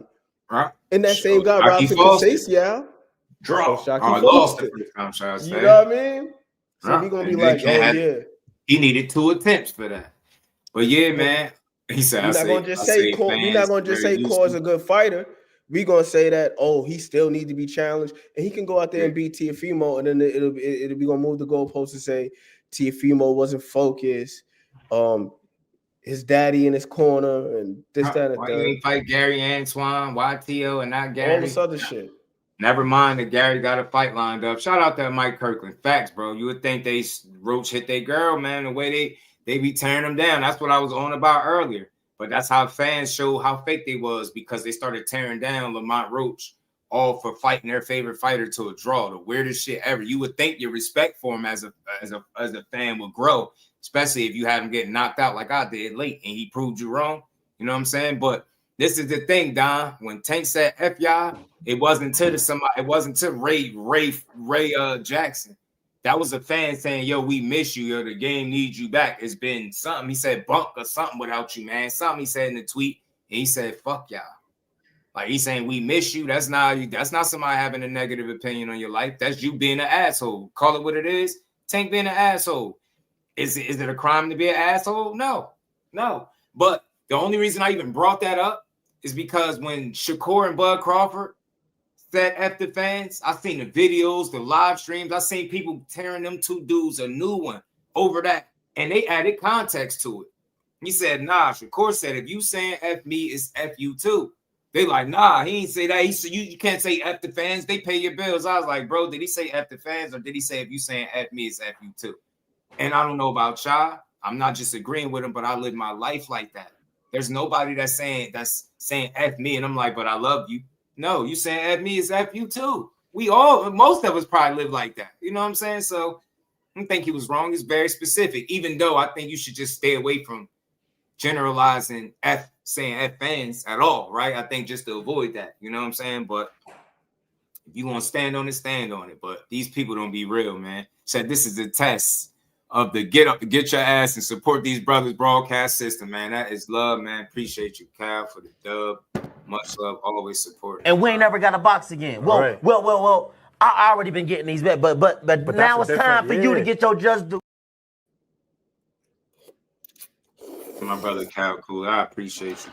Yeah, man, we're gonna do this. We're gonna have this build with no slander. None. We don't got no slander. But yeah, that's what I was saying. Yeah, he was saying F you to somebody that's like seemed like somebody took a little second out their day to say something positive to him, but you could just be already in that mode. I'm not shitting on him for that. He could be like, man, yeah, man, y'all Twitter people. Twitter is not a real place. So you know what? I will put that into consideration. But the same leeway or the benefit of doubt that I'm giving him, they don't give to no other fighters. They go right into tearing them down. Again, I continue to show y'all the difference between me and the rest of these dudes. Shout out to Tank. Hope everything working out in his favor. I hope that legal situation, get put to rest. And I do hope, you know, he's able to find some peace where he's able to come back. You know, that's the selfish fight fan in me. But if not, you know, get your mind right and don't worry about a damn thing. Keep doing what you're doing. It's 50 people still in the building. Hit the like button as we continue to get closer to the end. What was a different fight? Bro, that was a different fight. What was a different fight? What are you talking about? What the hell are you talking about, G? Those fights be purged. These fights, they need to boycott the sanctioning bodies and get paid with transparency. Yeah, Errol Spence, shout out to you. Peace with the blessing. Shout out to you, fam. But what dude was saying, what's a different fight? Oh, you focusing on the thumbnail. Nah, it's not a different fight. It's not. Yeah, I'm looking at the gloves. The gloves is the same. Yeah, you tripping. The fight, the picture on the left, that's literally that's a picture of Lamont and Pitbull Cruz together. The picture all the way on the right with Lamont making that face, that's literally the full picture is on the right side. So that's why I mirrored it like that. The right side, the picture on the right side is the full picture is on the left side. And that's Lamont getting punched by Pitbull. Yeah. Now you thought you was gonna catch me slipping. See, you know, that was nothing. That's why when I be doing thumbnails, I get mad when I look for a certain picture and it's not to the current fight. Like I don't be wanting to use the pictures from your 2 fights ago. I be wanting to use the picture from your most recent fight. Shout out to you. I ain't even mad at that because that's something I really pay attention to. Yeah, don't be on your box rec shit. Right. And I made sure that I used the picture from the fight. I made sure on both sides. I did not want to use no other picture. I'm gonna put some reference to that comment right there, just when I say don't be on your box rec shit, which you're not. Yeah. But look at this right here, people. Shout out to Why the fuck do they still got this? Because I was looking at the box rec. Yeah. Why do they still got this picture? When was the last time he looked like this? Yeah. It's like an amateur photo or something. Amateur. Like box rec update that. Best, I say he was way at 26 rocking the mohawk. He ain't had a mohawk, I don't believe, at 30. I think he stopped at 26. Like old ass photo. Or maybe still amateur, you might be right. Remember, they got people had to petition for them to remove his mugshot photo. They had that. They had his mugshot photo up there for mad long until like people was like petitioning and saying something about it, and they took it off. Shout out to you, A1 Hoops on my dog. Appreciate you, man. How you feeling, Brody? Shout out to everybody in the building that's still rocking out, man. We had a good build, man. Errol Spence did break his silence. He spoke about the sanctioning fees. I did a video. Go check it out. Hype the video if you get a chance to watch it. He spoke about the sanctioning fees and how Crawford should have spoke up when he did. But I think at that point, that showed the difference between a focus. I don't think that was even on Crawford's mind. I think his mind was completing the task of being undisputed, proving people wrong. And I'm not giving them no out and nothing, but just because you speak up at a time, you can't expect me to have to. I did it when I did it, and I did it when it seemed fit, right? I understand where Spence is coming from. He's not wrong. I understand why you say that, but I also understand why Crawford did it, because he wasn't going to make a big deal out of it until y'all made one out of it. And then come to find out, we're going to talk about that later. I mean, tomorrow, I'm going to see if I can get the female up here that used to work with the WBC. She exposed Mauricio Suleiman and all that shit that he was saying. So they try to jump on Terrence Crawford's case, and all that shit got this, like, you know, the chick basically made it female. She made her name Claire. She made a whole Facebook post saying how, you know, the math ain't math. And basically Mauricio, he made that shit sound good, but that's not it. All that money is not going to the fighters and this and that. And that's somebody that's in the know. She's worked with them. She know what's up. So I would like to talk to her if I could. You know what I'm saying? I sent her a request, so hopefully she'd be willing to come up here and just like shed some light on that. But Mauricio is full of shit. They make up stuff as they go along. We see it all the time. We seen it with Shock and Cool Boy fight. You seen it with what fight was it that they ordered? The Javier Herrera Nunes is no longer. It's just an eliminator, right? And then the other one is the one of the I forget what's two. Is Nunes and Javier that was supposed to be something we was talking about it. I forget, but that's no longer the case. And Mauricio is making sure he get money. He ordering fights left and right, and making this shit up as he go along. For real. You know what I'm saying? So it's unfortunate, man. But that's what's going on. Big B-Lo, what it do, homie? That's what's going on. Yep, money making Mauricio, aka Mauricio the Marauder. Hide your wallets, hide your credit cards, hide your debit cards, hide your Cash App, hide your PayPal, your Chime. He gonna find a way to get a sanctioning fee about your ass. You don't even gotta fight. He gonna find a way. Right. I'm telling you, that guy's money making Mauricio. We be crooks. We bout cash. Whatever you want the WBC ever since Ad 7, I've been thinking it. Money making Mauricio.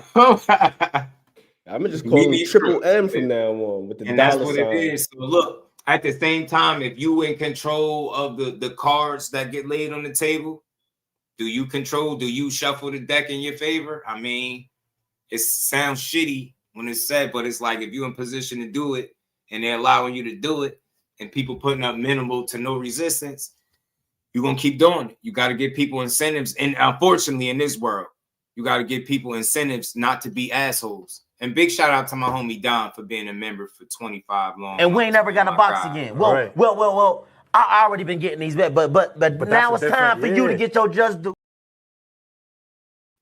And that's my dog. He doubled up, man. My brother Kyle Coolett, man. He say no YouTube gonna tax, man. And they, you know, it's funny they do too, yo. You know what I'm saying? But not the same. Like it'd be pennies, literally pennies. So I do that because we'll talk about that another time. Big facts, B-Lo. He been paying for a long time. Yeah, you know what I'm saying? He gained from his father, who learned it from his father. It's been passed down.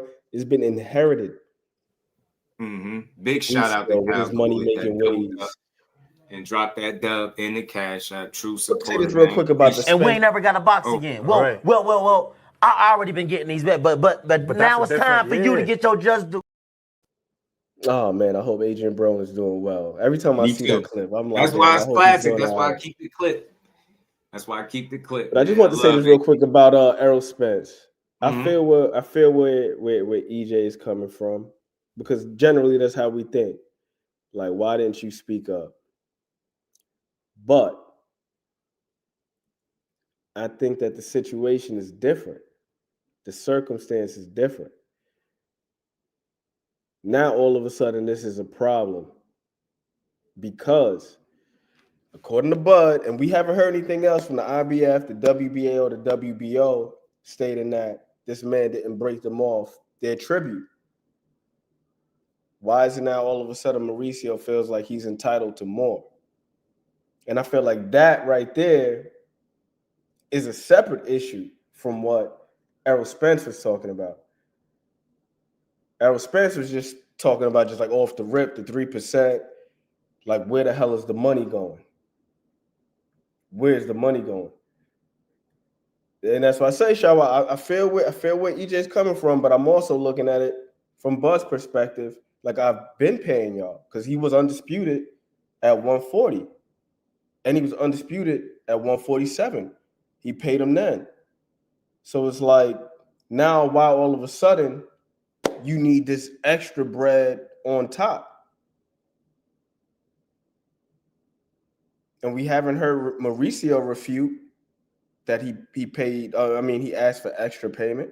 Damn, my bad. I was on mute talking. My bad. And to your point, seen the video. I didn't get to watch it yet. I'm going to go do my homework, but it is out there that Mauricio was walking it back, talking about trying to end the back and forth with him and Bud. I'm telling y'all, when I when we revisit this, just briefly, because I want to show y'all the post from the female, Claire Burke, I believe her name is. If I can't get her on, we'll just read the post. She broke it down, like, to a degree, basically like he's full of shit.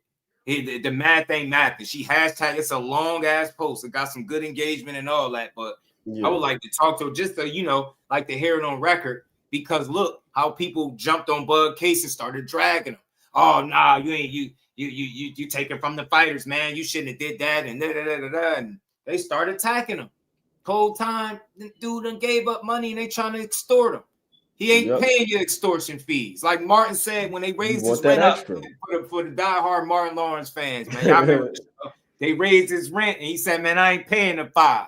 And you thinking they're talking about $500, no $5. You know what I'm saying? But in Bud Case, he ain't paying the $3. You know what I'm saying? That $300K, man, he ain't paying it. Hell nah. Bud said, nah, I ain't paying the $5. And then told him after Mauricio said, man, this ain't enough. He told him, make it enough. You know what I'm saying? Yeah, see, and then here's the issue with Mauricio. My man replied, my man was out here like on some egomaniac shit. Yeah. Basically requesting an apology. Or inferring that an apology should be made. Yeah. What the hell do you want me to say sorry for? For me not letting you extort me? Yeah. I need to apologize to you. Not let you extort me. Now I gotta be to sorry not for break you off you. to some bread you not legally. That's you know what I'm saying, entitled to. Like what the hell? Because they've been, you know what they always pushed that we found out over time that was lies. He don't sell. He don't fight nobody. Like these little narratives. He don't make money. All of this shit at this point has been proven false. All the way to the selling. Like you gotta put context on it. Is he some blockbuster pay-per-view star? You can say no, but how many of those do we got in this sport? You can count on one fucking hand. That's not a bad thing, but he's been a part of big fights, meaningful fights, championship fight after championship fight, and he's won them all. He sold, you get what I'm saying? He out-negotiated Bob Arum, the PBC and Errol Spence. He done got Canelo. What are we talking about? He got the WBC and flipped them the double bird. Now Mauricio need to walk it back. That dude is a winner in every way, shape, or form. And it's just some people that can't make peace with that. So they're going to keep tearing them down. They're going to keep creating conversation that's negative surrounding Terrence Crawford. But the reality is when he retired, then you're going to realize how good he was, because you're going to look around. You're going to be like, dang. I remember when Bud used to do, I'm telling you, I can hear them conversations now. Bud would get in there and beat your ass. Mr. Focus on your fight, but you don't make it to your fight. The same guy that they said never fought nobody. Every time he stepped up, every fight that was considered to be a step-up fight, he beat somebody else. Gamboa included. My God, Ricky Burns, you name it, man. And that John looking for that sport, beat his ass. Asked, did you get what you was looking for? Like, this dude beat the hell out of the Olympic gold medalist and Felix Diaz. Yep. This dude been fun for years. I promise you, if you just move your personal opinions aside and just watch the fighter. He really get in there and beat your ass. And then in the one and only fight where I visibly seen him get a stanky leg, he knocked the dude the fuck out and beat him down. Beat him down. The same guy fought your favorite fighter years and years later, and they went 12 rounds. He got stopped, but they went 12. Bud got him out of there and what, like 9? Was it? But he started, the writing was on the wall before that. You get me? And I'm not knocking him, but he beat the best version of that guy, impressively. Not knocking the other guy for knocking him out in 12. I'm just telling y'all how great Bud been. He been that guy. He didn't do it after all the losses. He did it when he was undefeated at the top of his game, at the prime. They had identical records. I think at like 23-0 with like 16 knockouts apiece. Both of them. I remember multiple people picking Gamboa, the Cuban. And he was Cuban too? He got smoked. Not because he was Cuban. That was my guy, man. Like I said, you get me? I got very fond memories of watching him fighting like Jorge. But you know that Cuban, like that thought, like the Cubans be the ones that give everybody. That automatically that these guys, they Cuban, they supposed to be the greatest thing that God ever created. He gave him hell because I ain't gonna lie, I just seen Monster anyway. I thought I started to make a short video, but because it was amateurs, I'm still undecided. Monster anyway was getting cooked by one of them Cubans, bro. Monster anyway was in there having a hard time, and it's just he got that education though, but because of some shit you now, never seen. Now he's doing the cooking. Yeah, it was something that you said though, man, about those talking points about how he don't sell and he ain't this and he ain't that. That it just spurred this thought. Right. The way that we perceive these fighters, man. If we feel like they don't have a big enough fan base or they don't have the cachet, that they have to adhere to this take it or leave it type of mentality. Yeah. Like you're not allowed to negotiate. You're not allowed to set any type of boundaries. You just got to let anybody do you however, because you're not perceived as a cash cow or a superstar or a face of boxing or whatever the fuck term, A-side. Like you got to just lay down and take it. It's almost like Django. Remember the first time Steven seen him? And he seen him dressed up in the fancy clothes and he riding a horse. He's like, who is this nigga on this night? And it's like, yo, he's that one in 100,000 or whatever. He ain't supposed to be in this spot.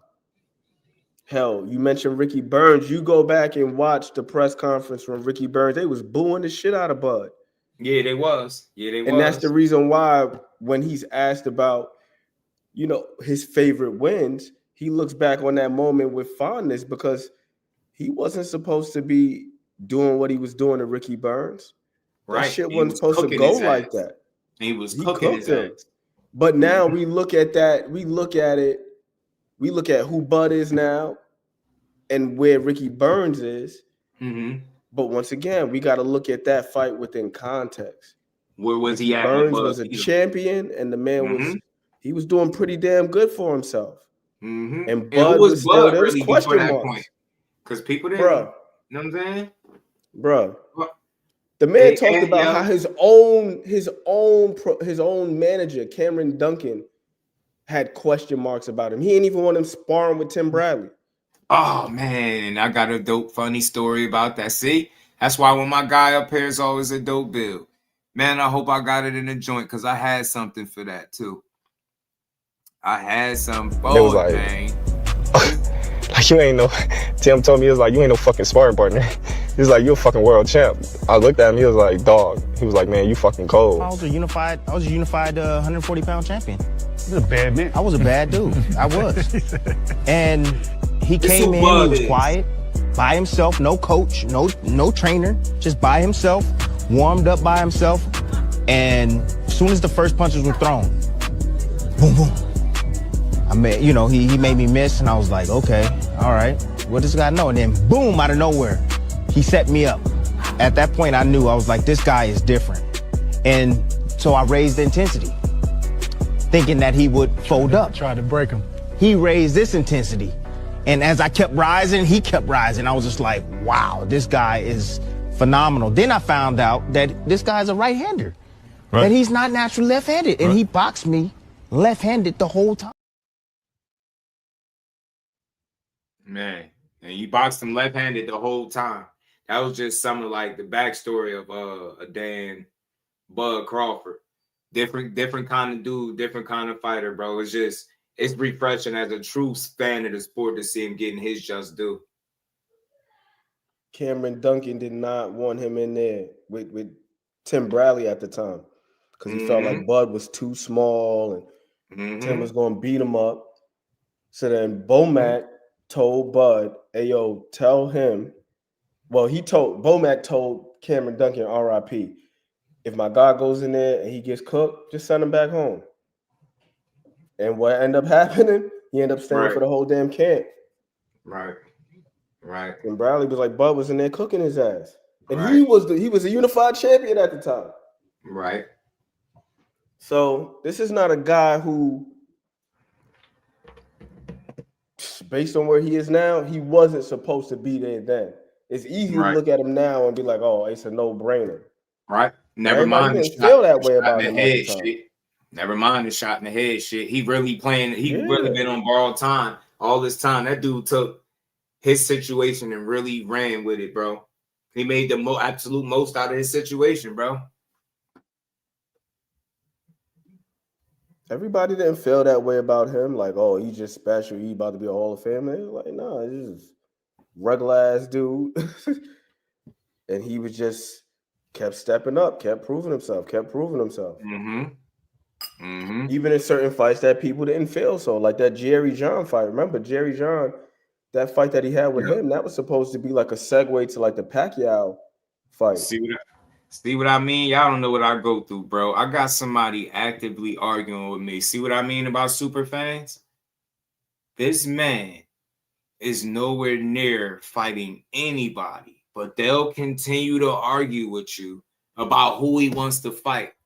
He'll tell you he's tired of this shit. He's ready to go off into the sunset. He need therapy. His super duper man fans, they'll keep putting him in fantasy matchups. And I'm only calling them fantasy matchups because why y'all keep putting him in fights that he ain't even thinking about? Damn, can we just let it go? When he announced that he back for real, then we can start and start discussing these matchups. But until then, anybody that's coming through around and telling me he's gonna fight Shakur, you just wishing on a star, bro. And I'm being so serious, man. It's an honest conversation, bro. That's not the fight you want if you want for them, one for that. I don't think that's the fight. I don't think you advise your guy to take a fight. Has nothing, and I mean absolutely nothing with being scared. It has nothing to do with that. But that's not the fight you take if you lacking focus, commitment, dedication, if you having mood swings, you don't really want to be there. That's just my opinion. I don't think nobody in boxing is advising them to do that. Nobody. Do they feel like he could win? I'm pretty sure they do. Do they know they could win? I'm not so sure that they know that. Yeah, they can think it, but do you know it? And I'll take it right out of Bob Arum's mouth. Said if they what did he say? I forget the percentage. Did he say about 70, 75%? If we're not sure that a guy's gonna win a fight, we don't make the fights. You think he the only one that think like that? That's why big fights don't happen. And that's why you see sometimes guys got to demand them. You see Teo and Course talk to each other to get an open line of communication. Remember, it was like stalling. Remember? And people was like, I hope Teo make it. He probably gonna pull out. But then you hear that they talk to each other on the phone. Now they got to fight. You see what I'm saying? Cut was good with it, my guy. But if you still arguing with me about him changing his mind, people change their mind all the time, bro, that's the last thing he doing right now. And they don't got nothing to do with it. It's a matter of focus and priority. I don't think he prioritizing no fights right now. Not just Shakur, no fights. No Jake Paul, no. I think he's trying to get situations squared away so he can figure out if he going to have another fight. Y'all, that's why I say I'm a supporter. Y'all just fans. Y'all ignore all the clues and all the reality of the situation, and you keep putting them in fights. Now he's going to come back, he's going to fight them all. Somebody told me he's going to fight Keyshawn the other week. I'm dead serious. You can't make this shit up. And even if he come back and start knocking dudes off the list, I don't think one of them going to be Keyshawn. Not because he's scared of them, but different times, man. They came in at different times. I don't think that fight going to ever happen. But a super fan will argue with you that he's going to fight them all. Damn, man, bro, fighting the law right now.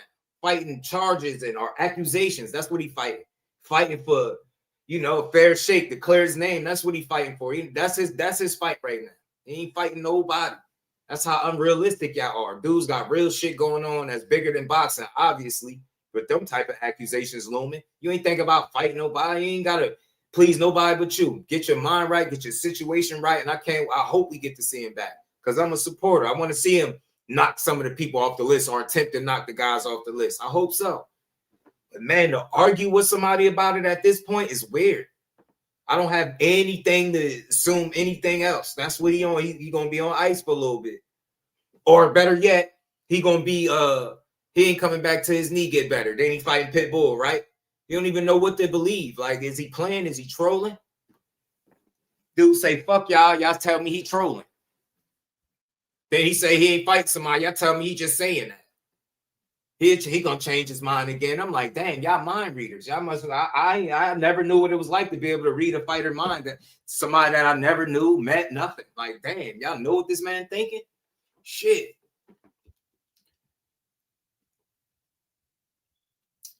Nah. We don't. His personal stuff is his personal stuff. The thing is this: you can't shy away from it. It's boxing. He did this shit, or he's involved in it, right? I ain't gonna say he did it. I take that back. I'm gonna say that. But he's involved in it. You've seen him be involved in this kind of stuff before. You've seen his name get cleared from this kind of stuff before. You've seen people making accusations and not stand on their square when it came to him. So I just reserve the same judgment here. I say it's unfortunate what's going on. You say a prayer to the situation. You hope that Tank get whatever help he need and hope he can get back. If not, you still wish him well. That's all. People just, it's the elephant in the room and they don't be wanting to talk about it, but let it be a different fighter. All they gonna go in. So, nah, he don't get no special privileges. I just gonna always get a man the respect he deserves, man.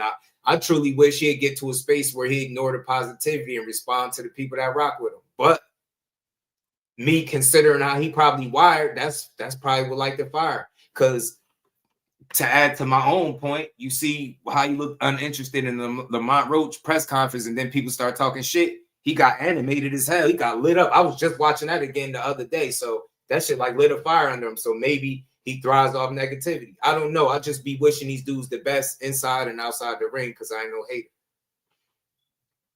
See him in a Holy Water fight, Holyfield. Nah, people talked about Tyson. People talked about his case. People talked about him going to jail. People talked about how him going to jail changed him. They didn't ignore it. That's the thing, man. We're going to talk about it. It's boxing, man. That's why I ain't ducking no conversations, but I'm going to always be tasteful with it. You know what I'm saying? I'm going to give Tank the grace that most people don't give him. You know what I'm saying? It's a way to talk about this stuff without you know, going too far with it.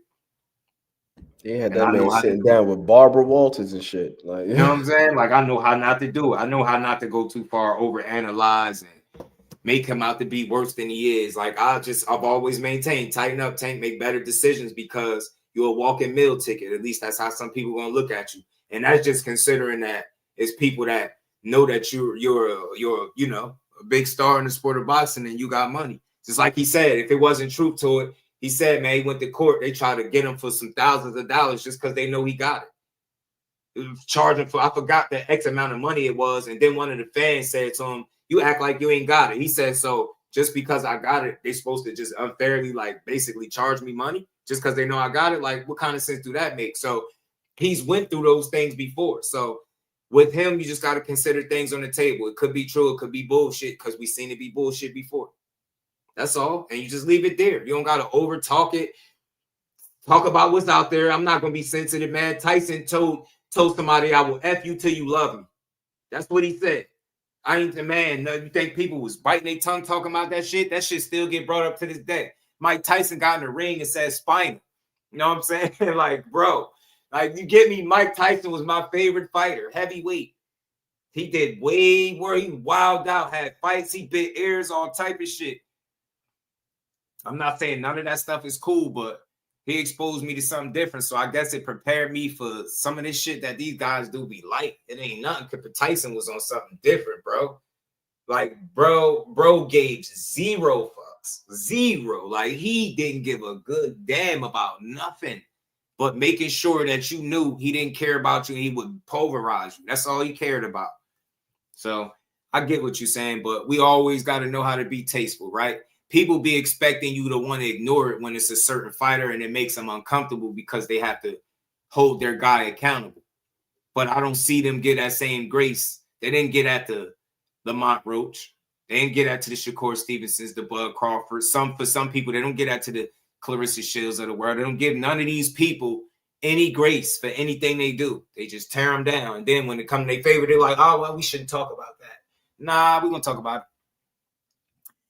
Our brothers of color, man. I rock with all brothers, man, no matter if they colored or not. You know, if a good person is a good person, I believe. Now, I rock with Roach. We all rock with Roach, but they tore him down all online. They still tear him down.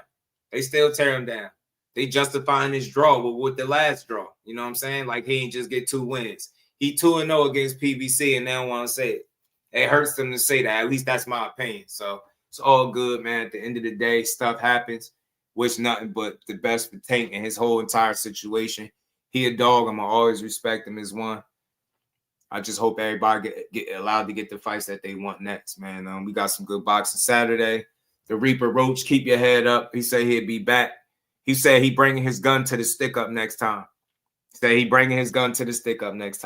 know what I'm saying? You know.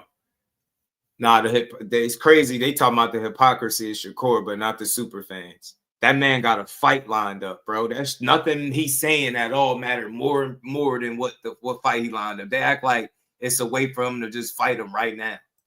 That man got a real challenge lined up, and if he ain't focused, man, he could lose it. Hell with that, man. Put all that shock shit in the back on the back burner for right now. No evidence was good.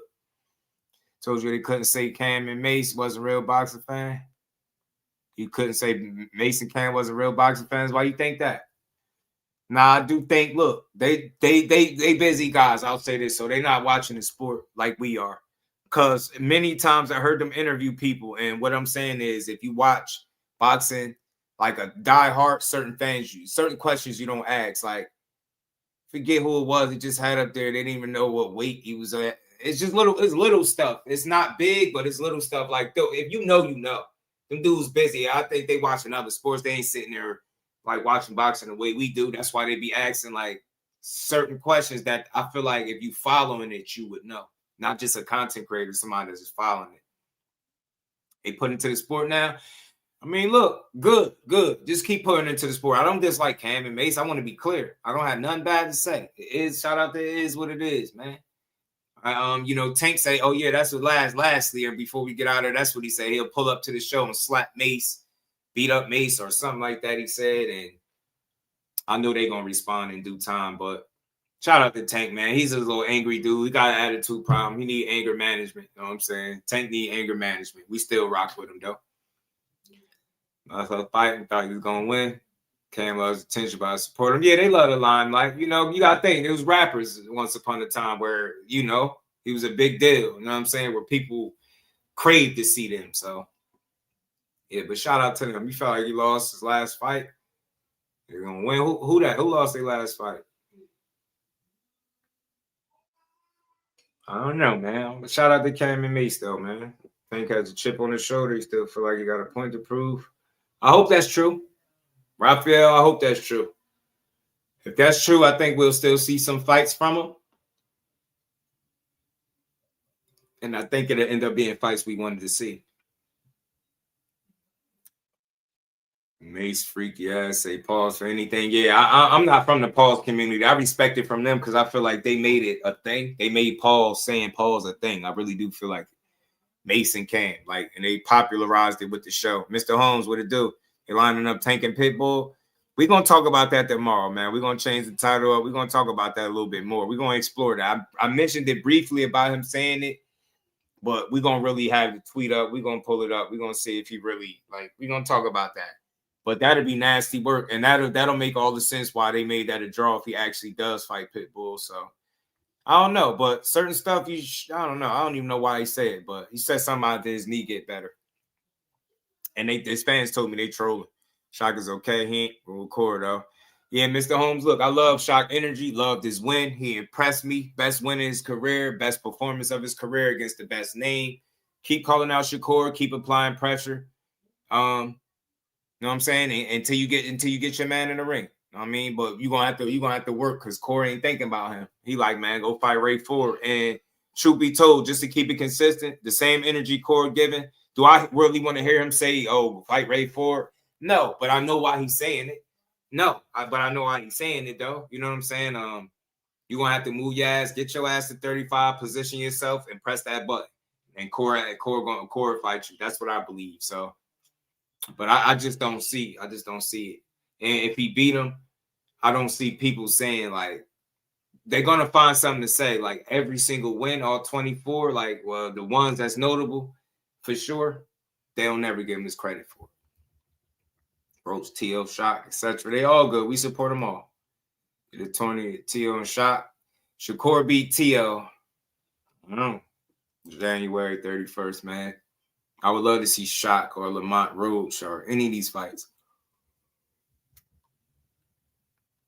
I'd love to see any of them, bro, but we'll see.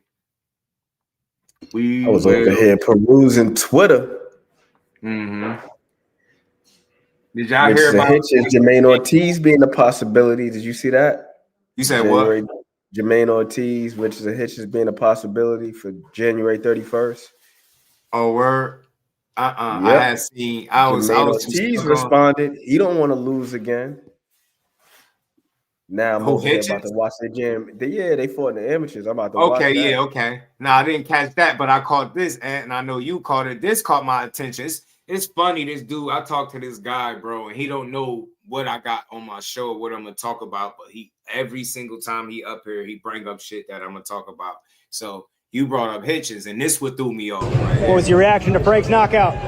Man, it was a great knockout, great comeback fight, and for him to put it on the top of the show, he put in the weight division 140, which is a new weight division on notice. Hopefully Richard hits the next. We'll see.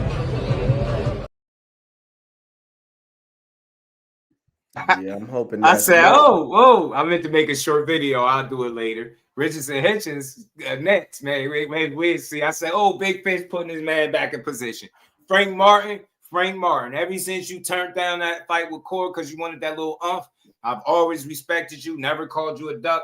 I just didn't think you would beat Core. But I did think you was within your right to try to negotiate, get more money. You got the Tank fight. Still don't change the fact that you didn't fight Shakur when you had the opportunity. Fans could try to justify it all they want by saying, well, he got a bigger fight. I don't give a damn. I don't give a damn. So all that calling out Shakur shit is dead to me. Frank is a good fighter. He had 140. You never know what Core going to do. Maybe he comes back down, defend his titles down there. I don't know what young champ going to do, but whatever he do, I'm in support of it. And y'all going to have y'all work cut out for y'all, bro. Y'all going to have y'all work cut out. Y'all going to have y'all work cut out for y'all. It seems like Frank has been more focused on Richardson, though. I don't even think he's been focusing on Core like that. The two names I've seen Tank mentioned recently, this is in interviews and on Twitter, Richardson Hitchens being number one, and the second one being Keyshawn. Now, me personally, I want to see the Richardson Hitchens fight because these guys going back and forth on Twitter.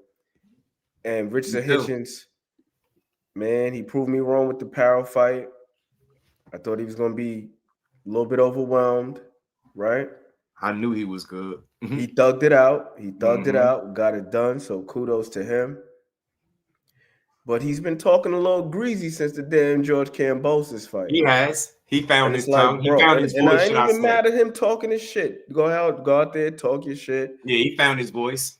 Proclaim your greatness. I'm with that. Yeah. But don't act like your ass is Canelo. Like you in a position where you could afford to not fight a good fighter like a Jermaine Ortiz or Frank Martin or somebody like that. Right.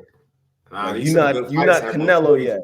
You ain't fought the Cottos and the Trouts and the Lauras and the Mayweathers and this one and that one for you to be like, well, I'm gonna fight fucking Rocky Feldon or somebody. You ain't that right now.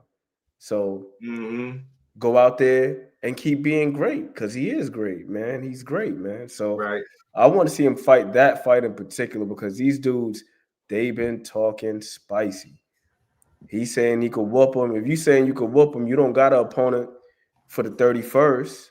And I'm assuming that's going to be on that card with Shakur and them. Because I can't think of who else would have a date. But then again, L-Dub did say there was a lot of stuff going on January 31st. You got the Big Fish. He's saying hopefully that fight can happen next. And here goes another update. Apparently, according to Dan the Boxing Man, who's generally on point with his information, he says Richardson Hitchens turned down the fight. Who? With Jermaine Ortiz. Oh, yeah. Did he? I could believe it, though, because dudes be having preferences, bro. It sounds like Hitchens rather do something else. Jermaine Ortiz is a tricky guy. He underrated, bro. He could fight. He is. And if you're not on point, like, go look at the Loma fight if you want to know how good Jermaine Ortiz is. That's a good barometer. He was on Lomachenko ass, man. It just at one point in the fight, you seen where Loma used like being a vet and, you know, not having a whole bunch of, but he was a vet. You could tell he used the experience and Jermaine Ortiz slightly slowed down because I think he expended a lot of energy, like trying to keep up, be twitchy, be fast, react, and respond to Loma. I think it take a lot of, you know, mental, I think, you know what I mean? Mental capacity to deal with that guy and try to keep up with him, like, right? From an activity standpoint, movement, just responding. I just think it's a lot. And I think Jermaine Ortiz started to feel it down the back end of the fight. He slowed down a bit. Loma closed the fight stronger than Jermaine Ortiz. And I think that's where he kind of... Loma going to give your ass a whole lot to think about, too. Even if he ain't throwing a punch, this motherfucker changing levels, fainting. Yeah, very competitive, though, y'all. Very slept on. Go look at that. It's a really good, underrated performance from Jermaine Ortiz. And then I also say this too. I don't know if this is the case, but this is just how I perceived Jermaine Ortiz at the time. It seemed like he started having some trouble making 135. He is a big dude at 135. Like I agree. Jermaine Ortiz, how tall is he? Like 5'11", something like that? Yeah, he got 5'10", 5'11", one of them. Bro, that most recent fight that he had where he stopped, buddy. Oh, yeah. You saw that last one where he got the stoppage? Yeah. Batista. That was back in August. Yeah. He was big as fuck. And that was at 140. And remember, Jermaine Ortiz actually missed weight for that fight. Right. It was contracted for 140. He came in at 143. Right. And then that Antonio Moran fight at 140, he looked like he was gassing in that fight. You know too. what? I got to give Antonio Moran a lot of credit because over the years since the Devin Haney fight, he's definitely righted the ship and he's turned himself into a formidable opponent. And one of them first guys, he just upset Mike-Juan Williams, who was one of my favorite fighters at 140, at least in terms of like up and coming guys. Like I really like him and I like Arthur Biarslanov, the Russian dude. Right. But Antonio Moran upset him. And Mike-Juan was ranked, I believe, 7th. Can't remember which section about it, but he was like 6', 7. So he was up there. But to go back to the point with Ortiz, I agree with you, bro. Like Loma put so much fucking pressure on him that he had faded down the stretch. Like, damn. Was both. He make you burn the candle at both ends, and then you got to think you fight physically and mentally. You get me? Yeah, he stressed you out. He stressed you out. He got your legs moving, your hands moving, your mind moving. You all over the damn place trying to keep up with whatever. Loma getting there and stress you out. He be having you try to keep up with him, and I think Ortiz accepted the challenge early. Like, bro, I'm a stand tall. He fought a certain way, and it's just like he naturally just tapered down a bit down the stretch. And I think that's awesome. 7-8 rounds, highly competitive. Then it was like 8-12.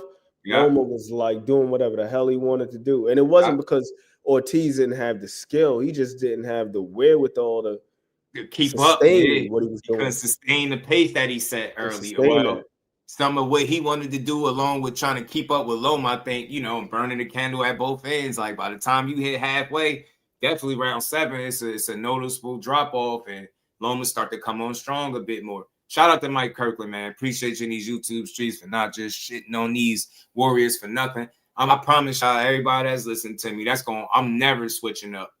It's gonna be people that's gonna be able to show you. And I ain't saying I'm better than nobody to do content, but I promise y'all not to be another slander, pushing ass channel. I'm never doing that. These dudes deserve respect. They in the what 1% of the world people athletes. Think about it, boxers. How many people in the world box? Shit ain't regular. You know what I'm saying? Getting punched in the head ain't regular. And then I know what it feel like to get punched on too. So, nah, man, they deserve the respect. Shout out to my brother.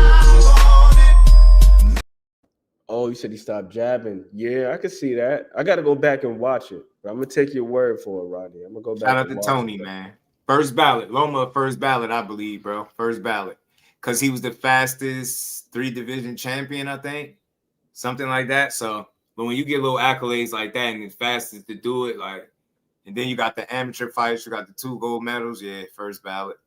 I think Ortiz is solid on the front foot, though, Tony. I think he's solid on the front foot. Like the name technician is very fitting for Jermaine Ortiz. Like he's one of them skilled ass dudes, but it just seems like there's that something missing that I just can't quite put a finger on. That it's like the lows, keeps him man. from being elite. Like it's the lows. It's the lows. Like you think about it. I mean, I'm thinking that's one of the things, and maybe you might agree. It's those moments where it's not much going on, and you allow your guys to get back in the fight after it'll be a pace that you kind of set, and you're not able to maintain it. Where those elite level guys, they can set a pace, maintain it, and control the fight throughout without giving it back. True. It's a good argument that if Jermaine Ortiz had the wherewithal, how you was just mentioning, the gas tank, how I was alluding to, he could have beat Loma. It wasn't like you said, it wasn't a lack of skill. He just couldn't he couldn't get to the finish line with the same, you know what I mean, in which he started the fight. You know what I'm saying? Like it was a little drop off, and that was more than enough for a guy like Loma that's considered a vet to pick up on it. And because even in that last fight, man, back in August against Batista, Now he stopped the guy in the first quarter of the fight. It was the third round, but he was breathing through his fucking mouth like before he got the stoppage. I'm like, damn, it's only round 3. Yeah. So I think that's what it could be. What you said, it's like the pace. But I don't see too many things that Jermaine Ortiz can't do in a boxing. You know what else? He ain't small. Like it's no shock that he's at 140 because I remember talking about it when he was making a weight cut at 35. Like he was doing the stoners and shit. I was like, yo, I feel like when you got to do that, you got to really like you need extra assistance to cut the weight.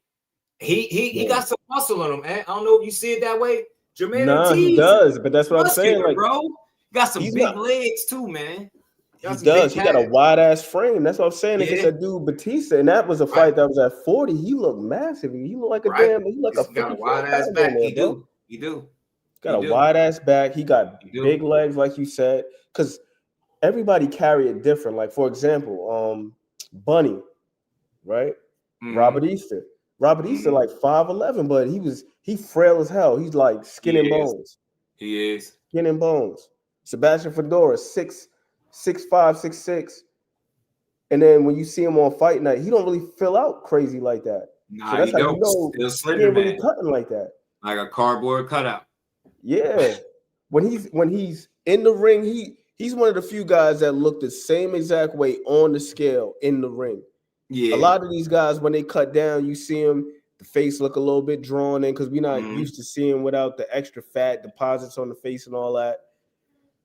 They ripped up, shredded, and then when they get in the ring, they look filled out. Goddamn, like Robert Easter, what's my man's name?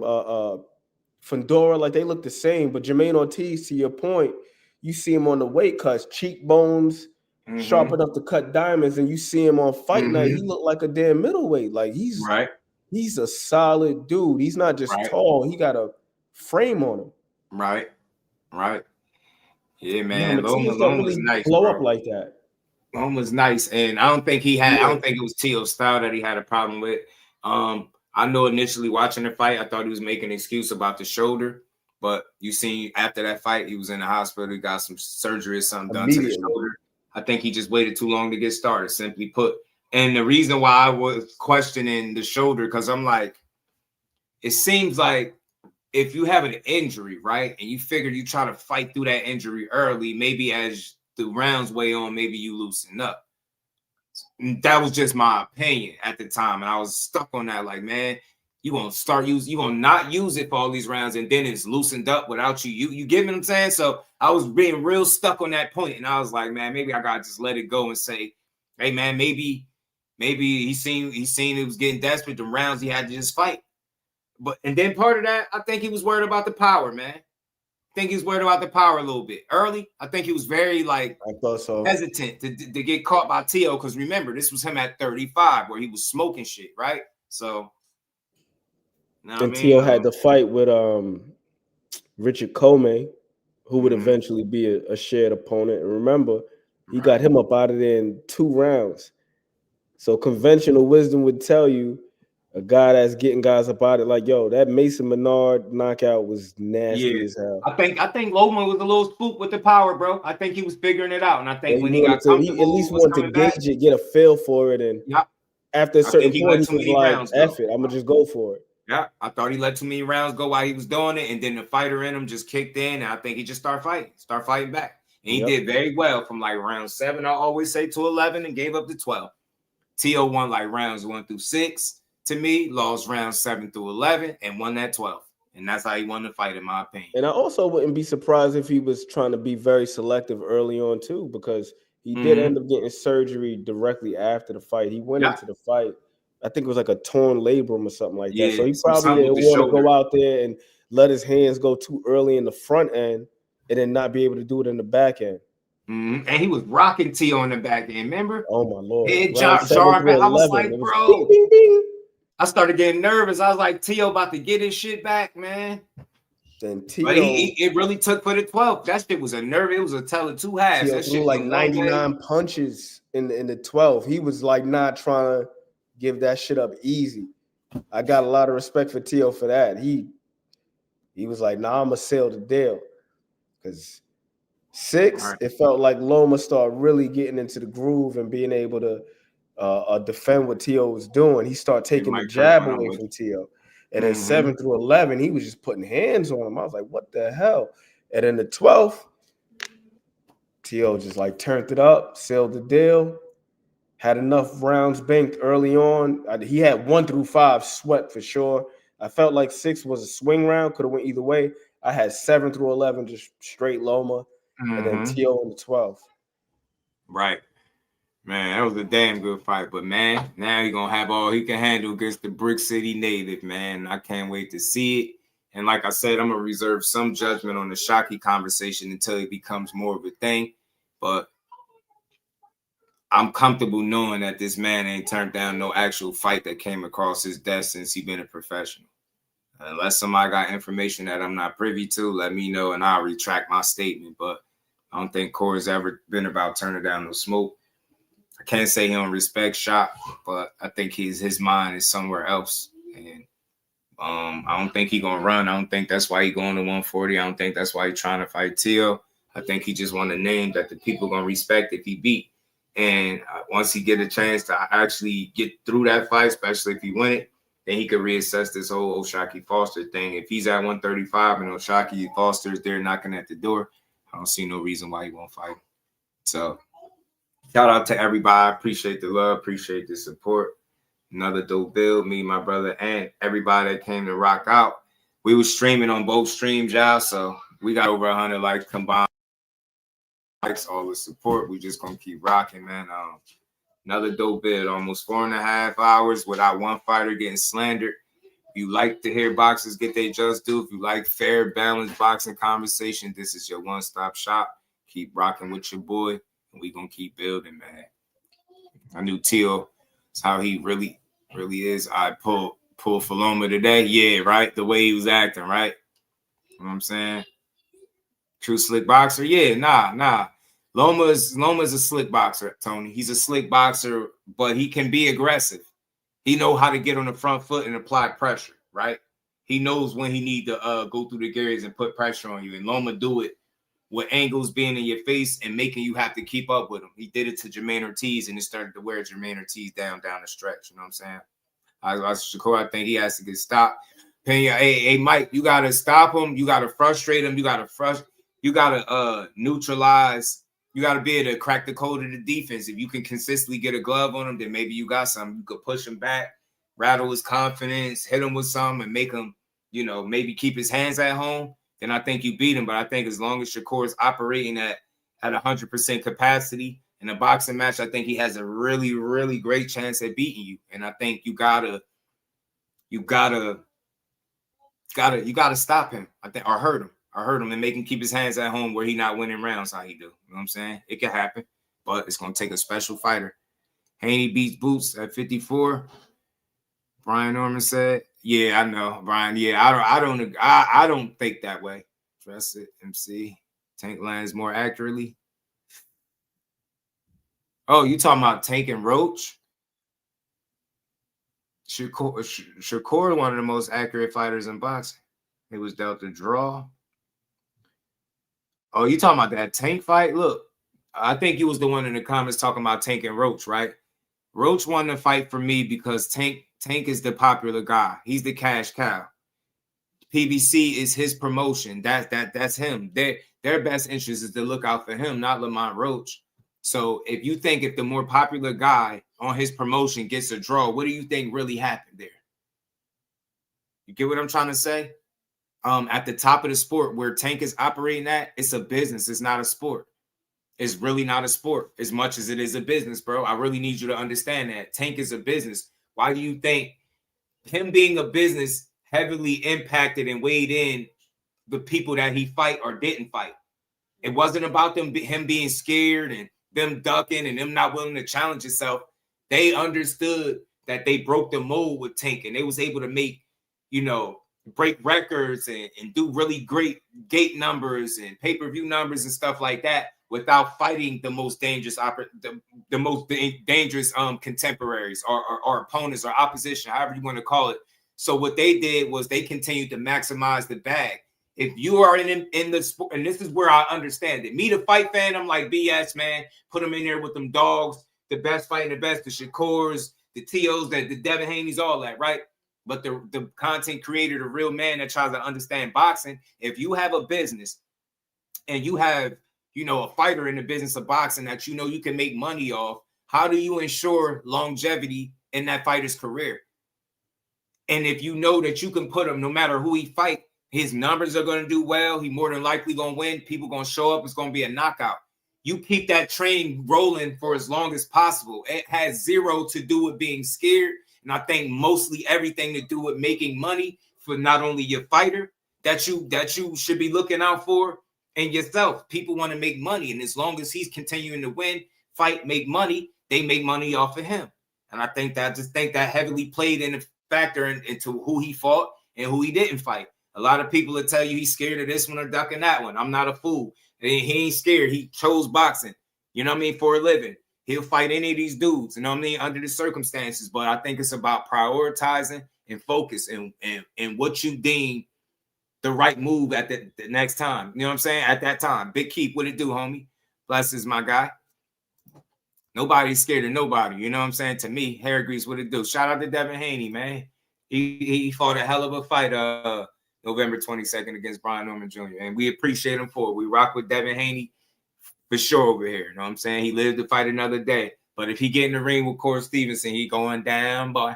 But look, man, that's my time for the day. We got 4.5 hours in. I appreciate all the support.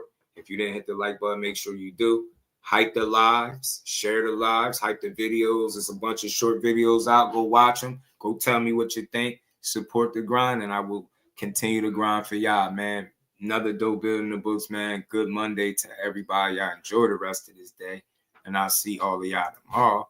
Again, at 4 p.m., and we gonna build. That's what boxing is. Who lands more accurately, and hey, Lennox great. Yeah, one of the most. Shakur got the, speaking real quick, Lance, what it do, homie? Shakur got the highest plus-minus ratio in the sport of boxing. That means he hits you the most times without you hitting him back. Then he's second, number 2 in combination punching behind David Benavidez. So by the numbers, not by my opinion, right? By the numbers, what the numbers say, Shakur Stevenson is not only one of the most accurate fighters in boxing, but he's proven to be the least hit fighter in boxing.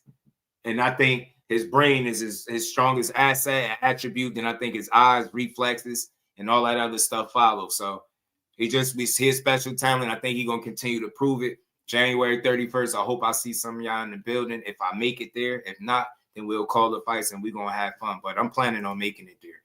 But I seen some of them ticket prices, and I'm like, I don't know. I ain't rich yet. I don't know. But by the numbers, Tank beat Roach. I get what you're saying, but it's subjective. You know what I'm saying? You got to count in. Think about this, Raphael. What if Tank took a knee? What if Roach took a knee, turned his back, got help from his corner, and then they said it was a draw at the end of the day? You will be making the case that Tank beat him. You get what I'm saying? Nah, I know that. I know that, OP. I know that. But I seen him for a second. I said, hold on, man. I was trying. You know, my baby girl been wanting to see Shakur for a while. My daughter want to see him fight. So I wanted to get the family in the building on that one. But we're going to link up, man. You mess around. I know you'll pop up at them fights, OP. So, again, look, shout out to everybody. It's 50 people in the building. Make sure y'all all hit the like button if y'all didn't. Sub to the channel. If your notifications ain't on for everybody that's in here, make sure, y'all, you turn your notifications on. So when I'm live, y'all know when I'm live every day at 4 p.m. Levon down Gaither, my guy. How you feeling? How you feeling, family? How you feeling, man? Appreciate you. Did Johnny Beck ruin the fight card? Not really, because we got to see Lara just go out there and take somebody to school at 42 years old. And anybody that's able to maintain and still hang within boxing that late in the game, I respect it. Johnny Beck put a little damper on it, but it ain't really messed it up. And neither did the draw. Overall, I'm comfortable feeling like Roach won. They didn't see it that way. Hopefully he get a big fight after he healed his hand. You know what I mean? But again, shout out to everybody. Much love to the family. See all of y'all tomorrow. Appreciate the support. Peace. Representing Brick City, Shakur! Finding those levels, too. Look at that 4-punch combination. It's a masterclass right now from Shakur Stevenson. That's what you're seeing. A masterclass. And Shakur straight left hand.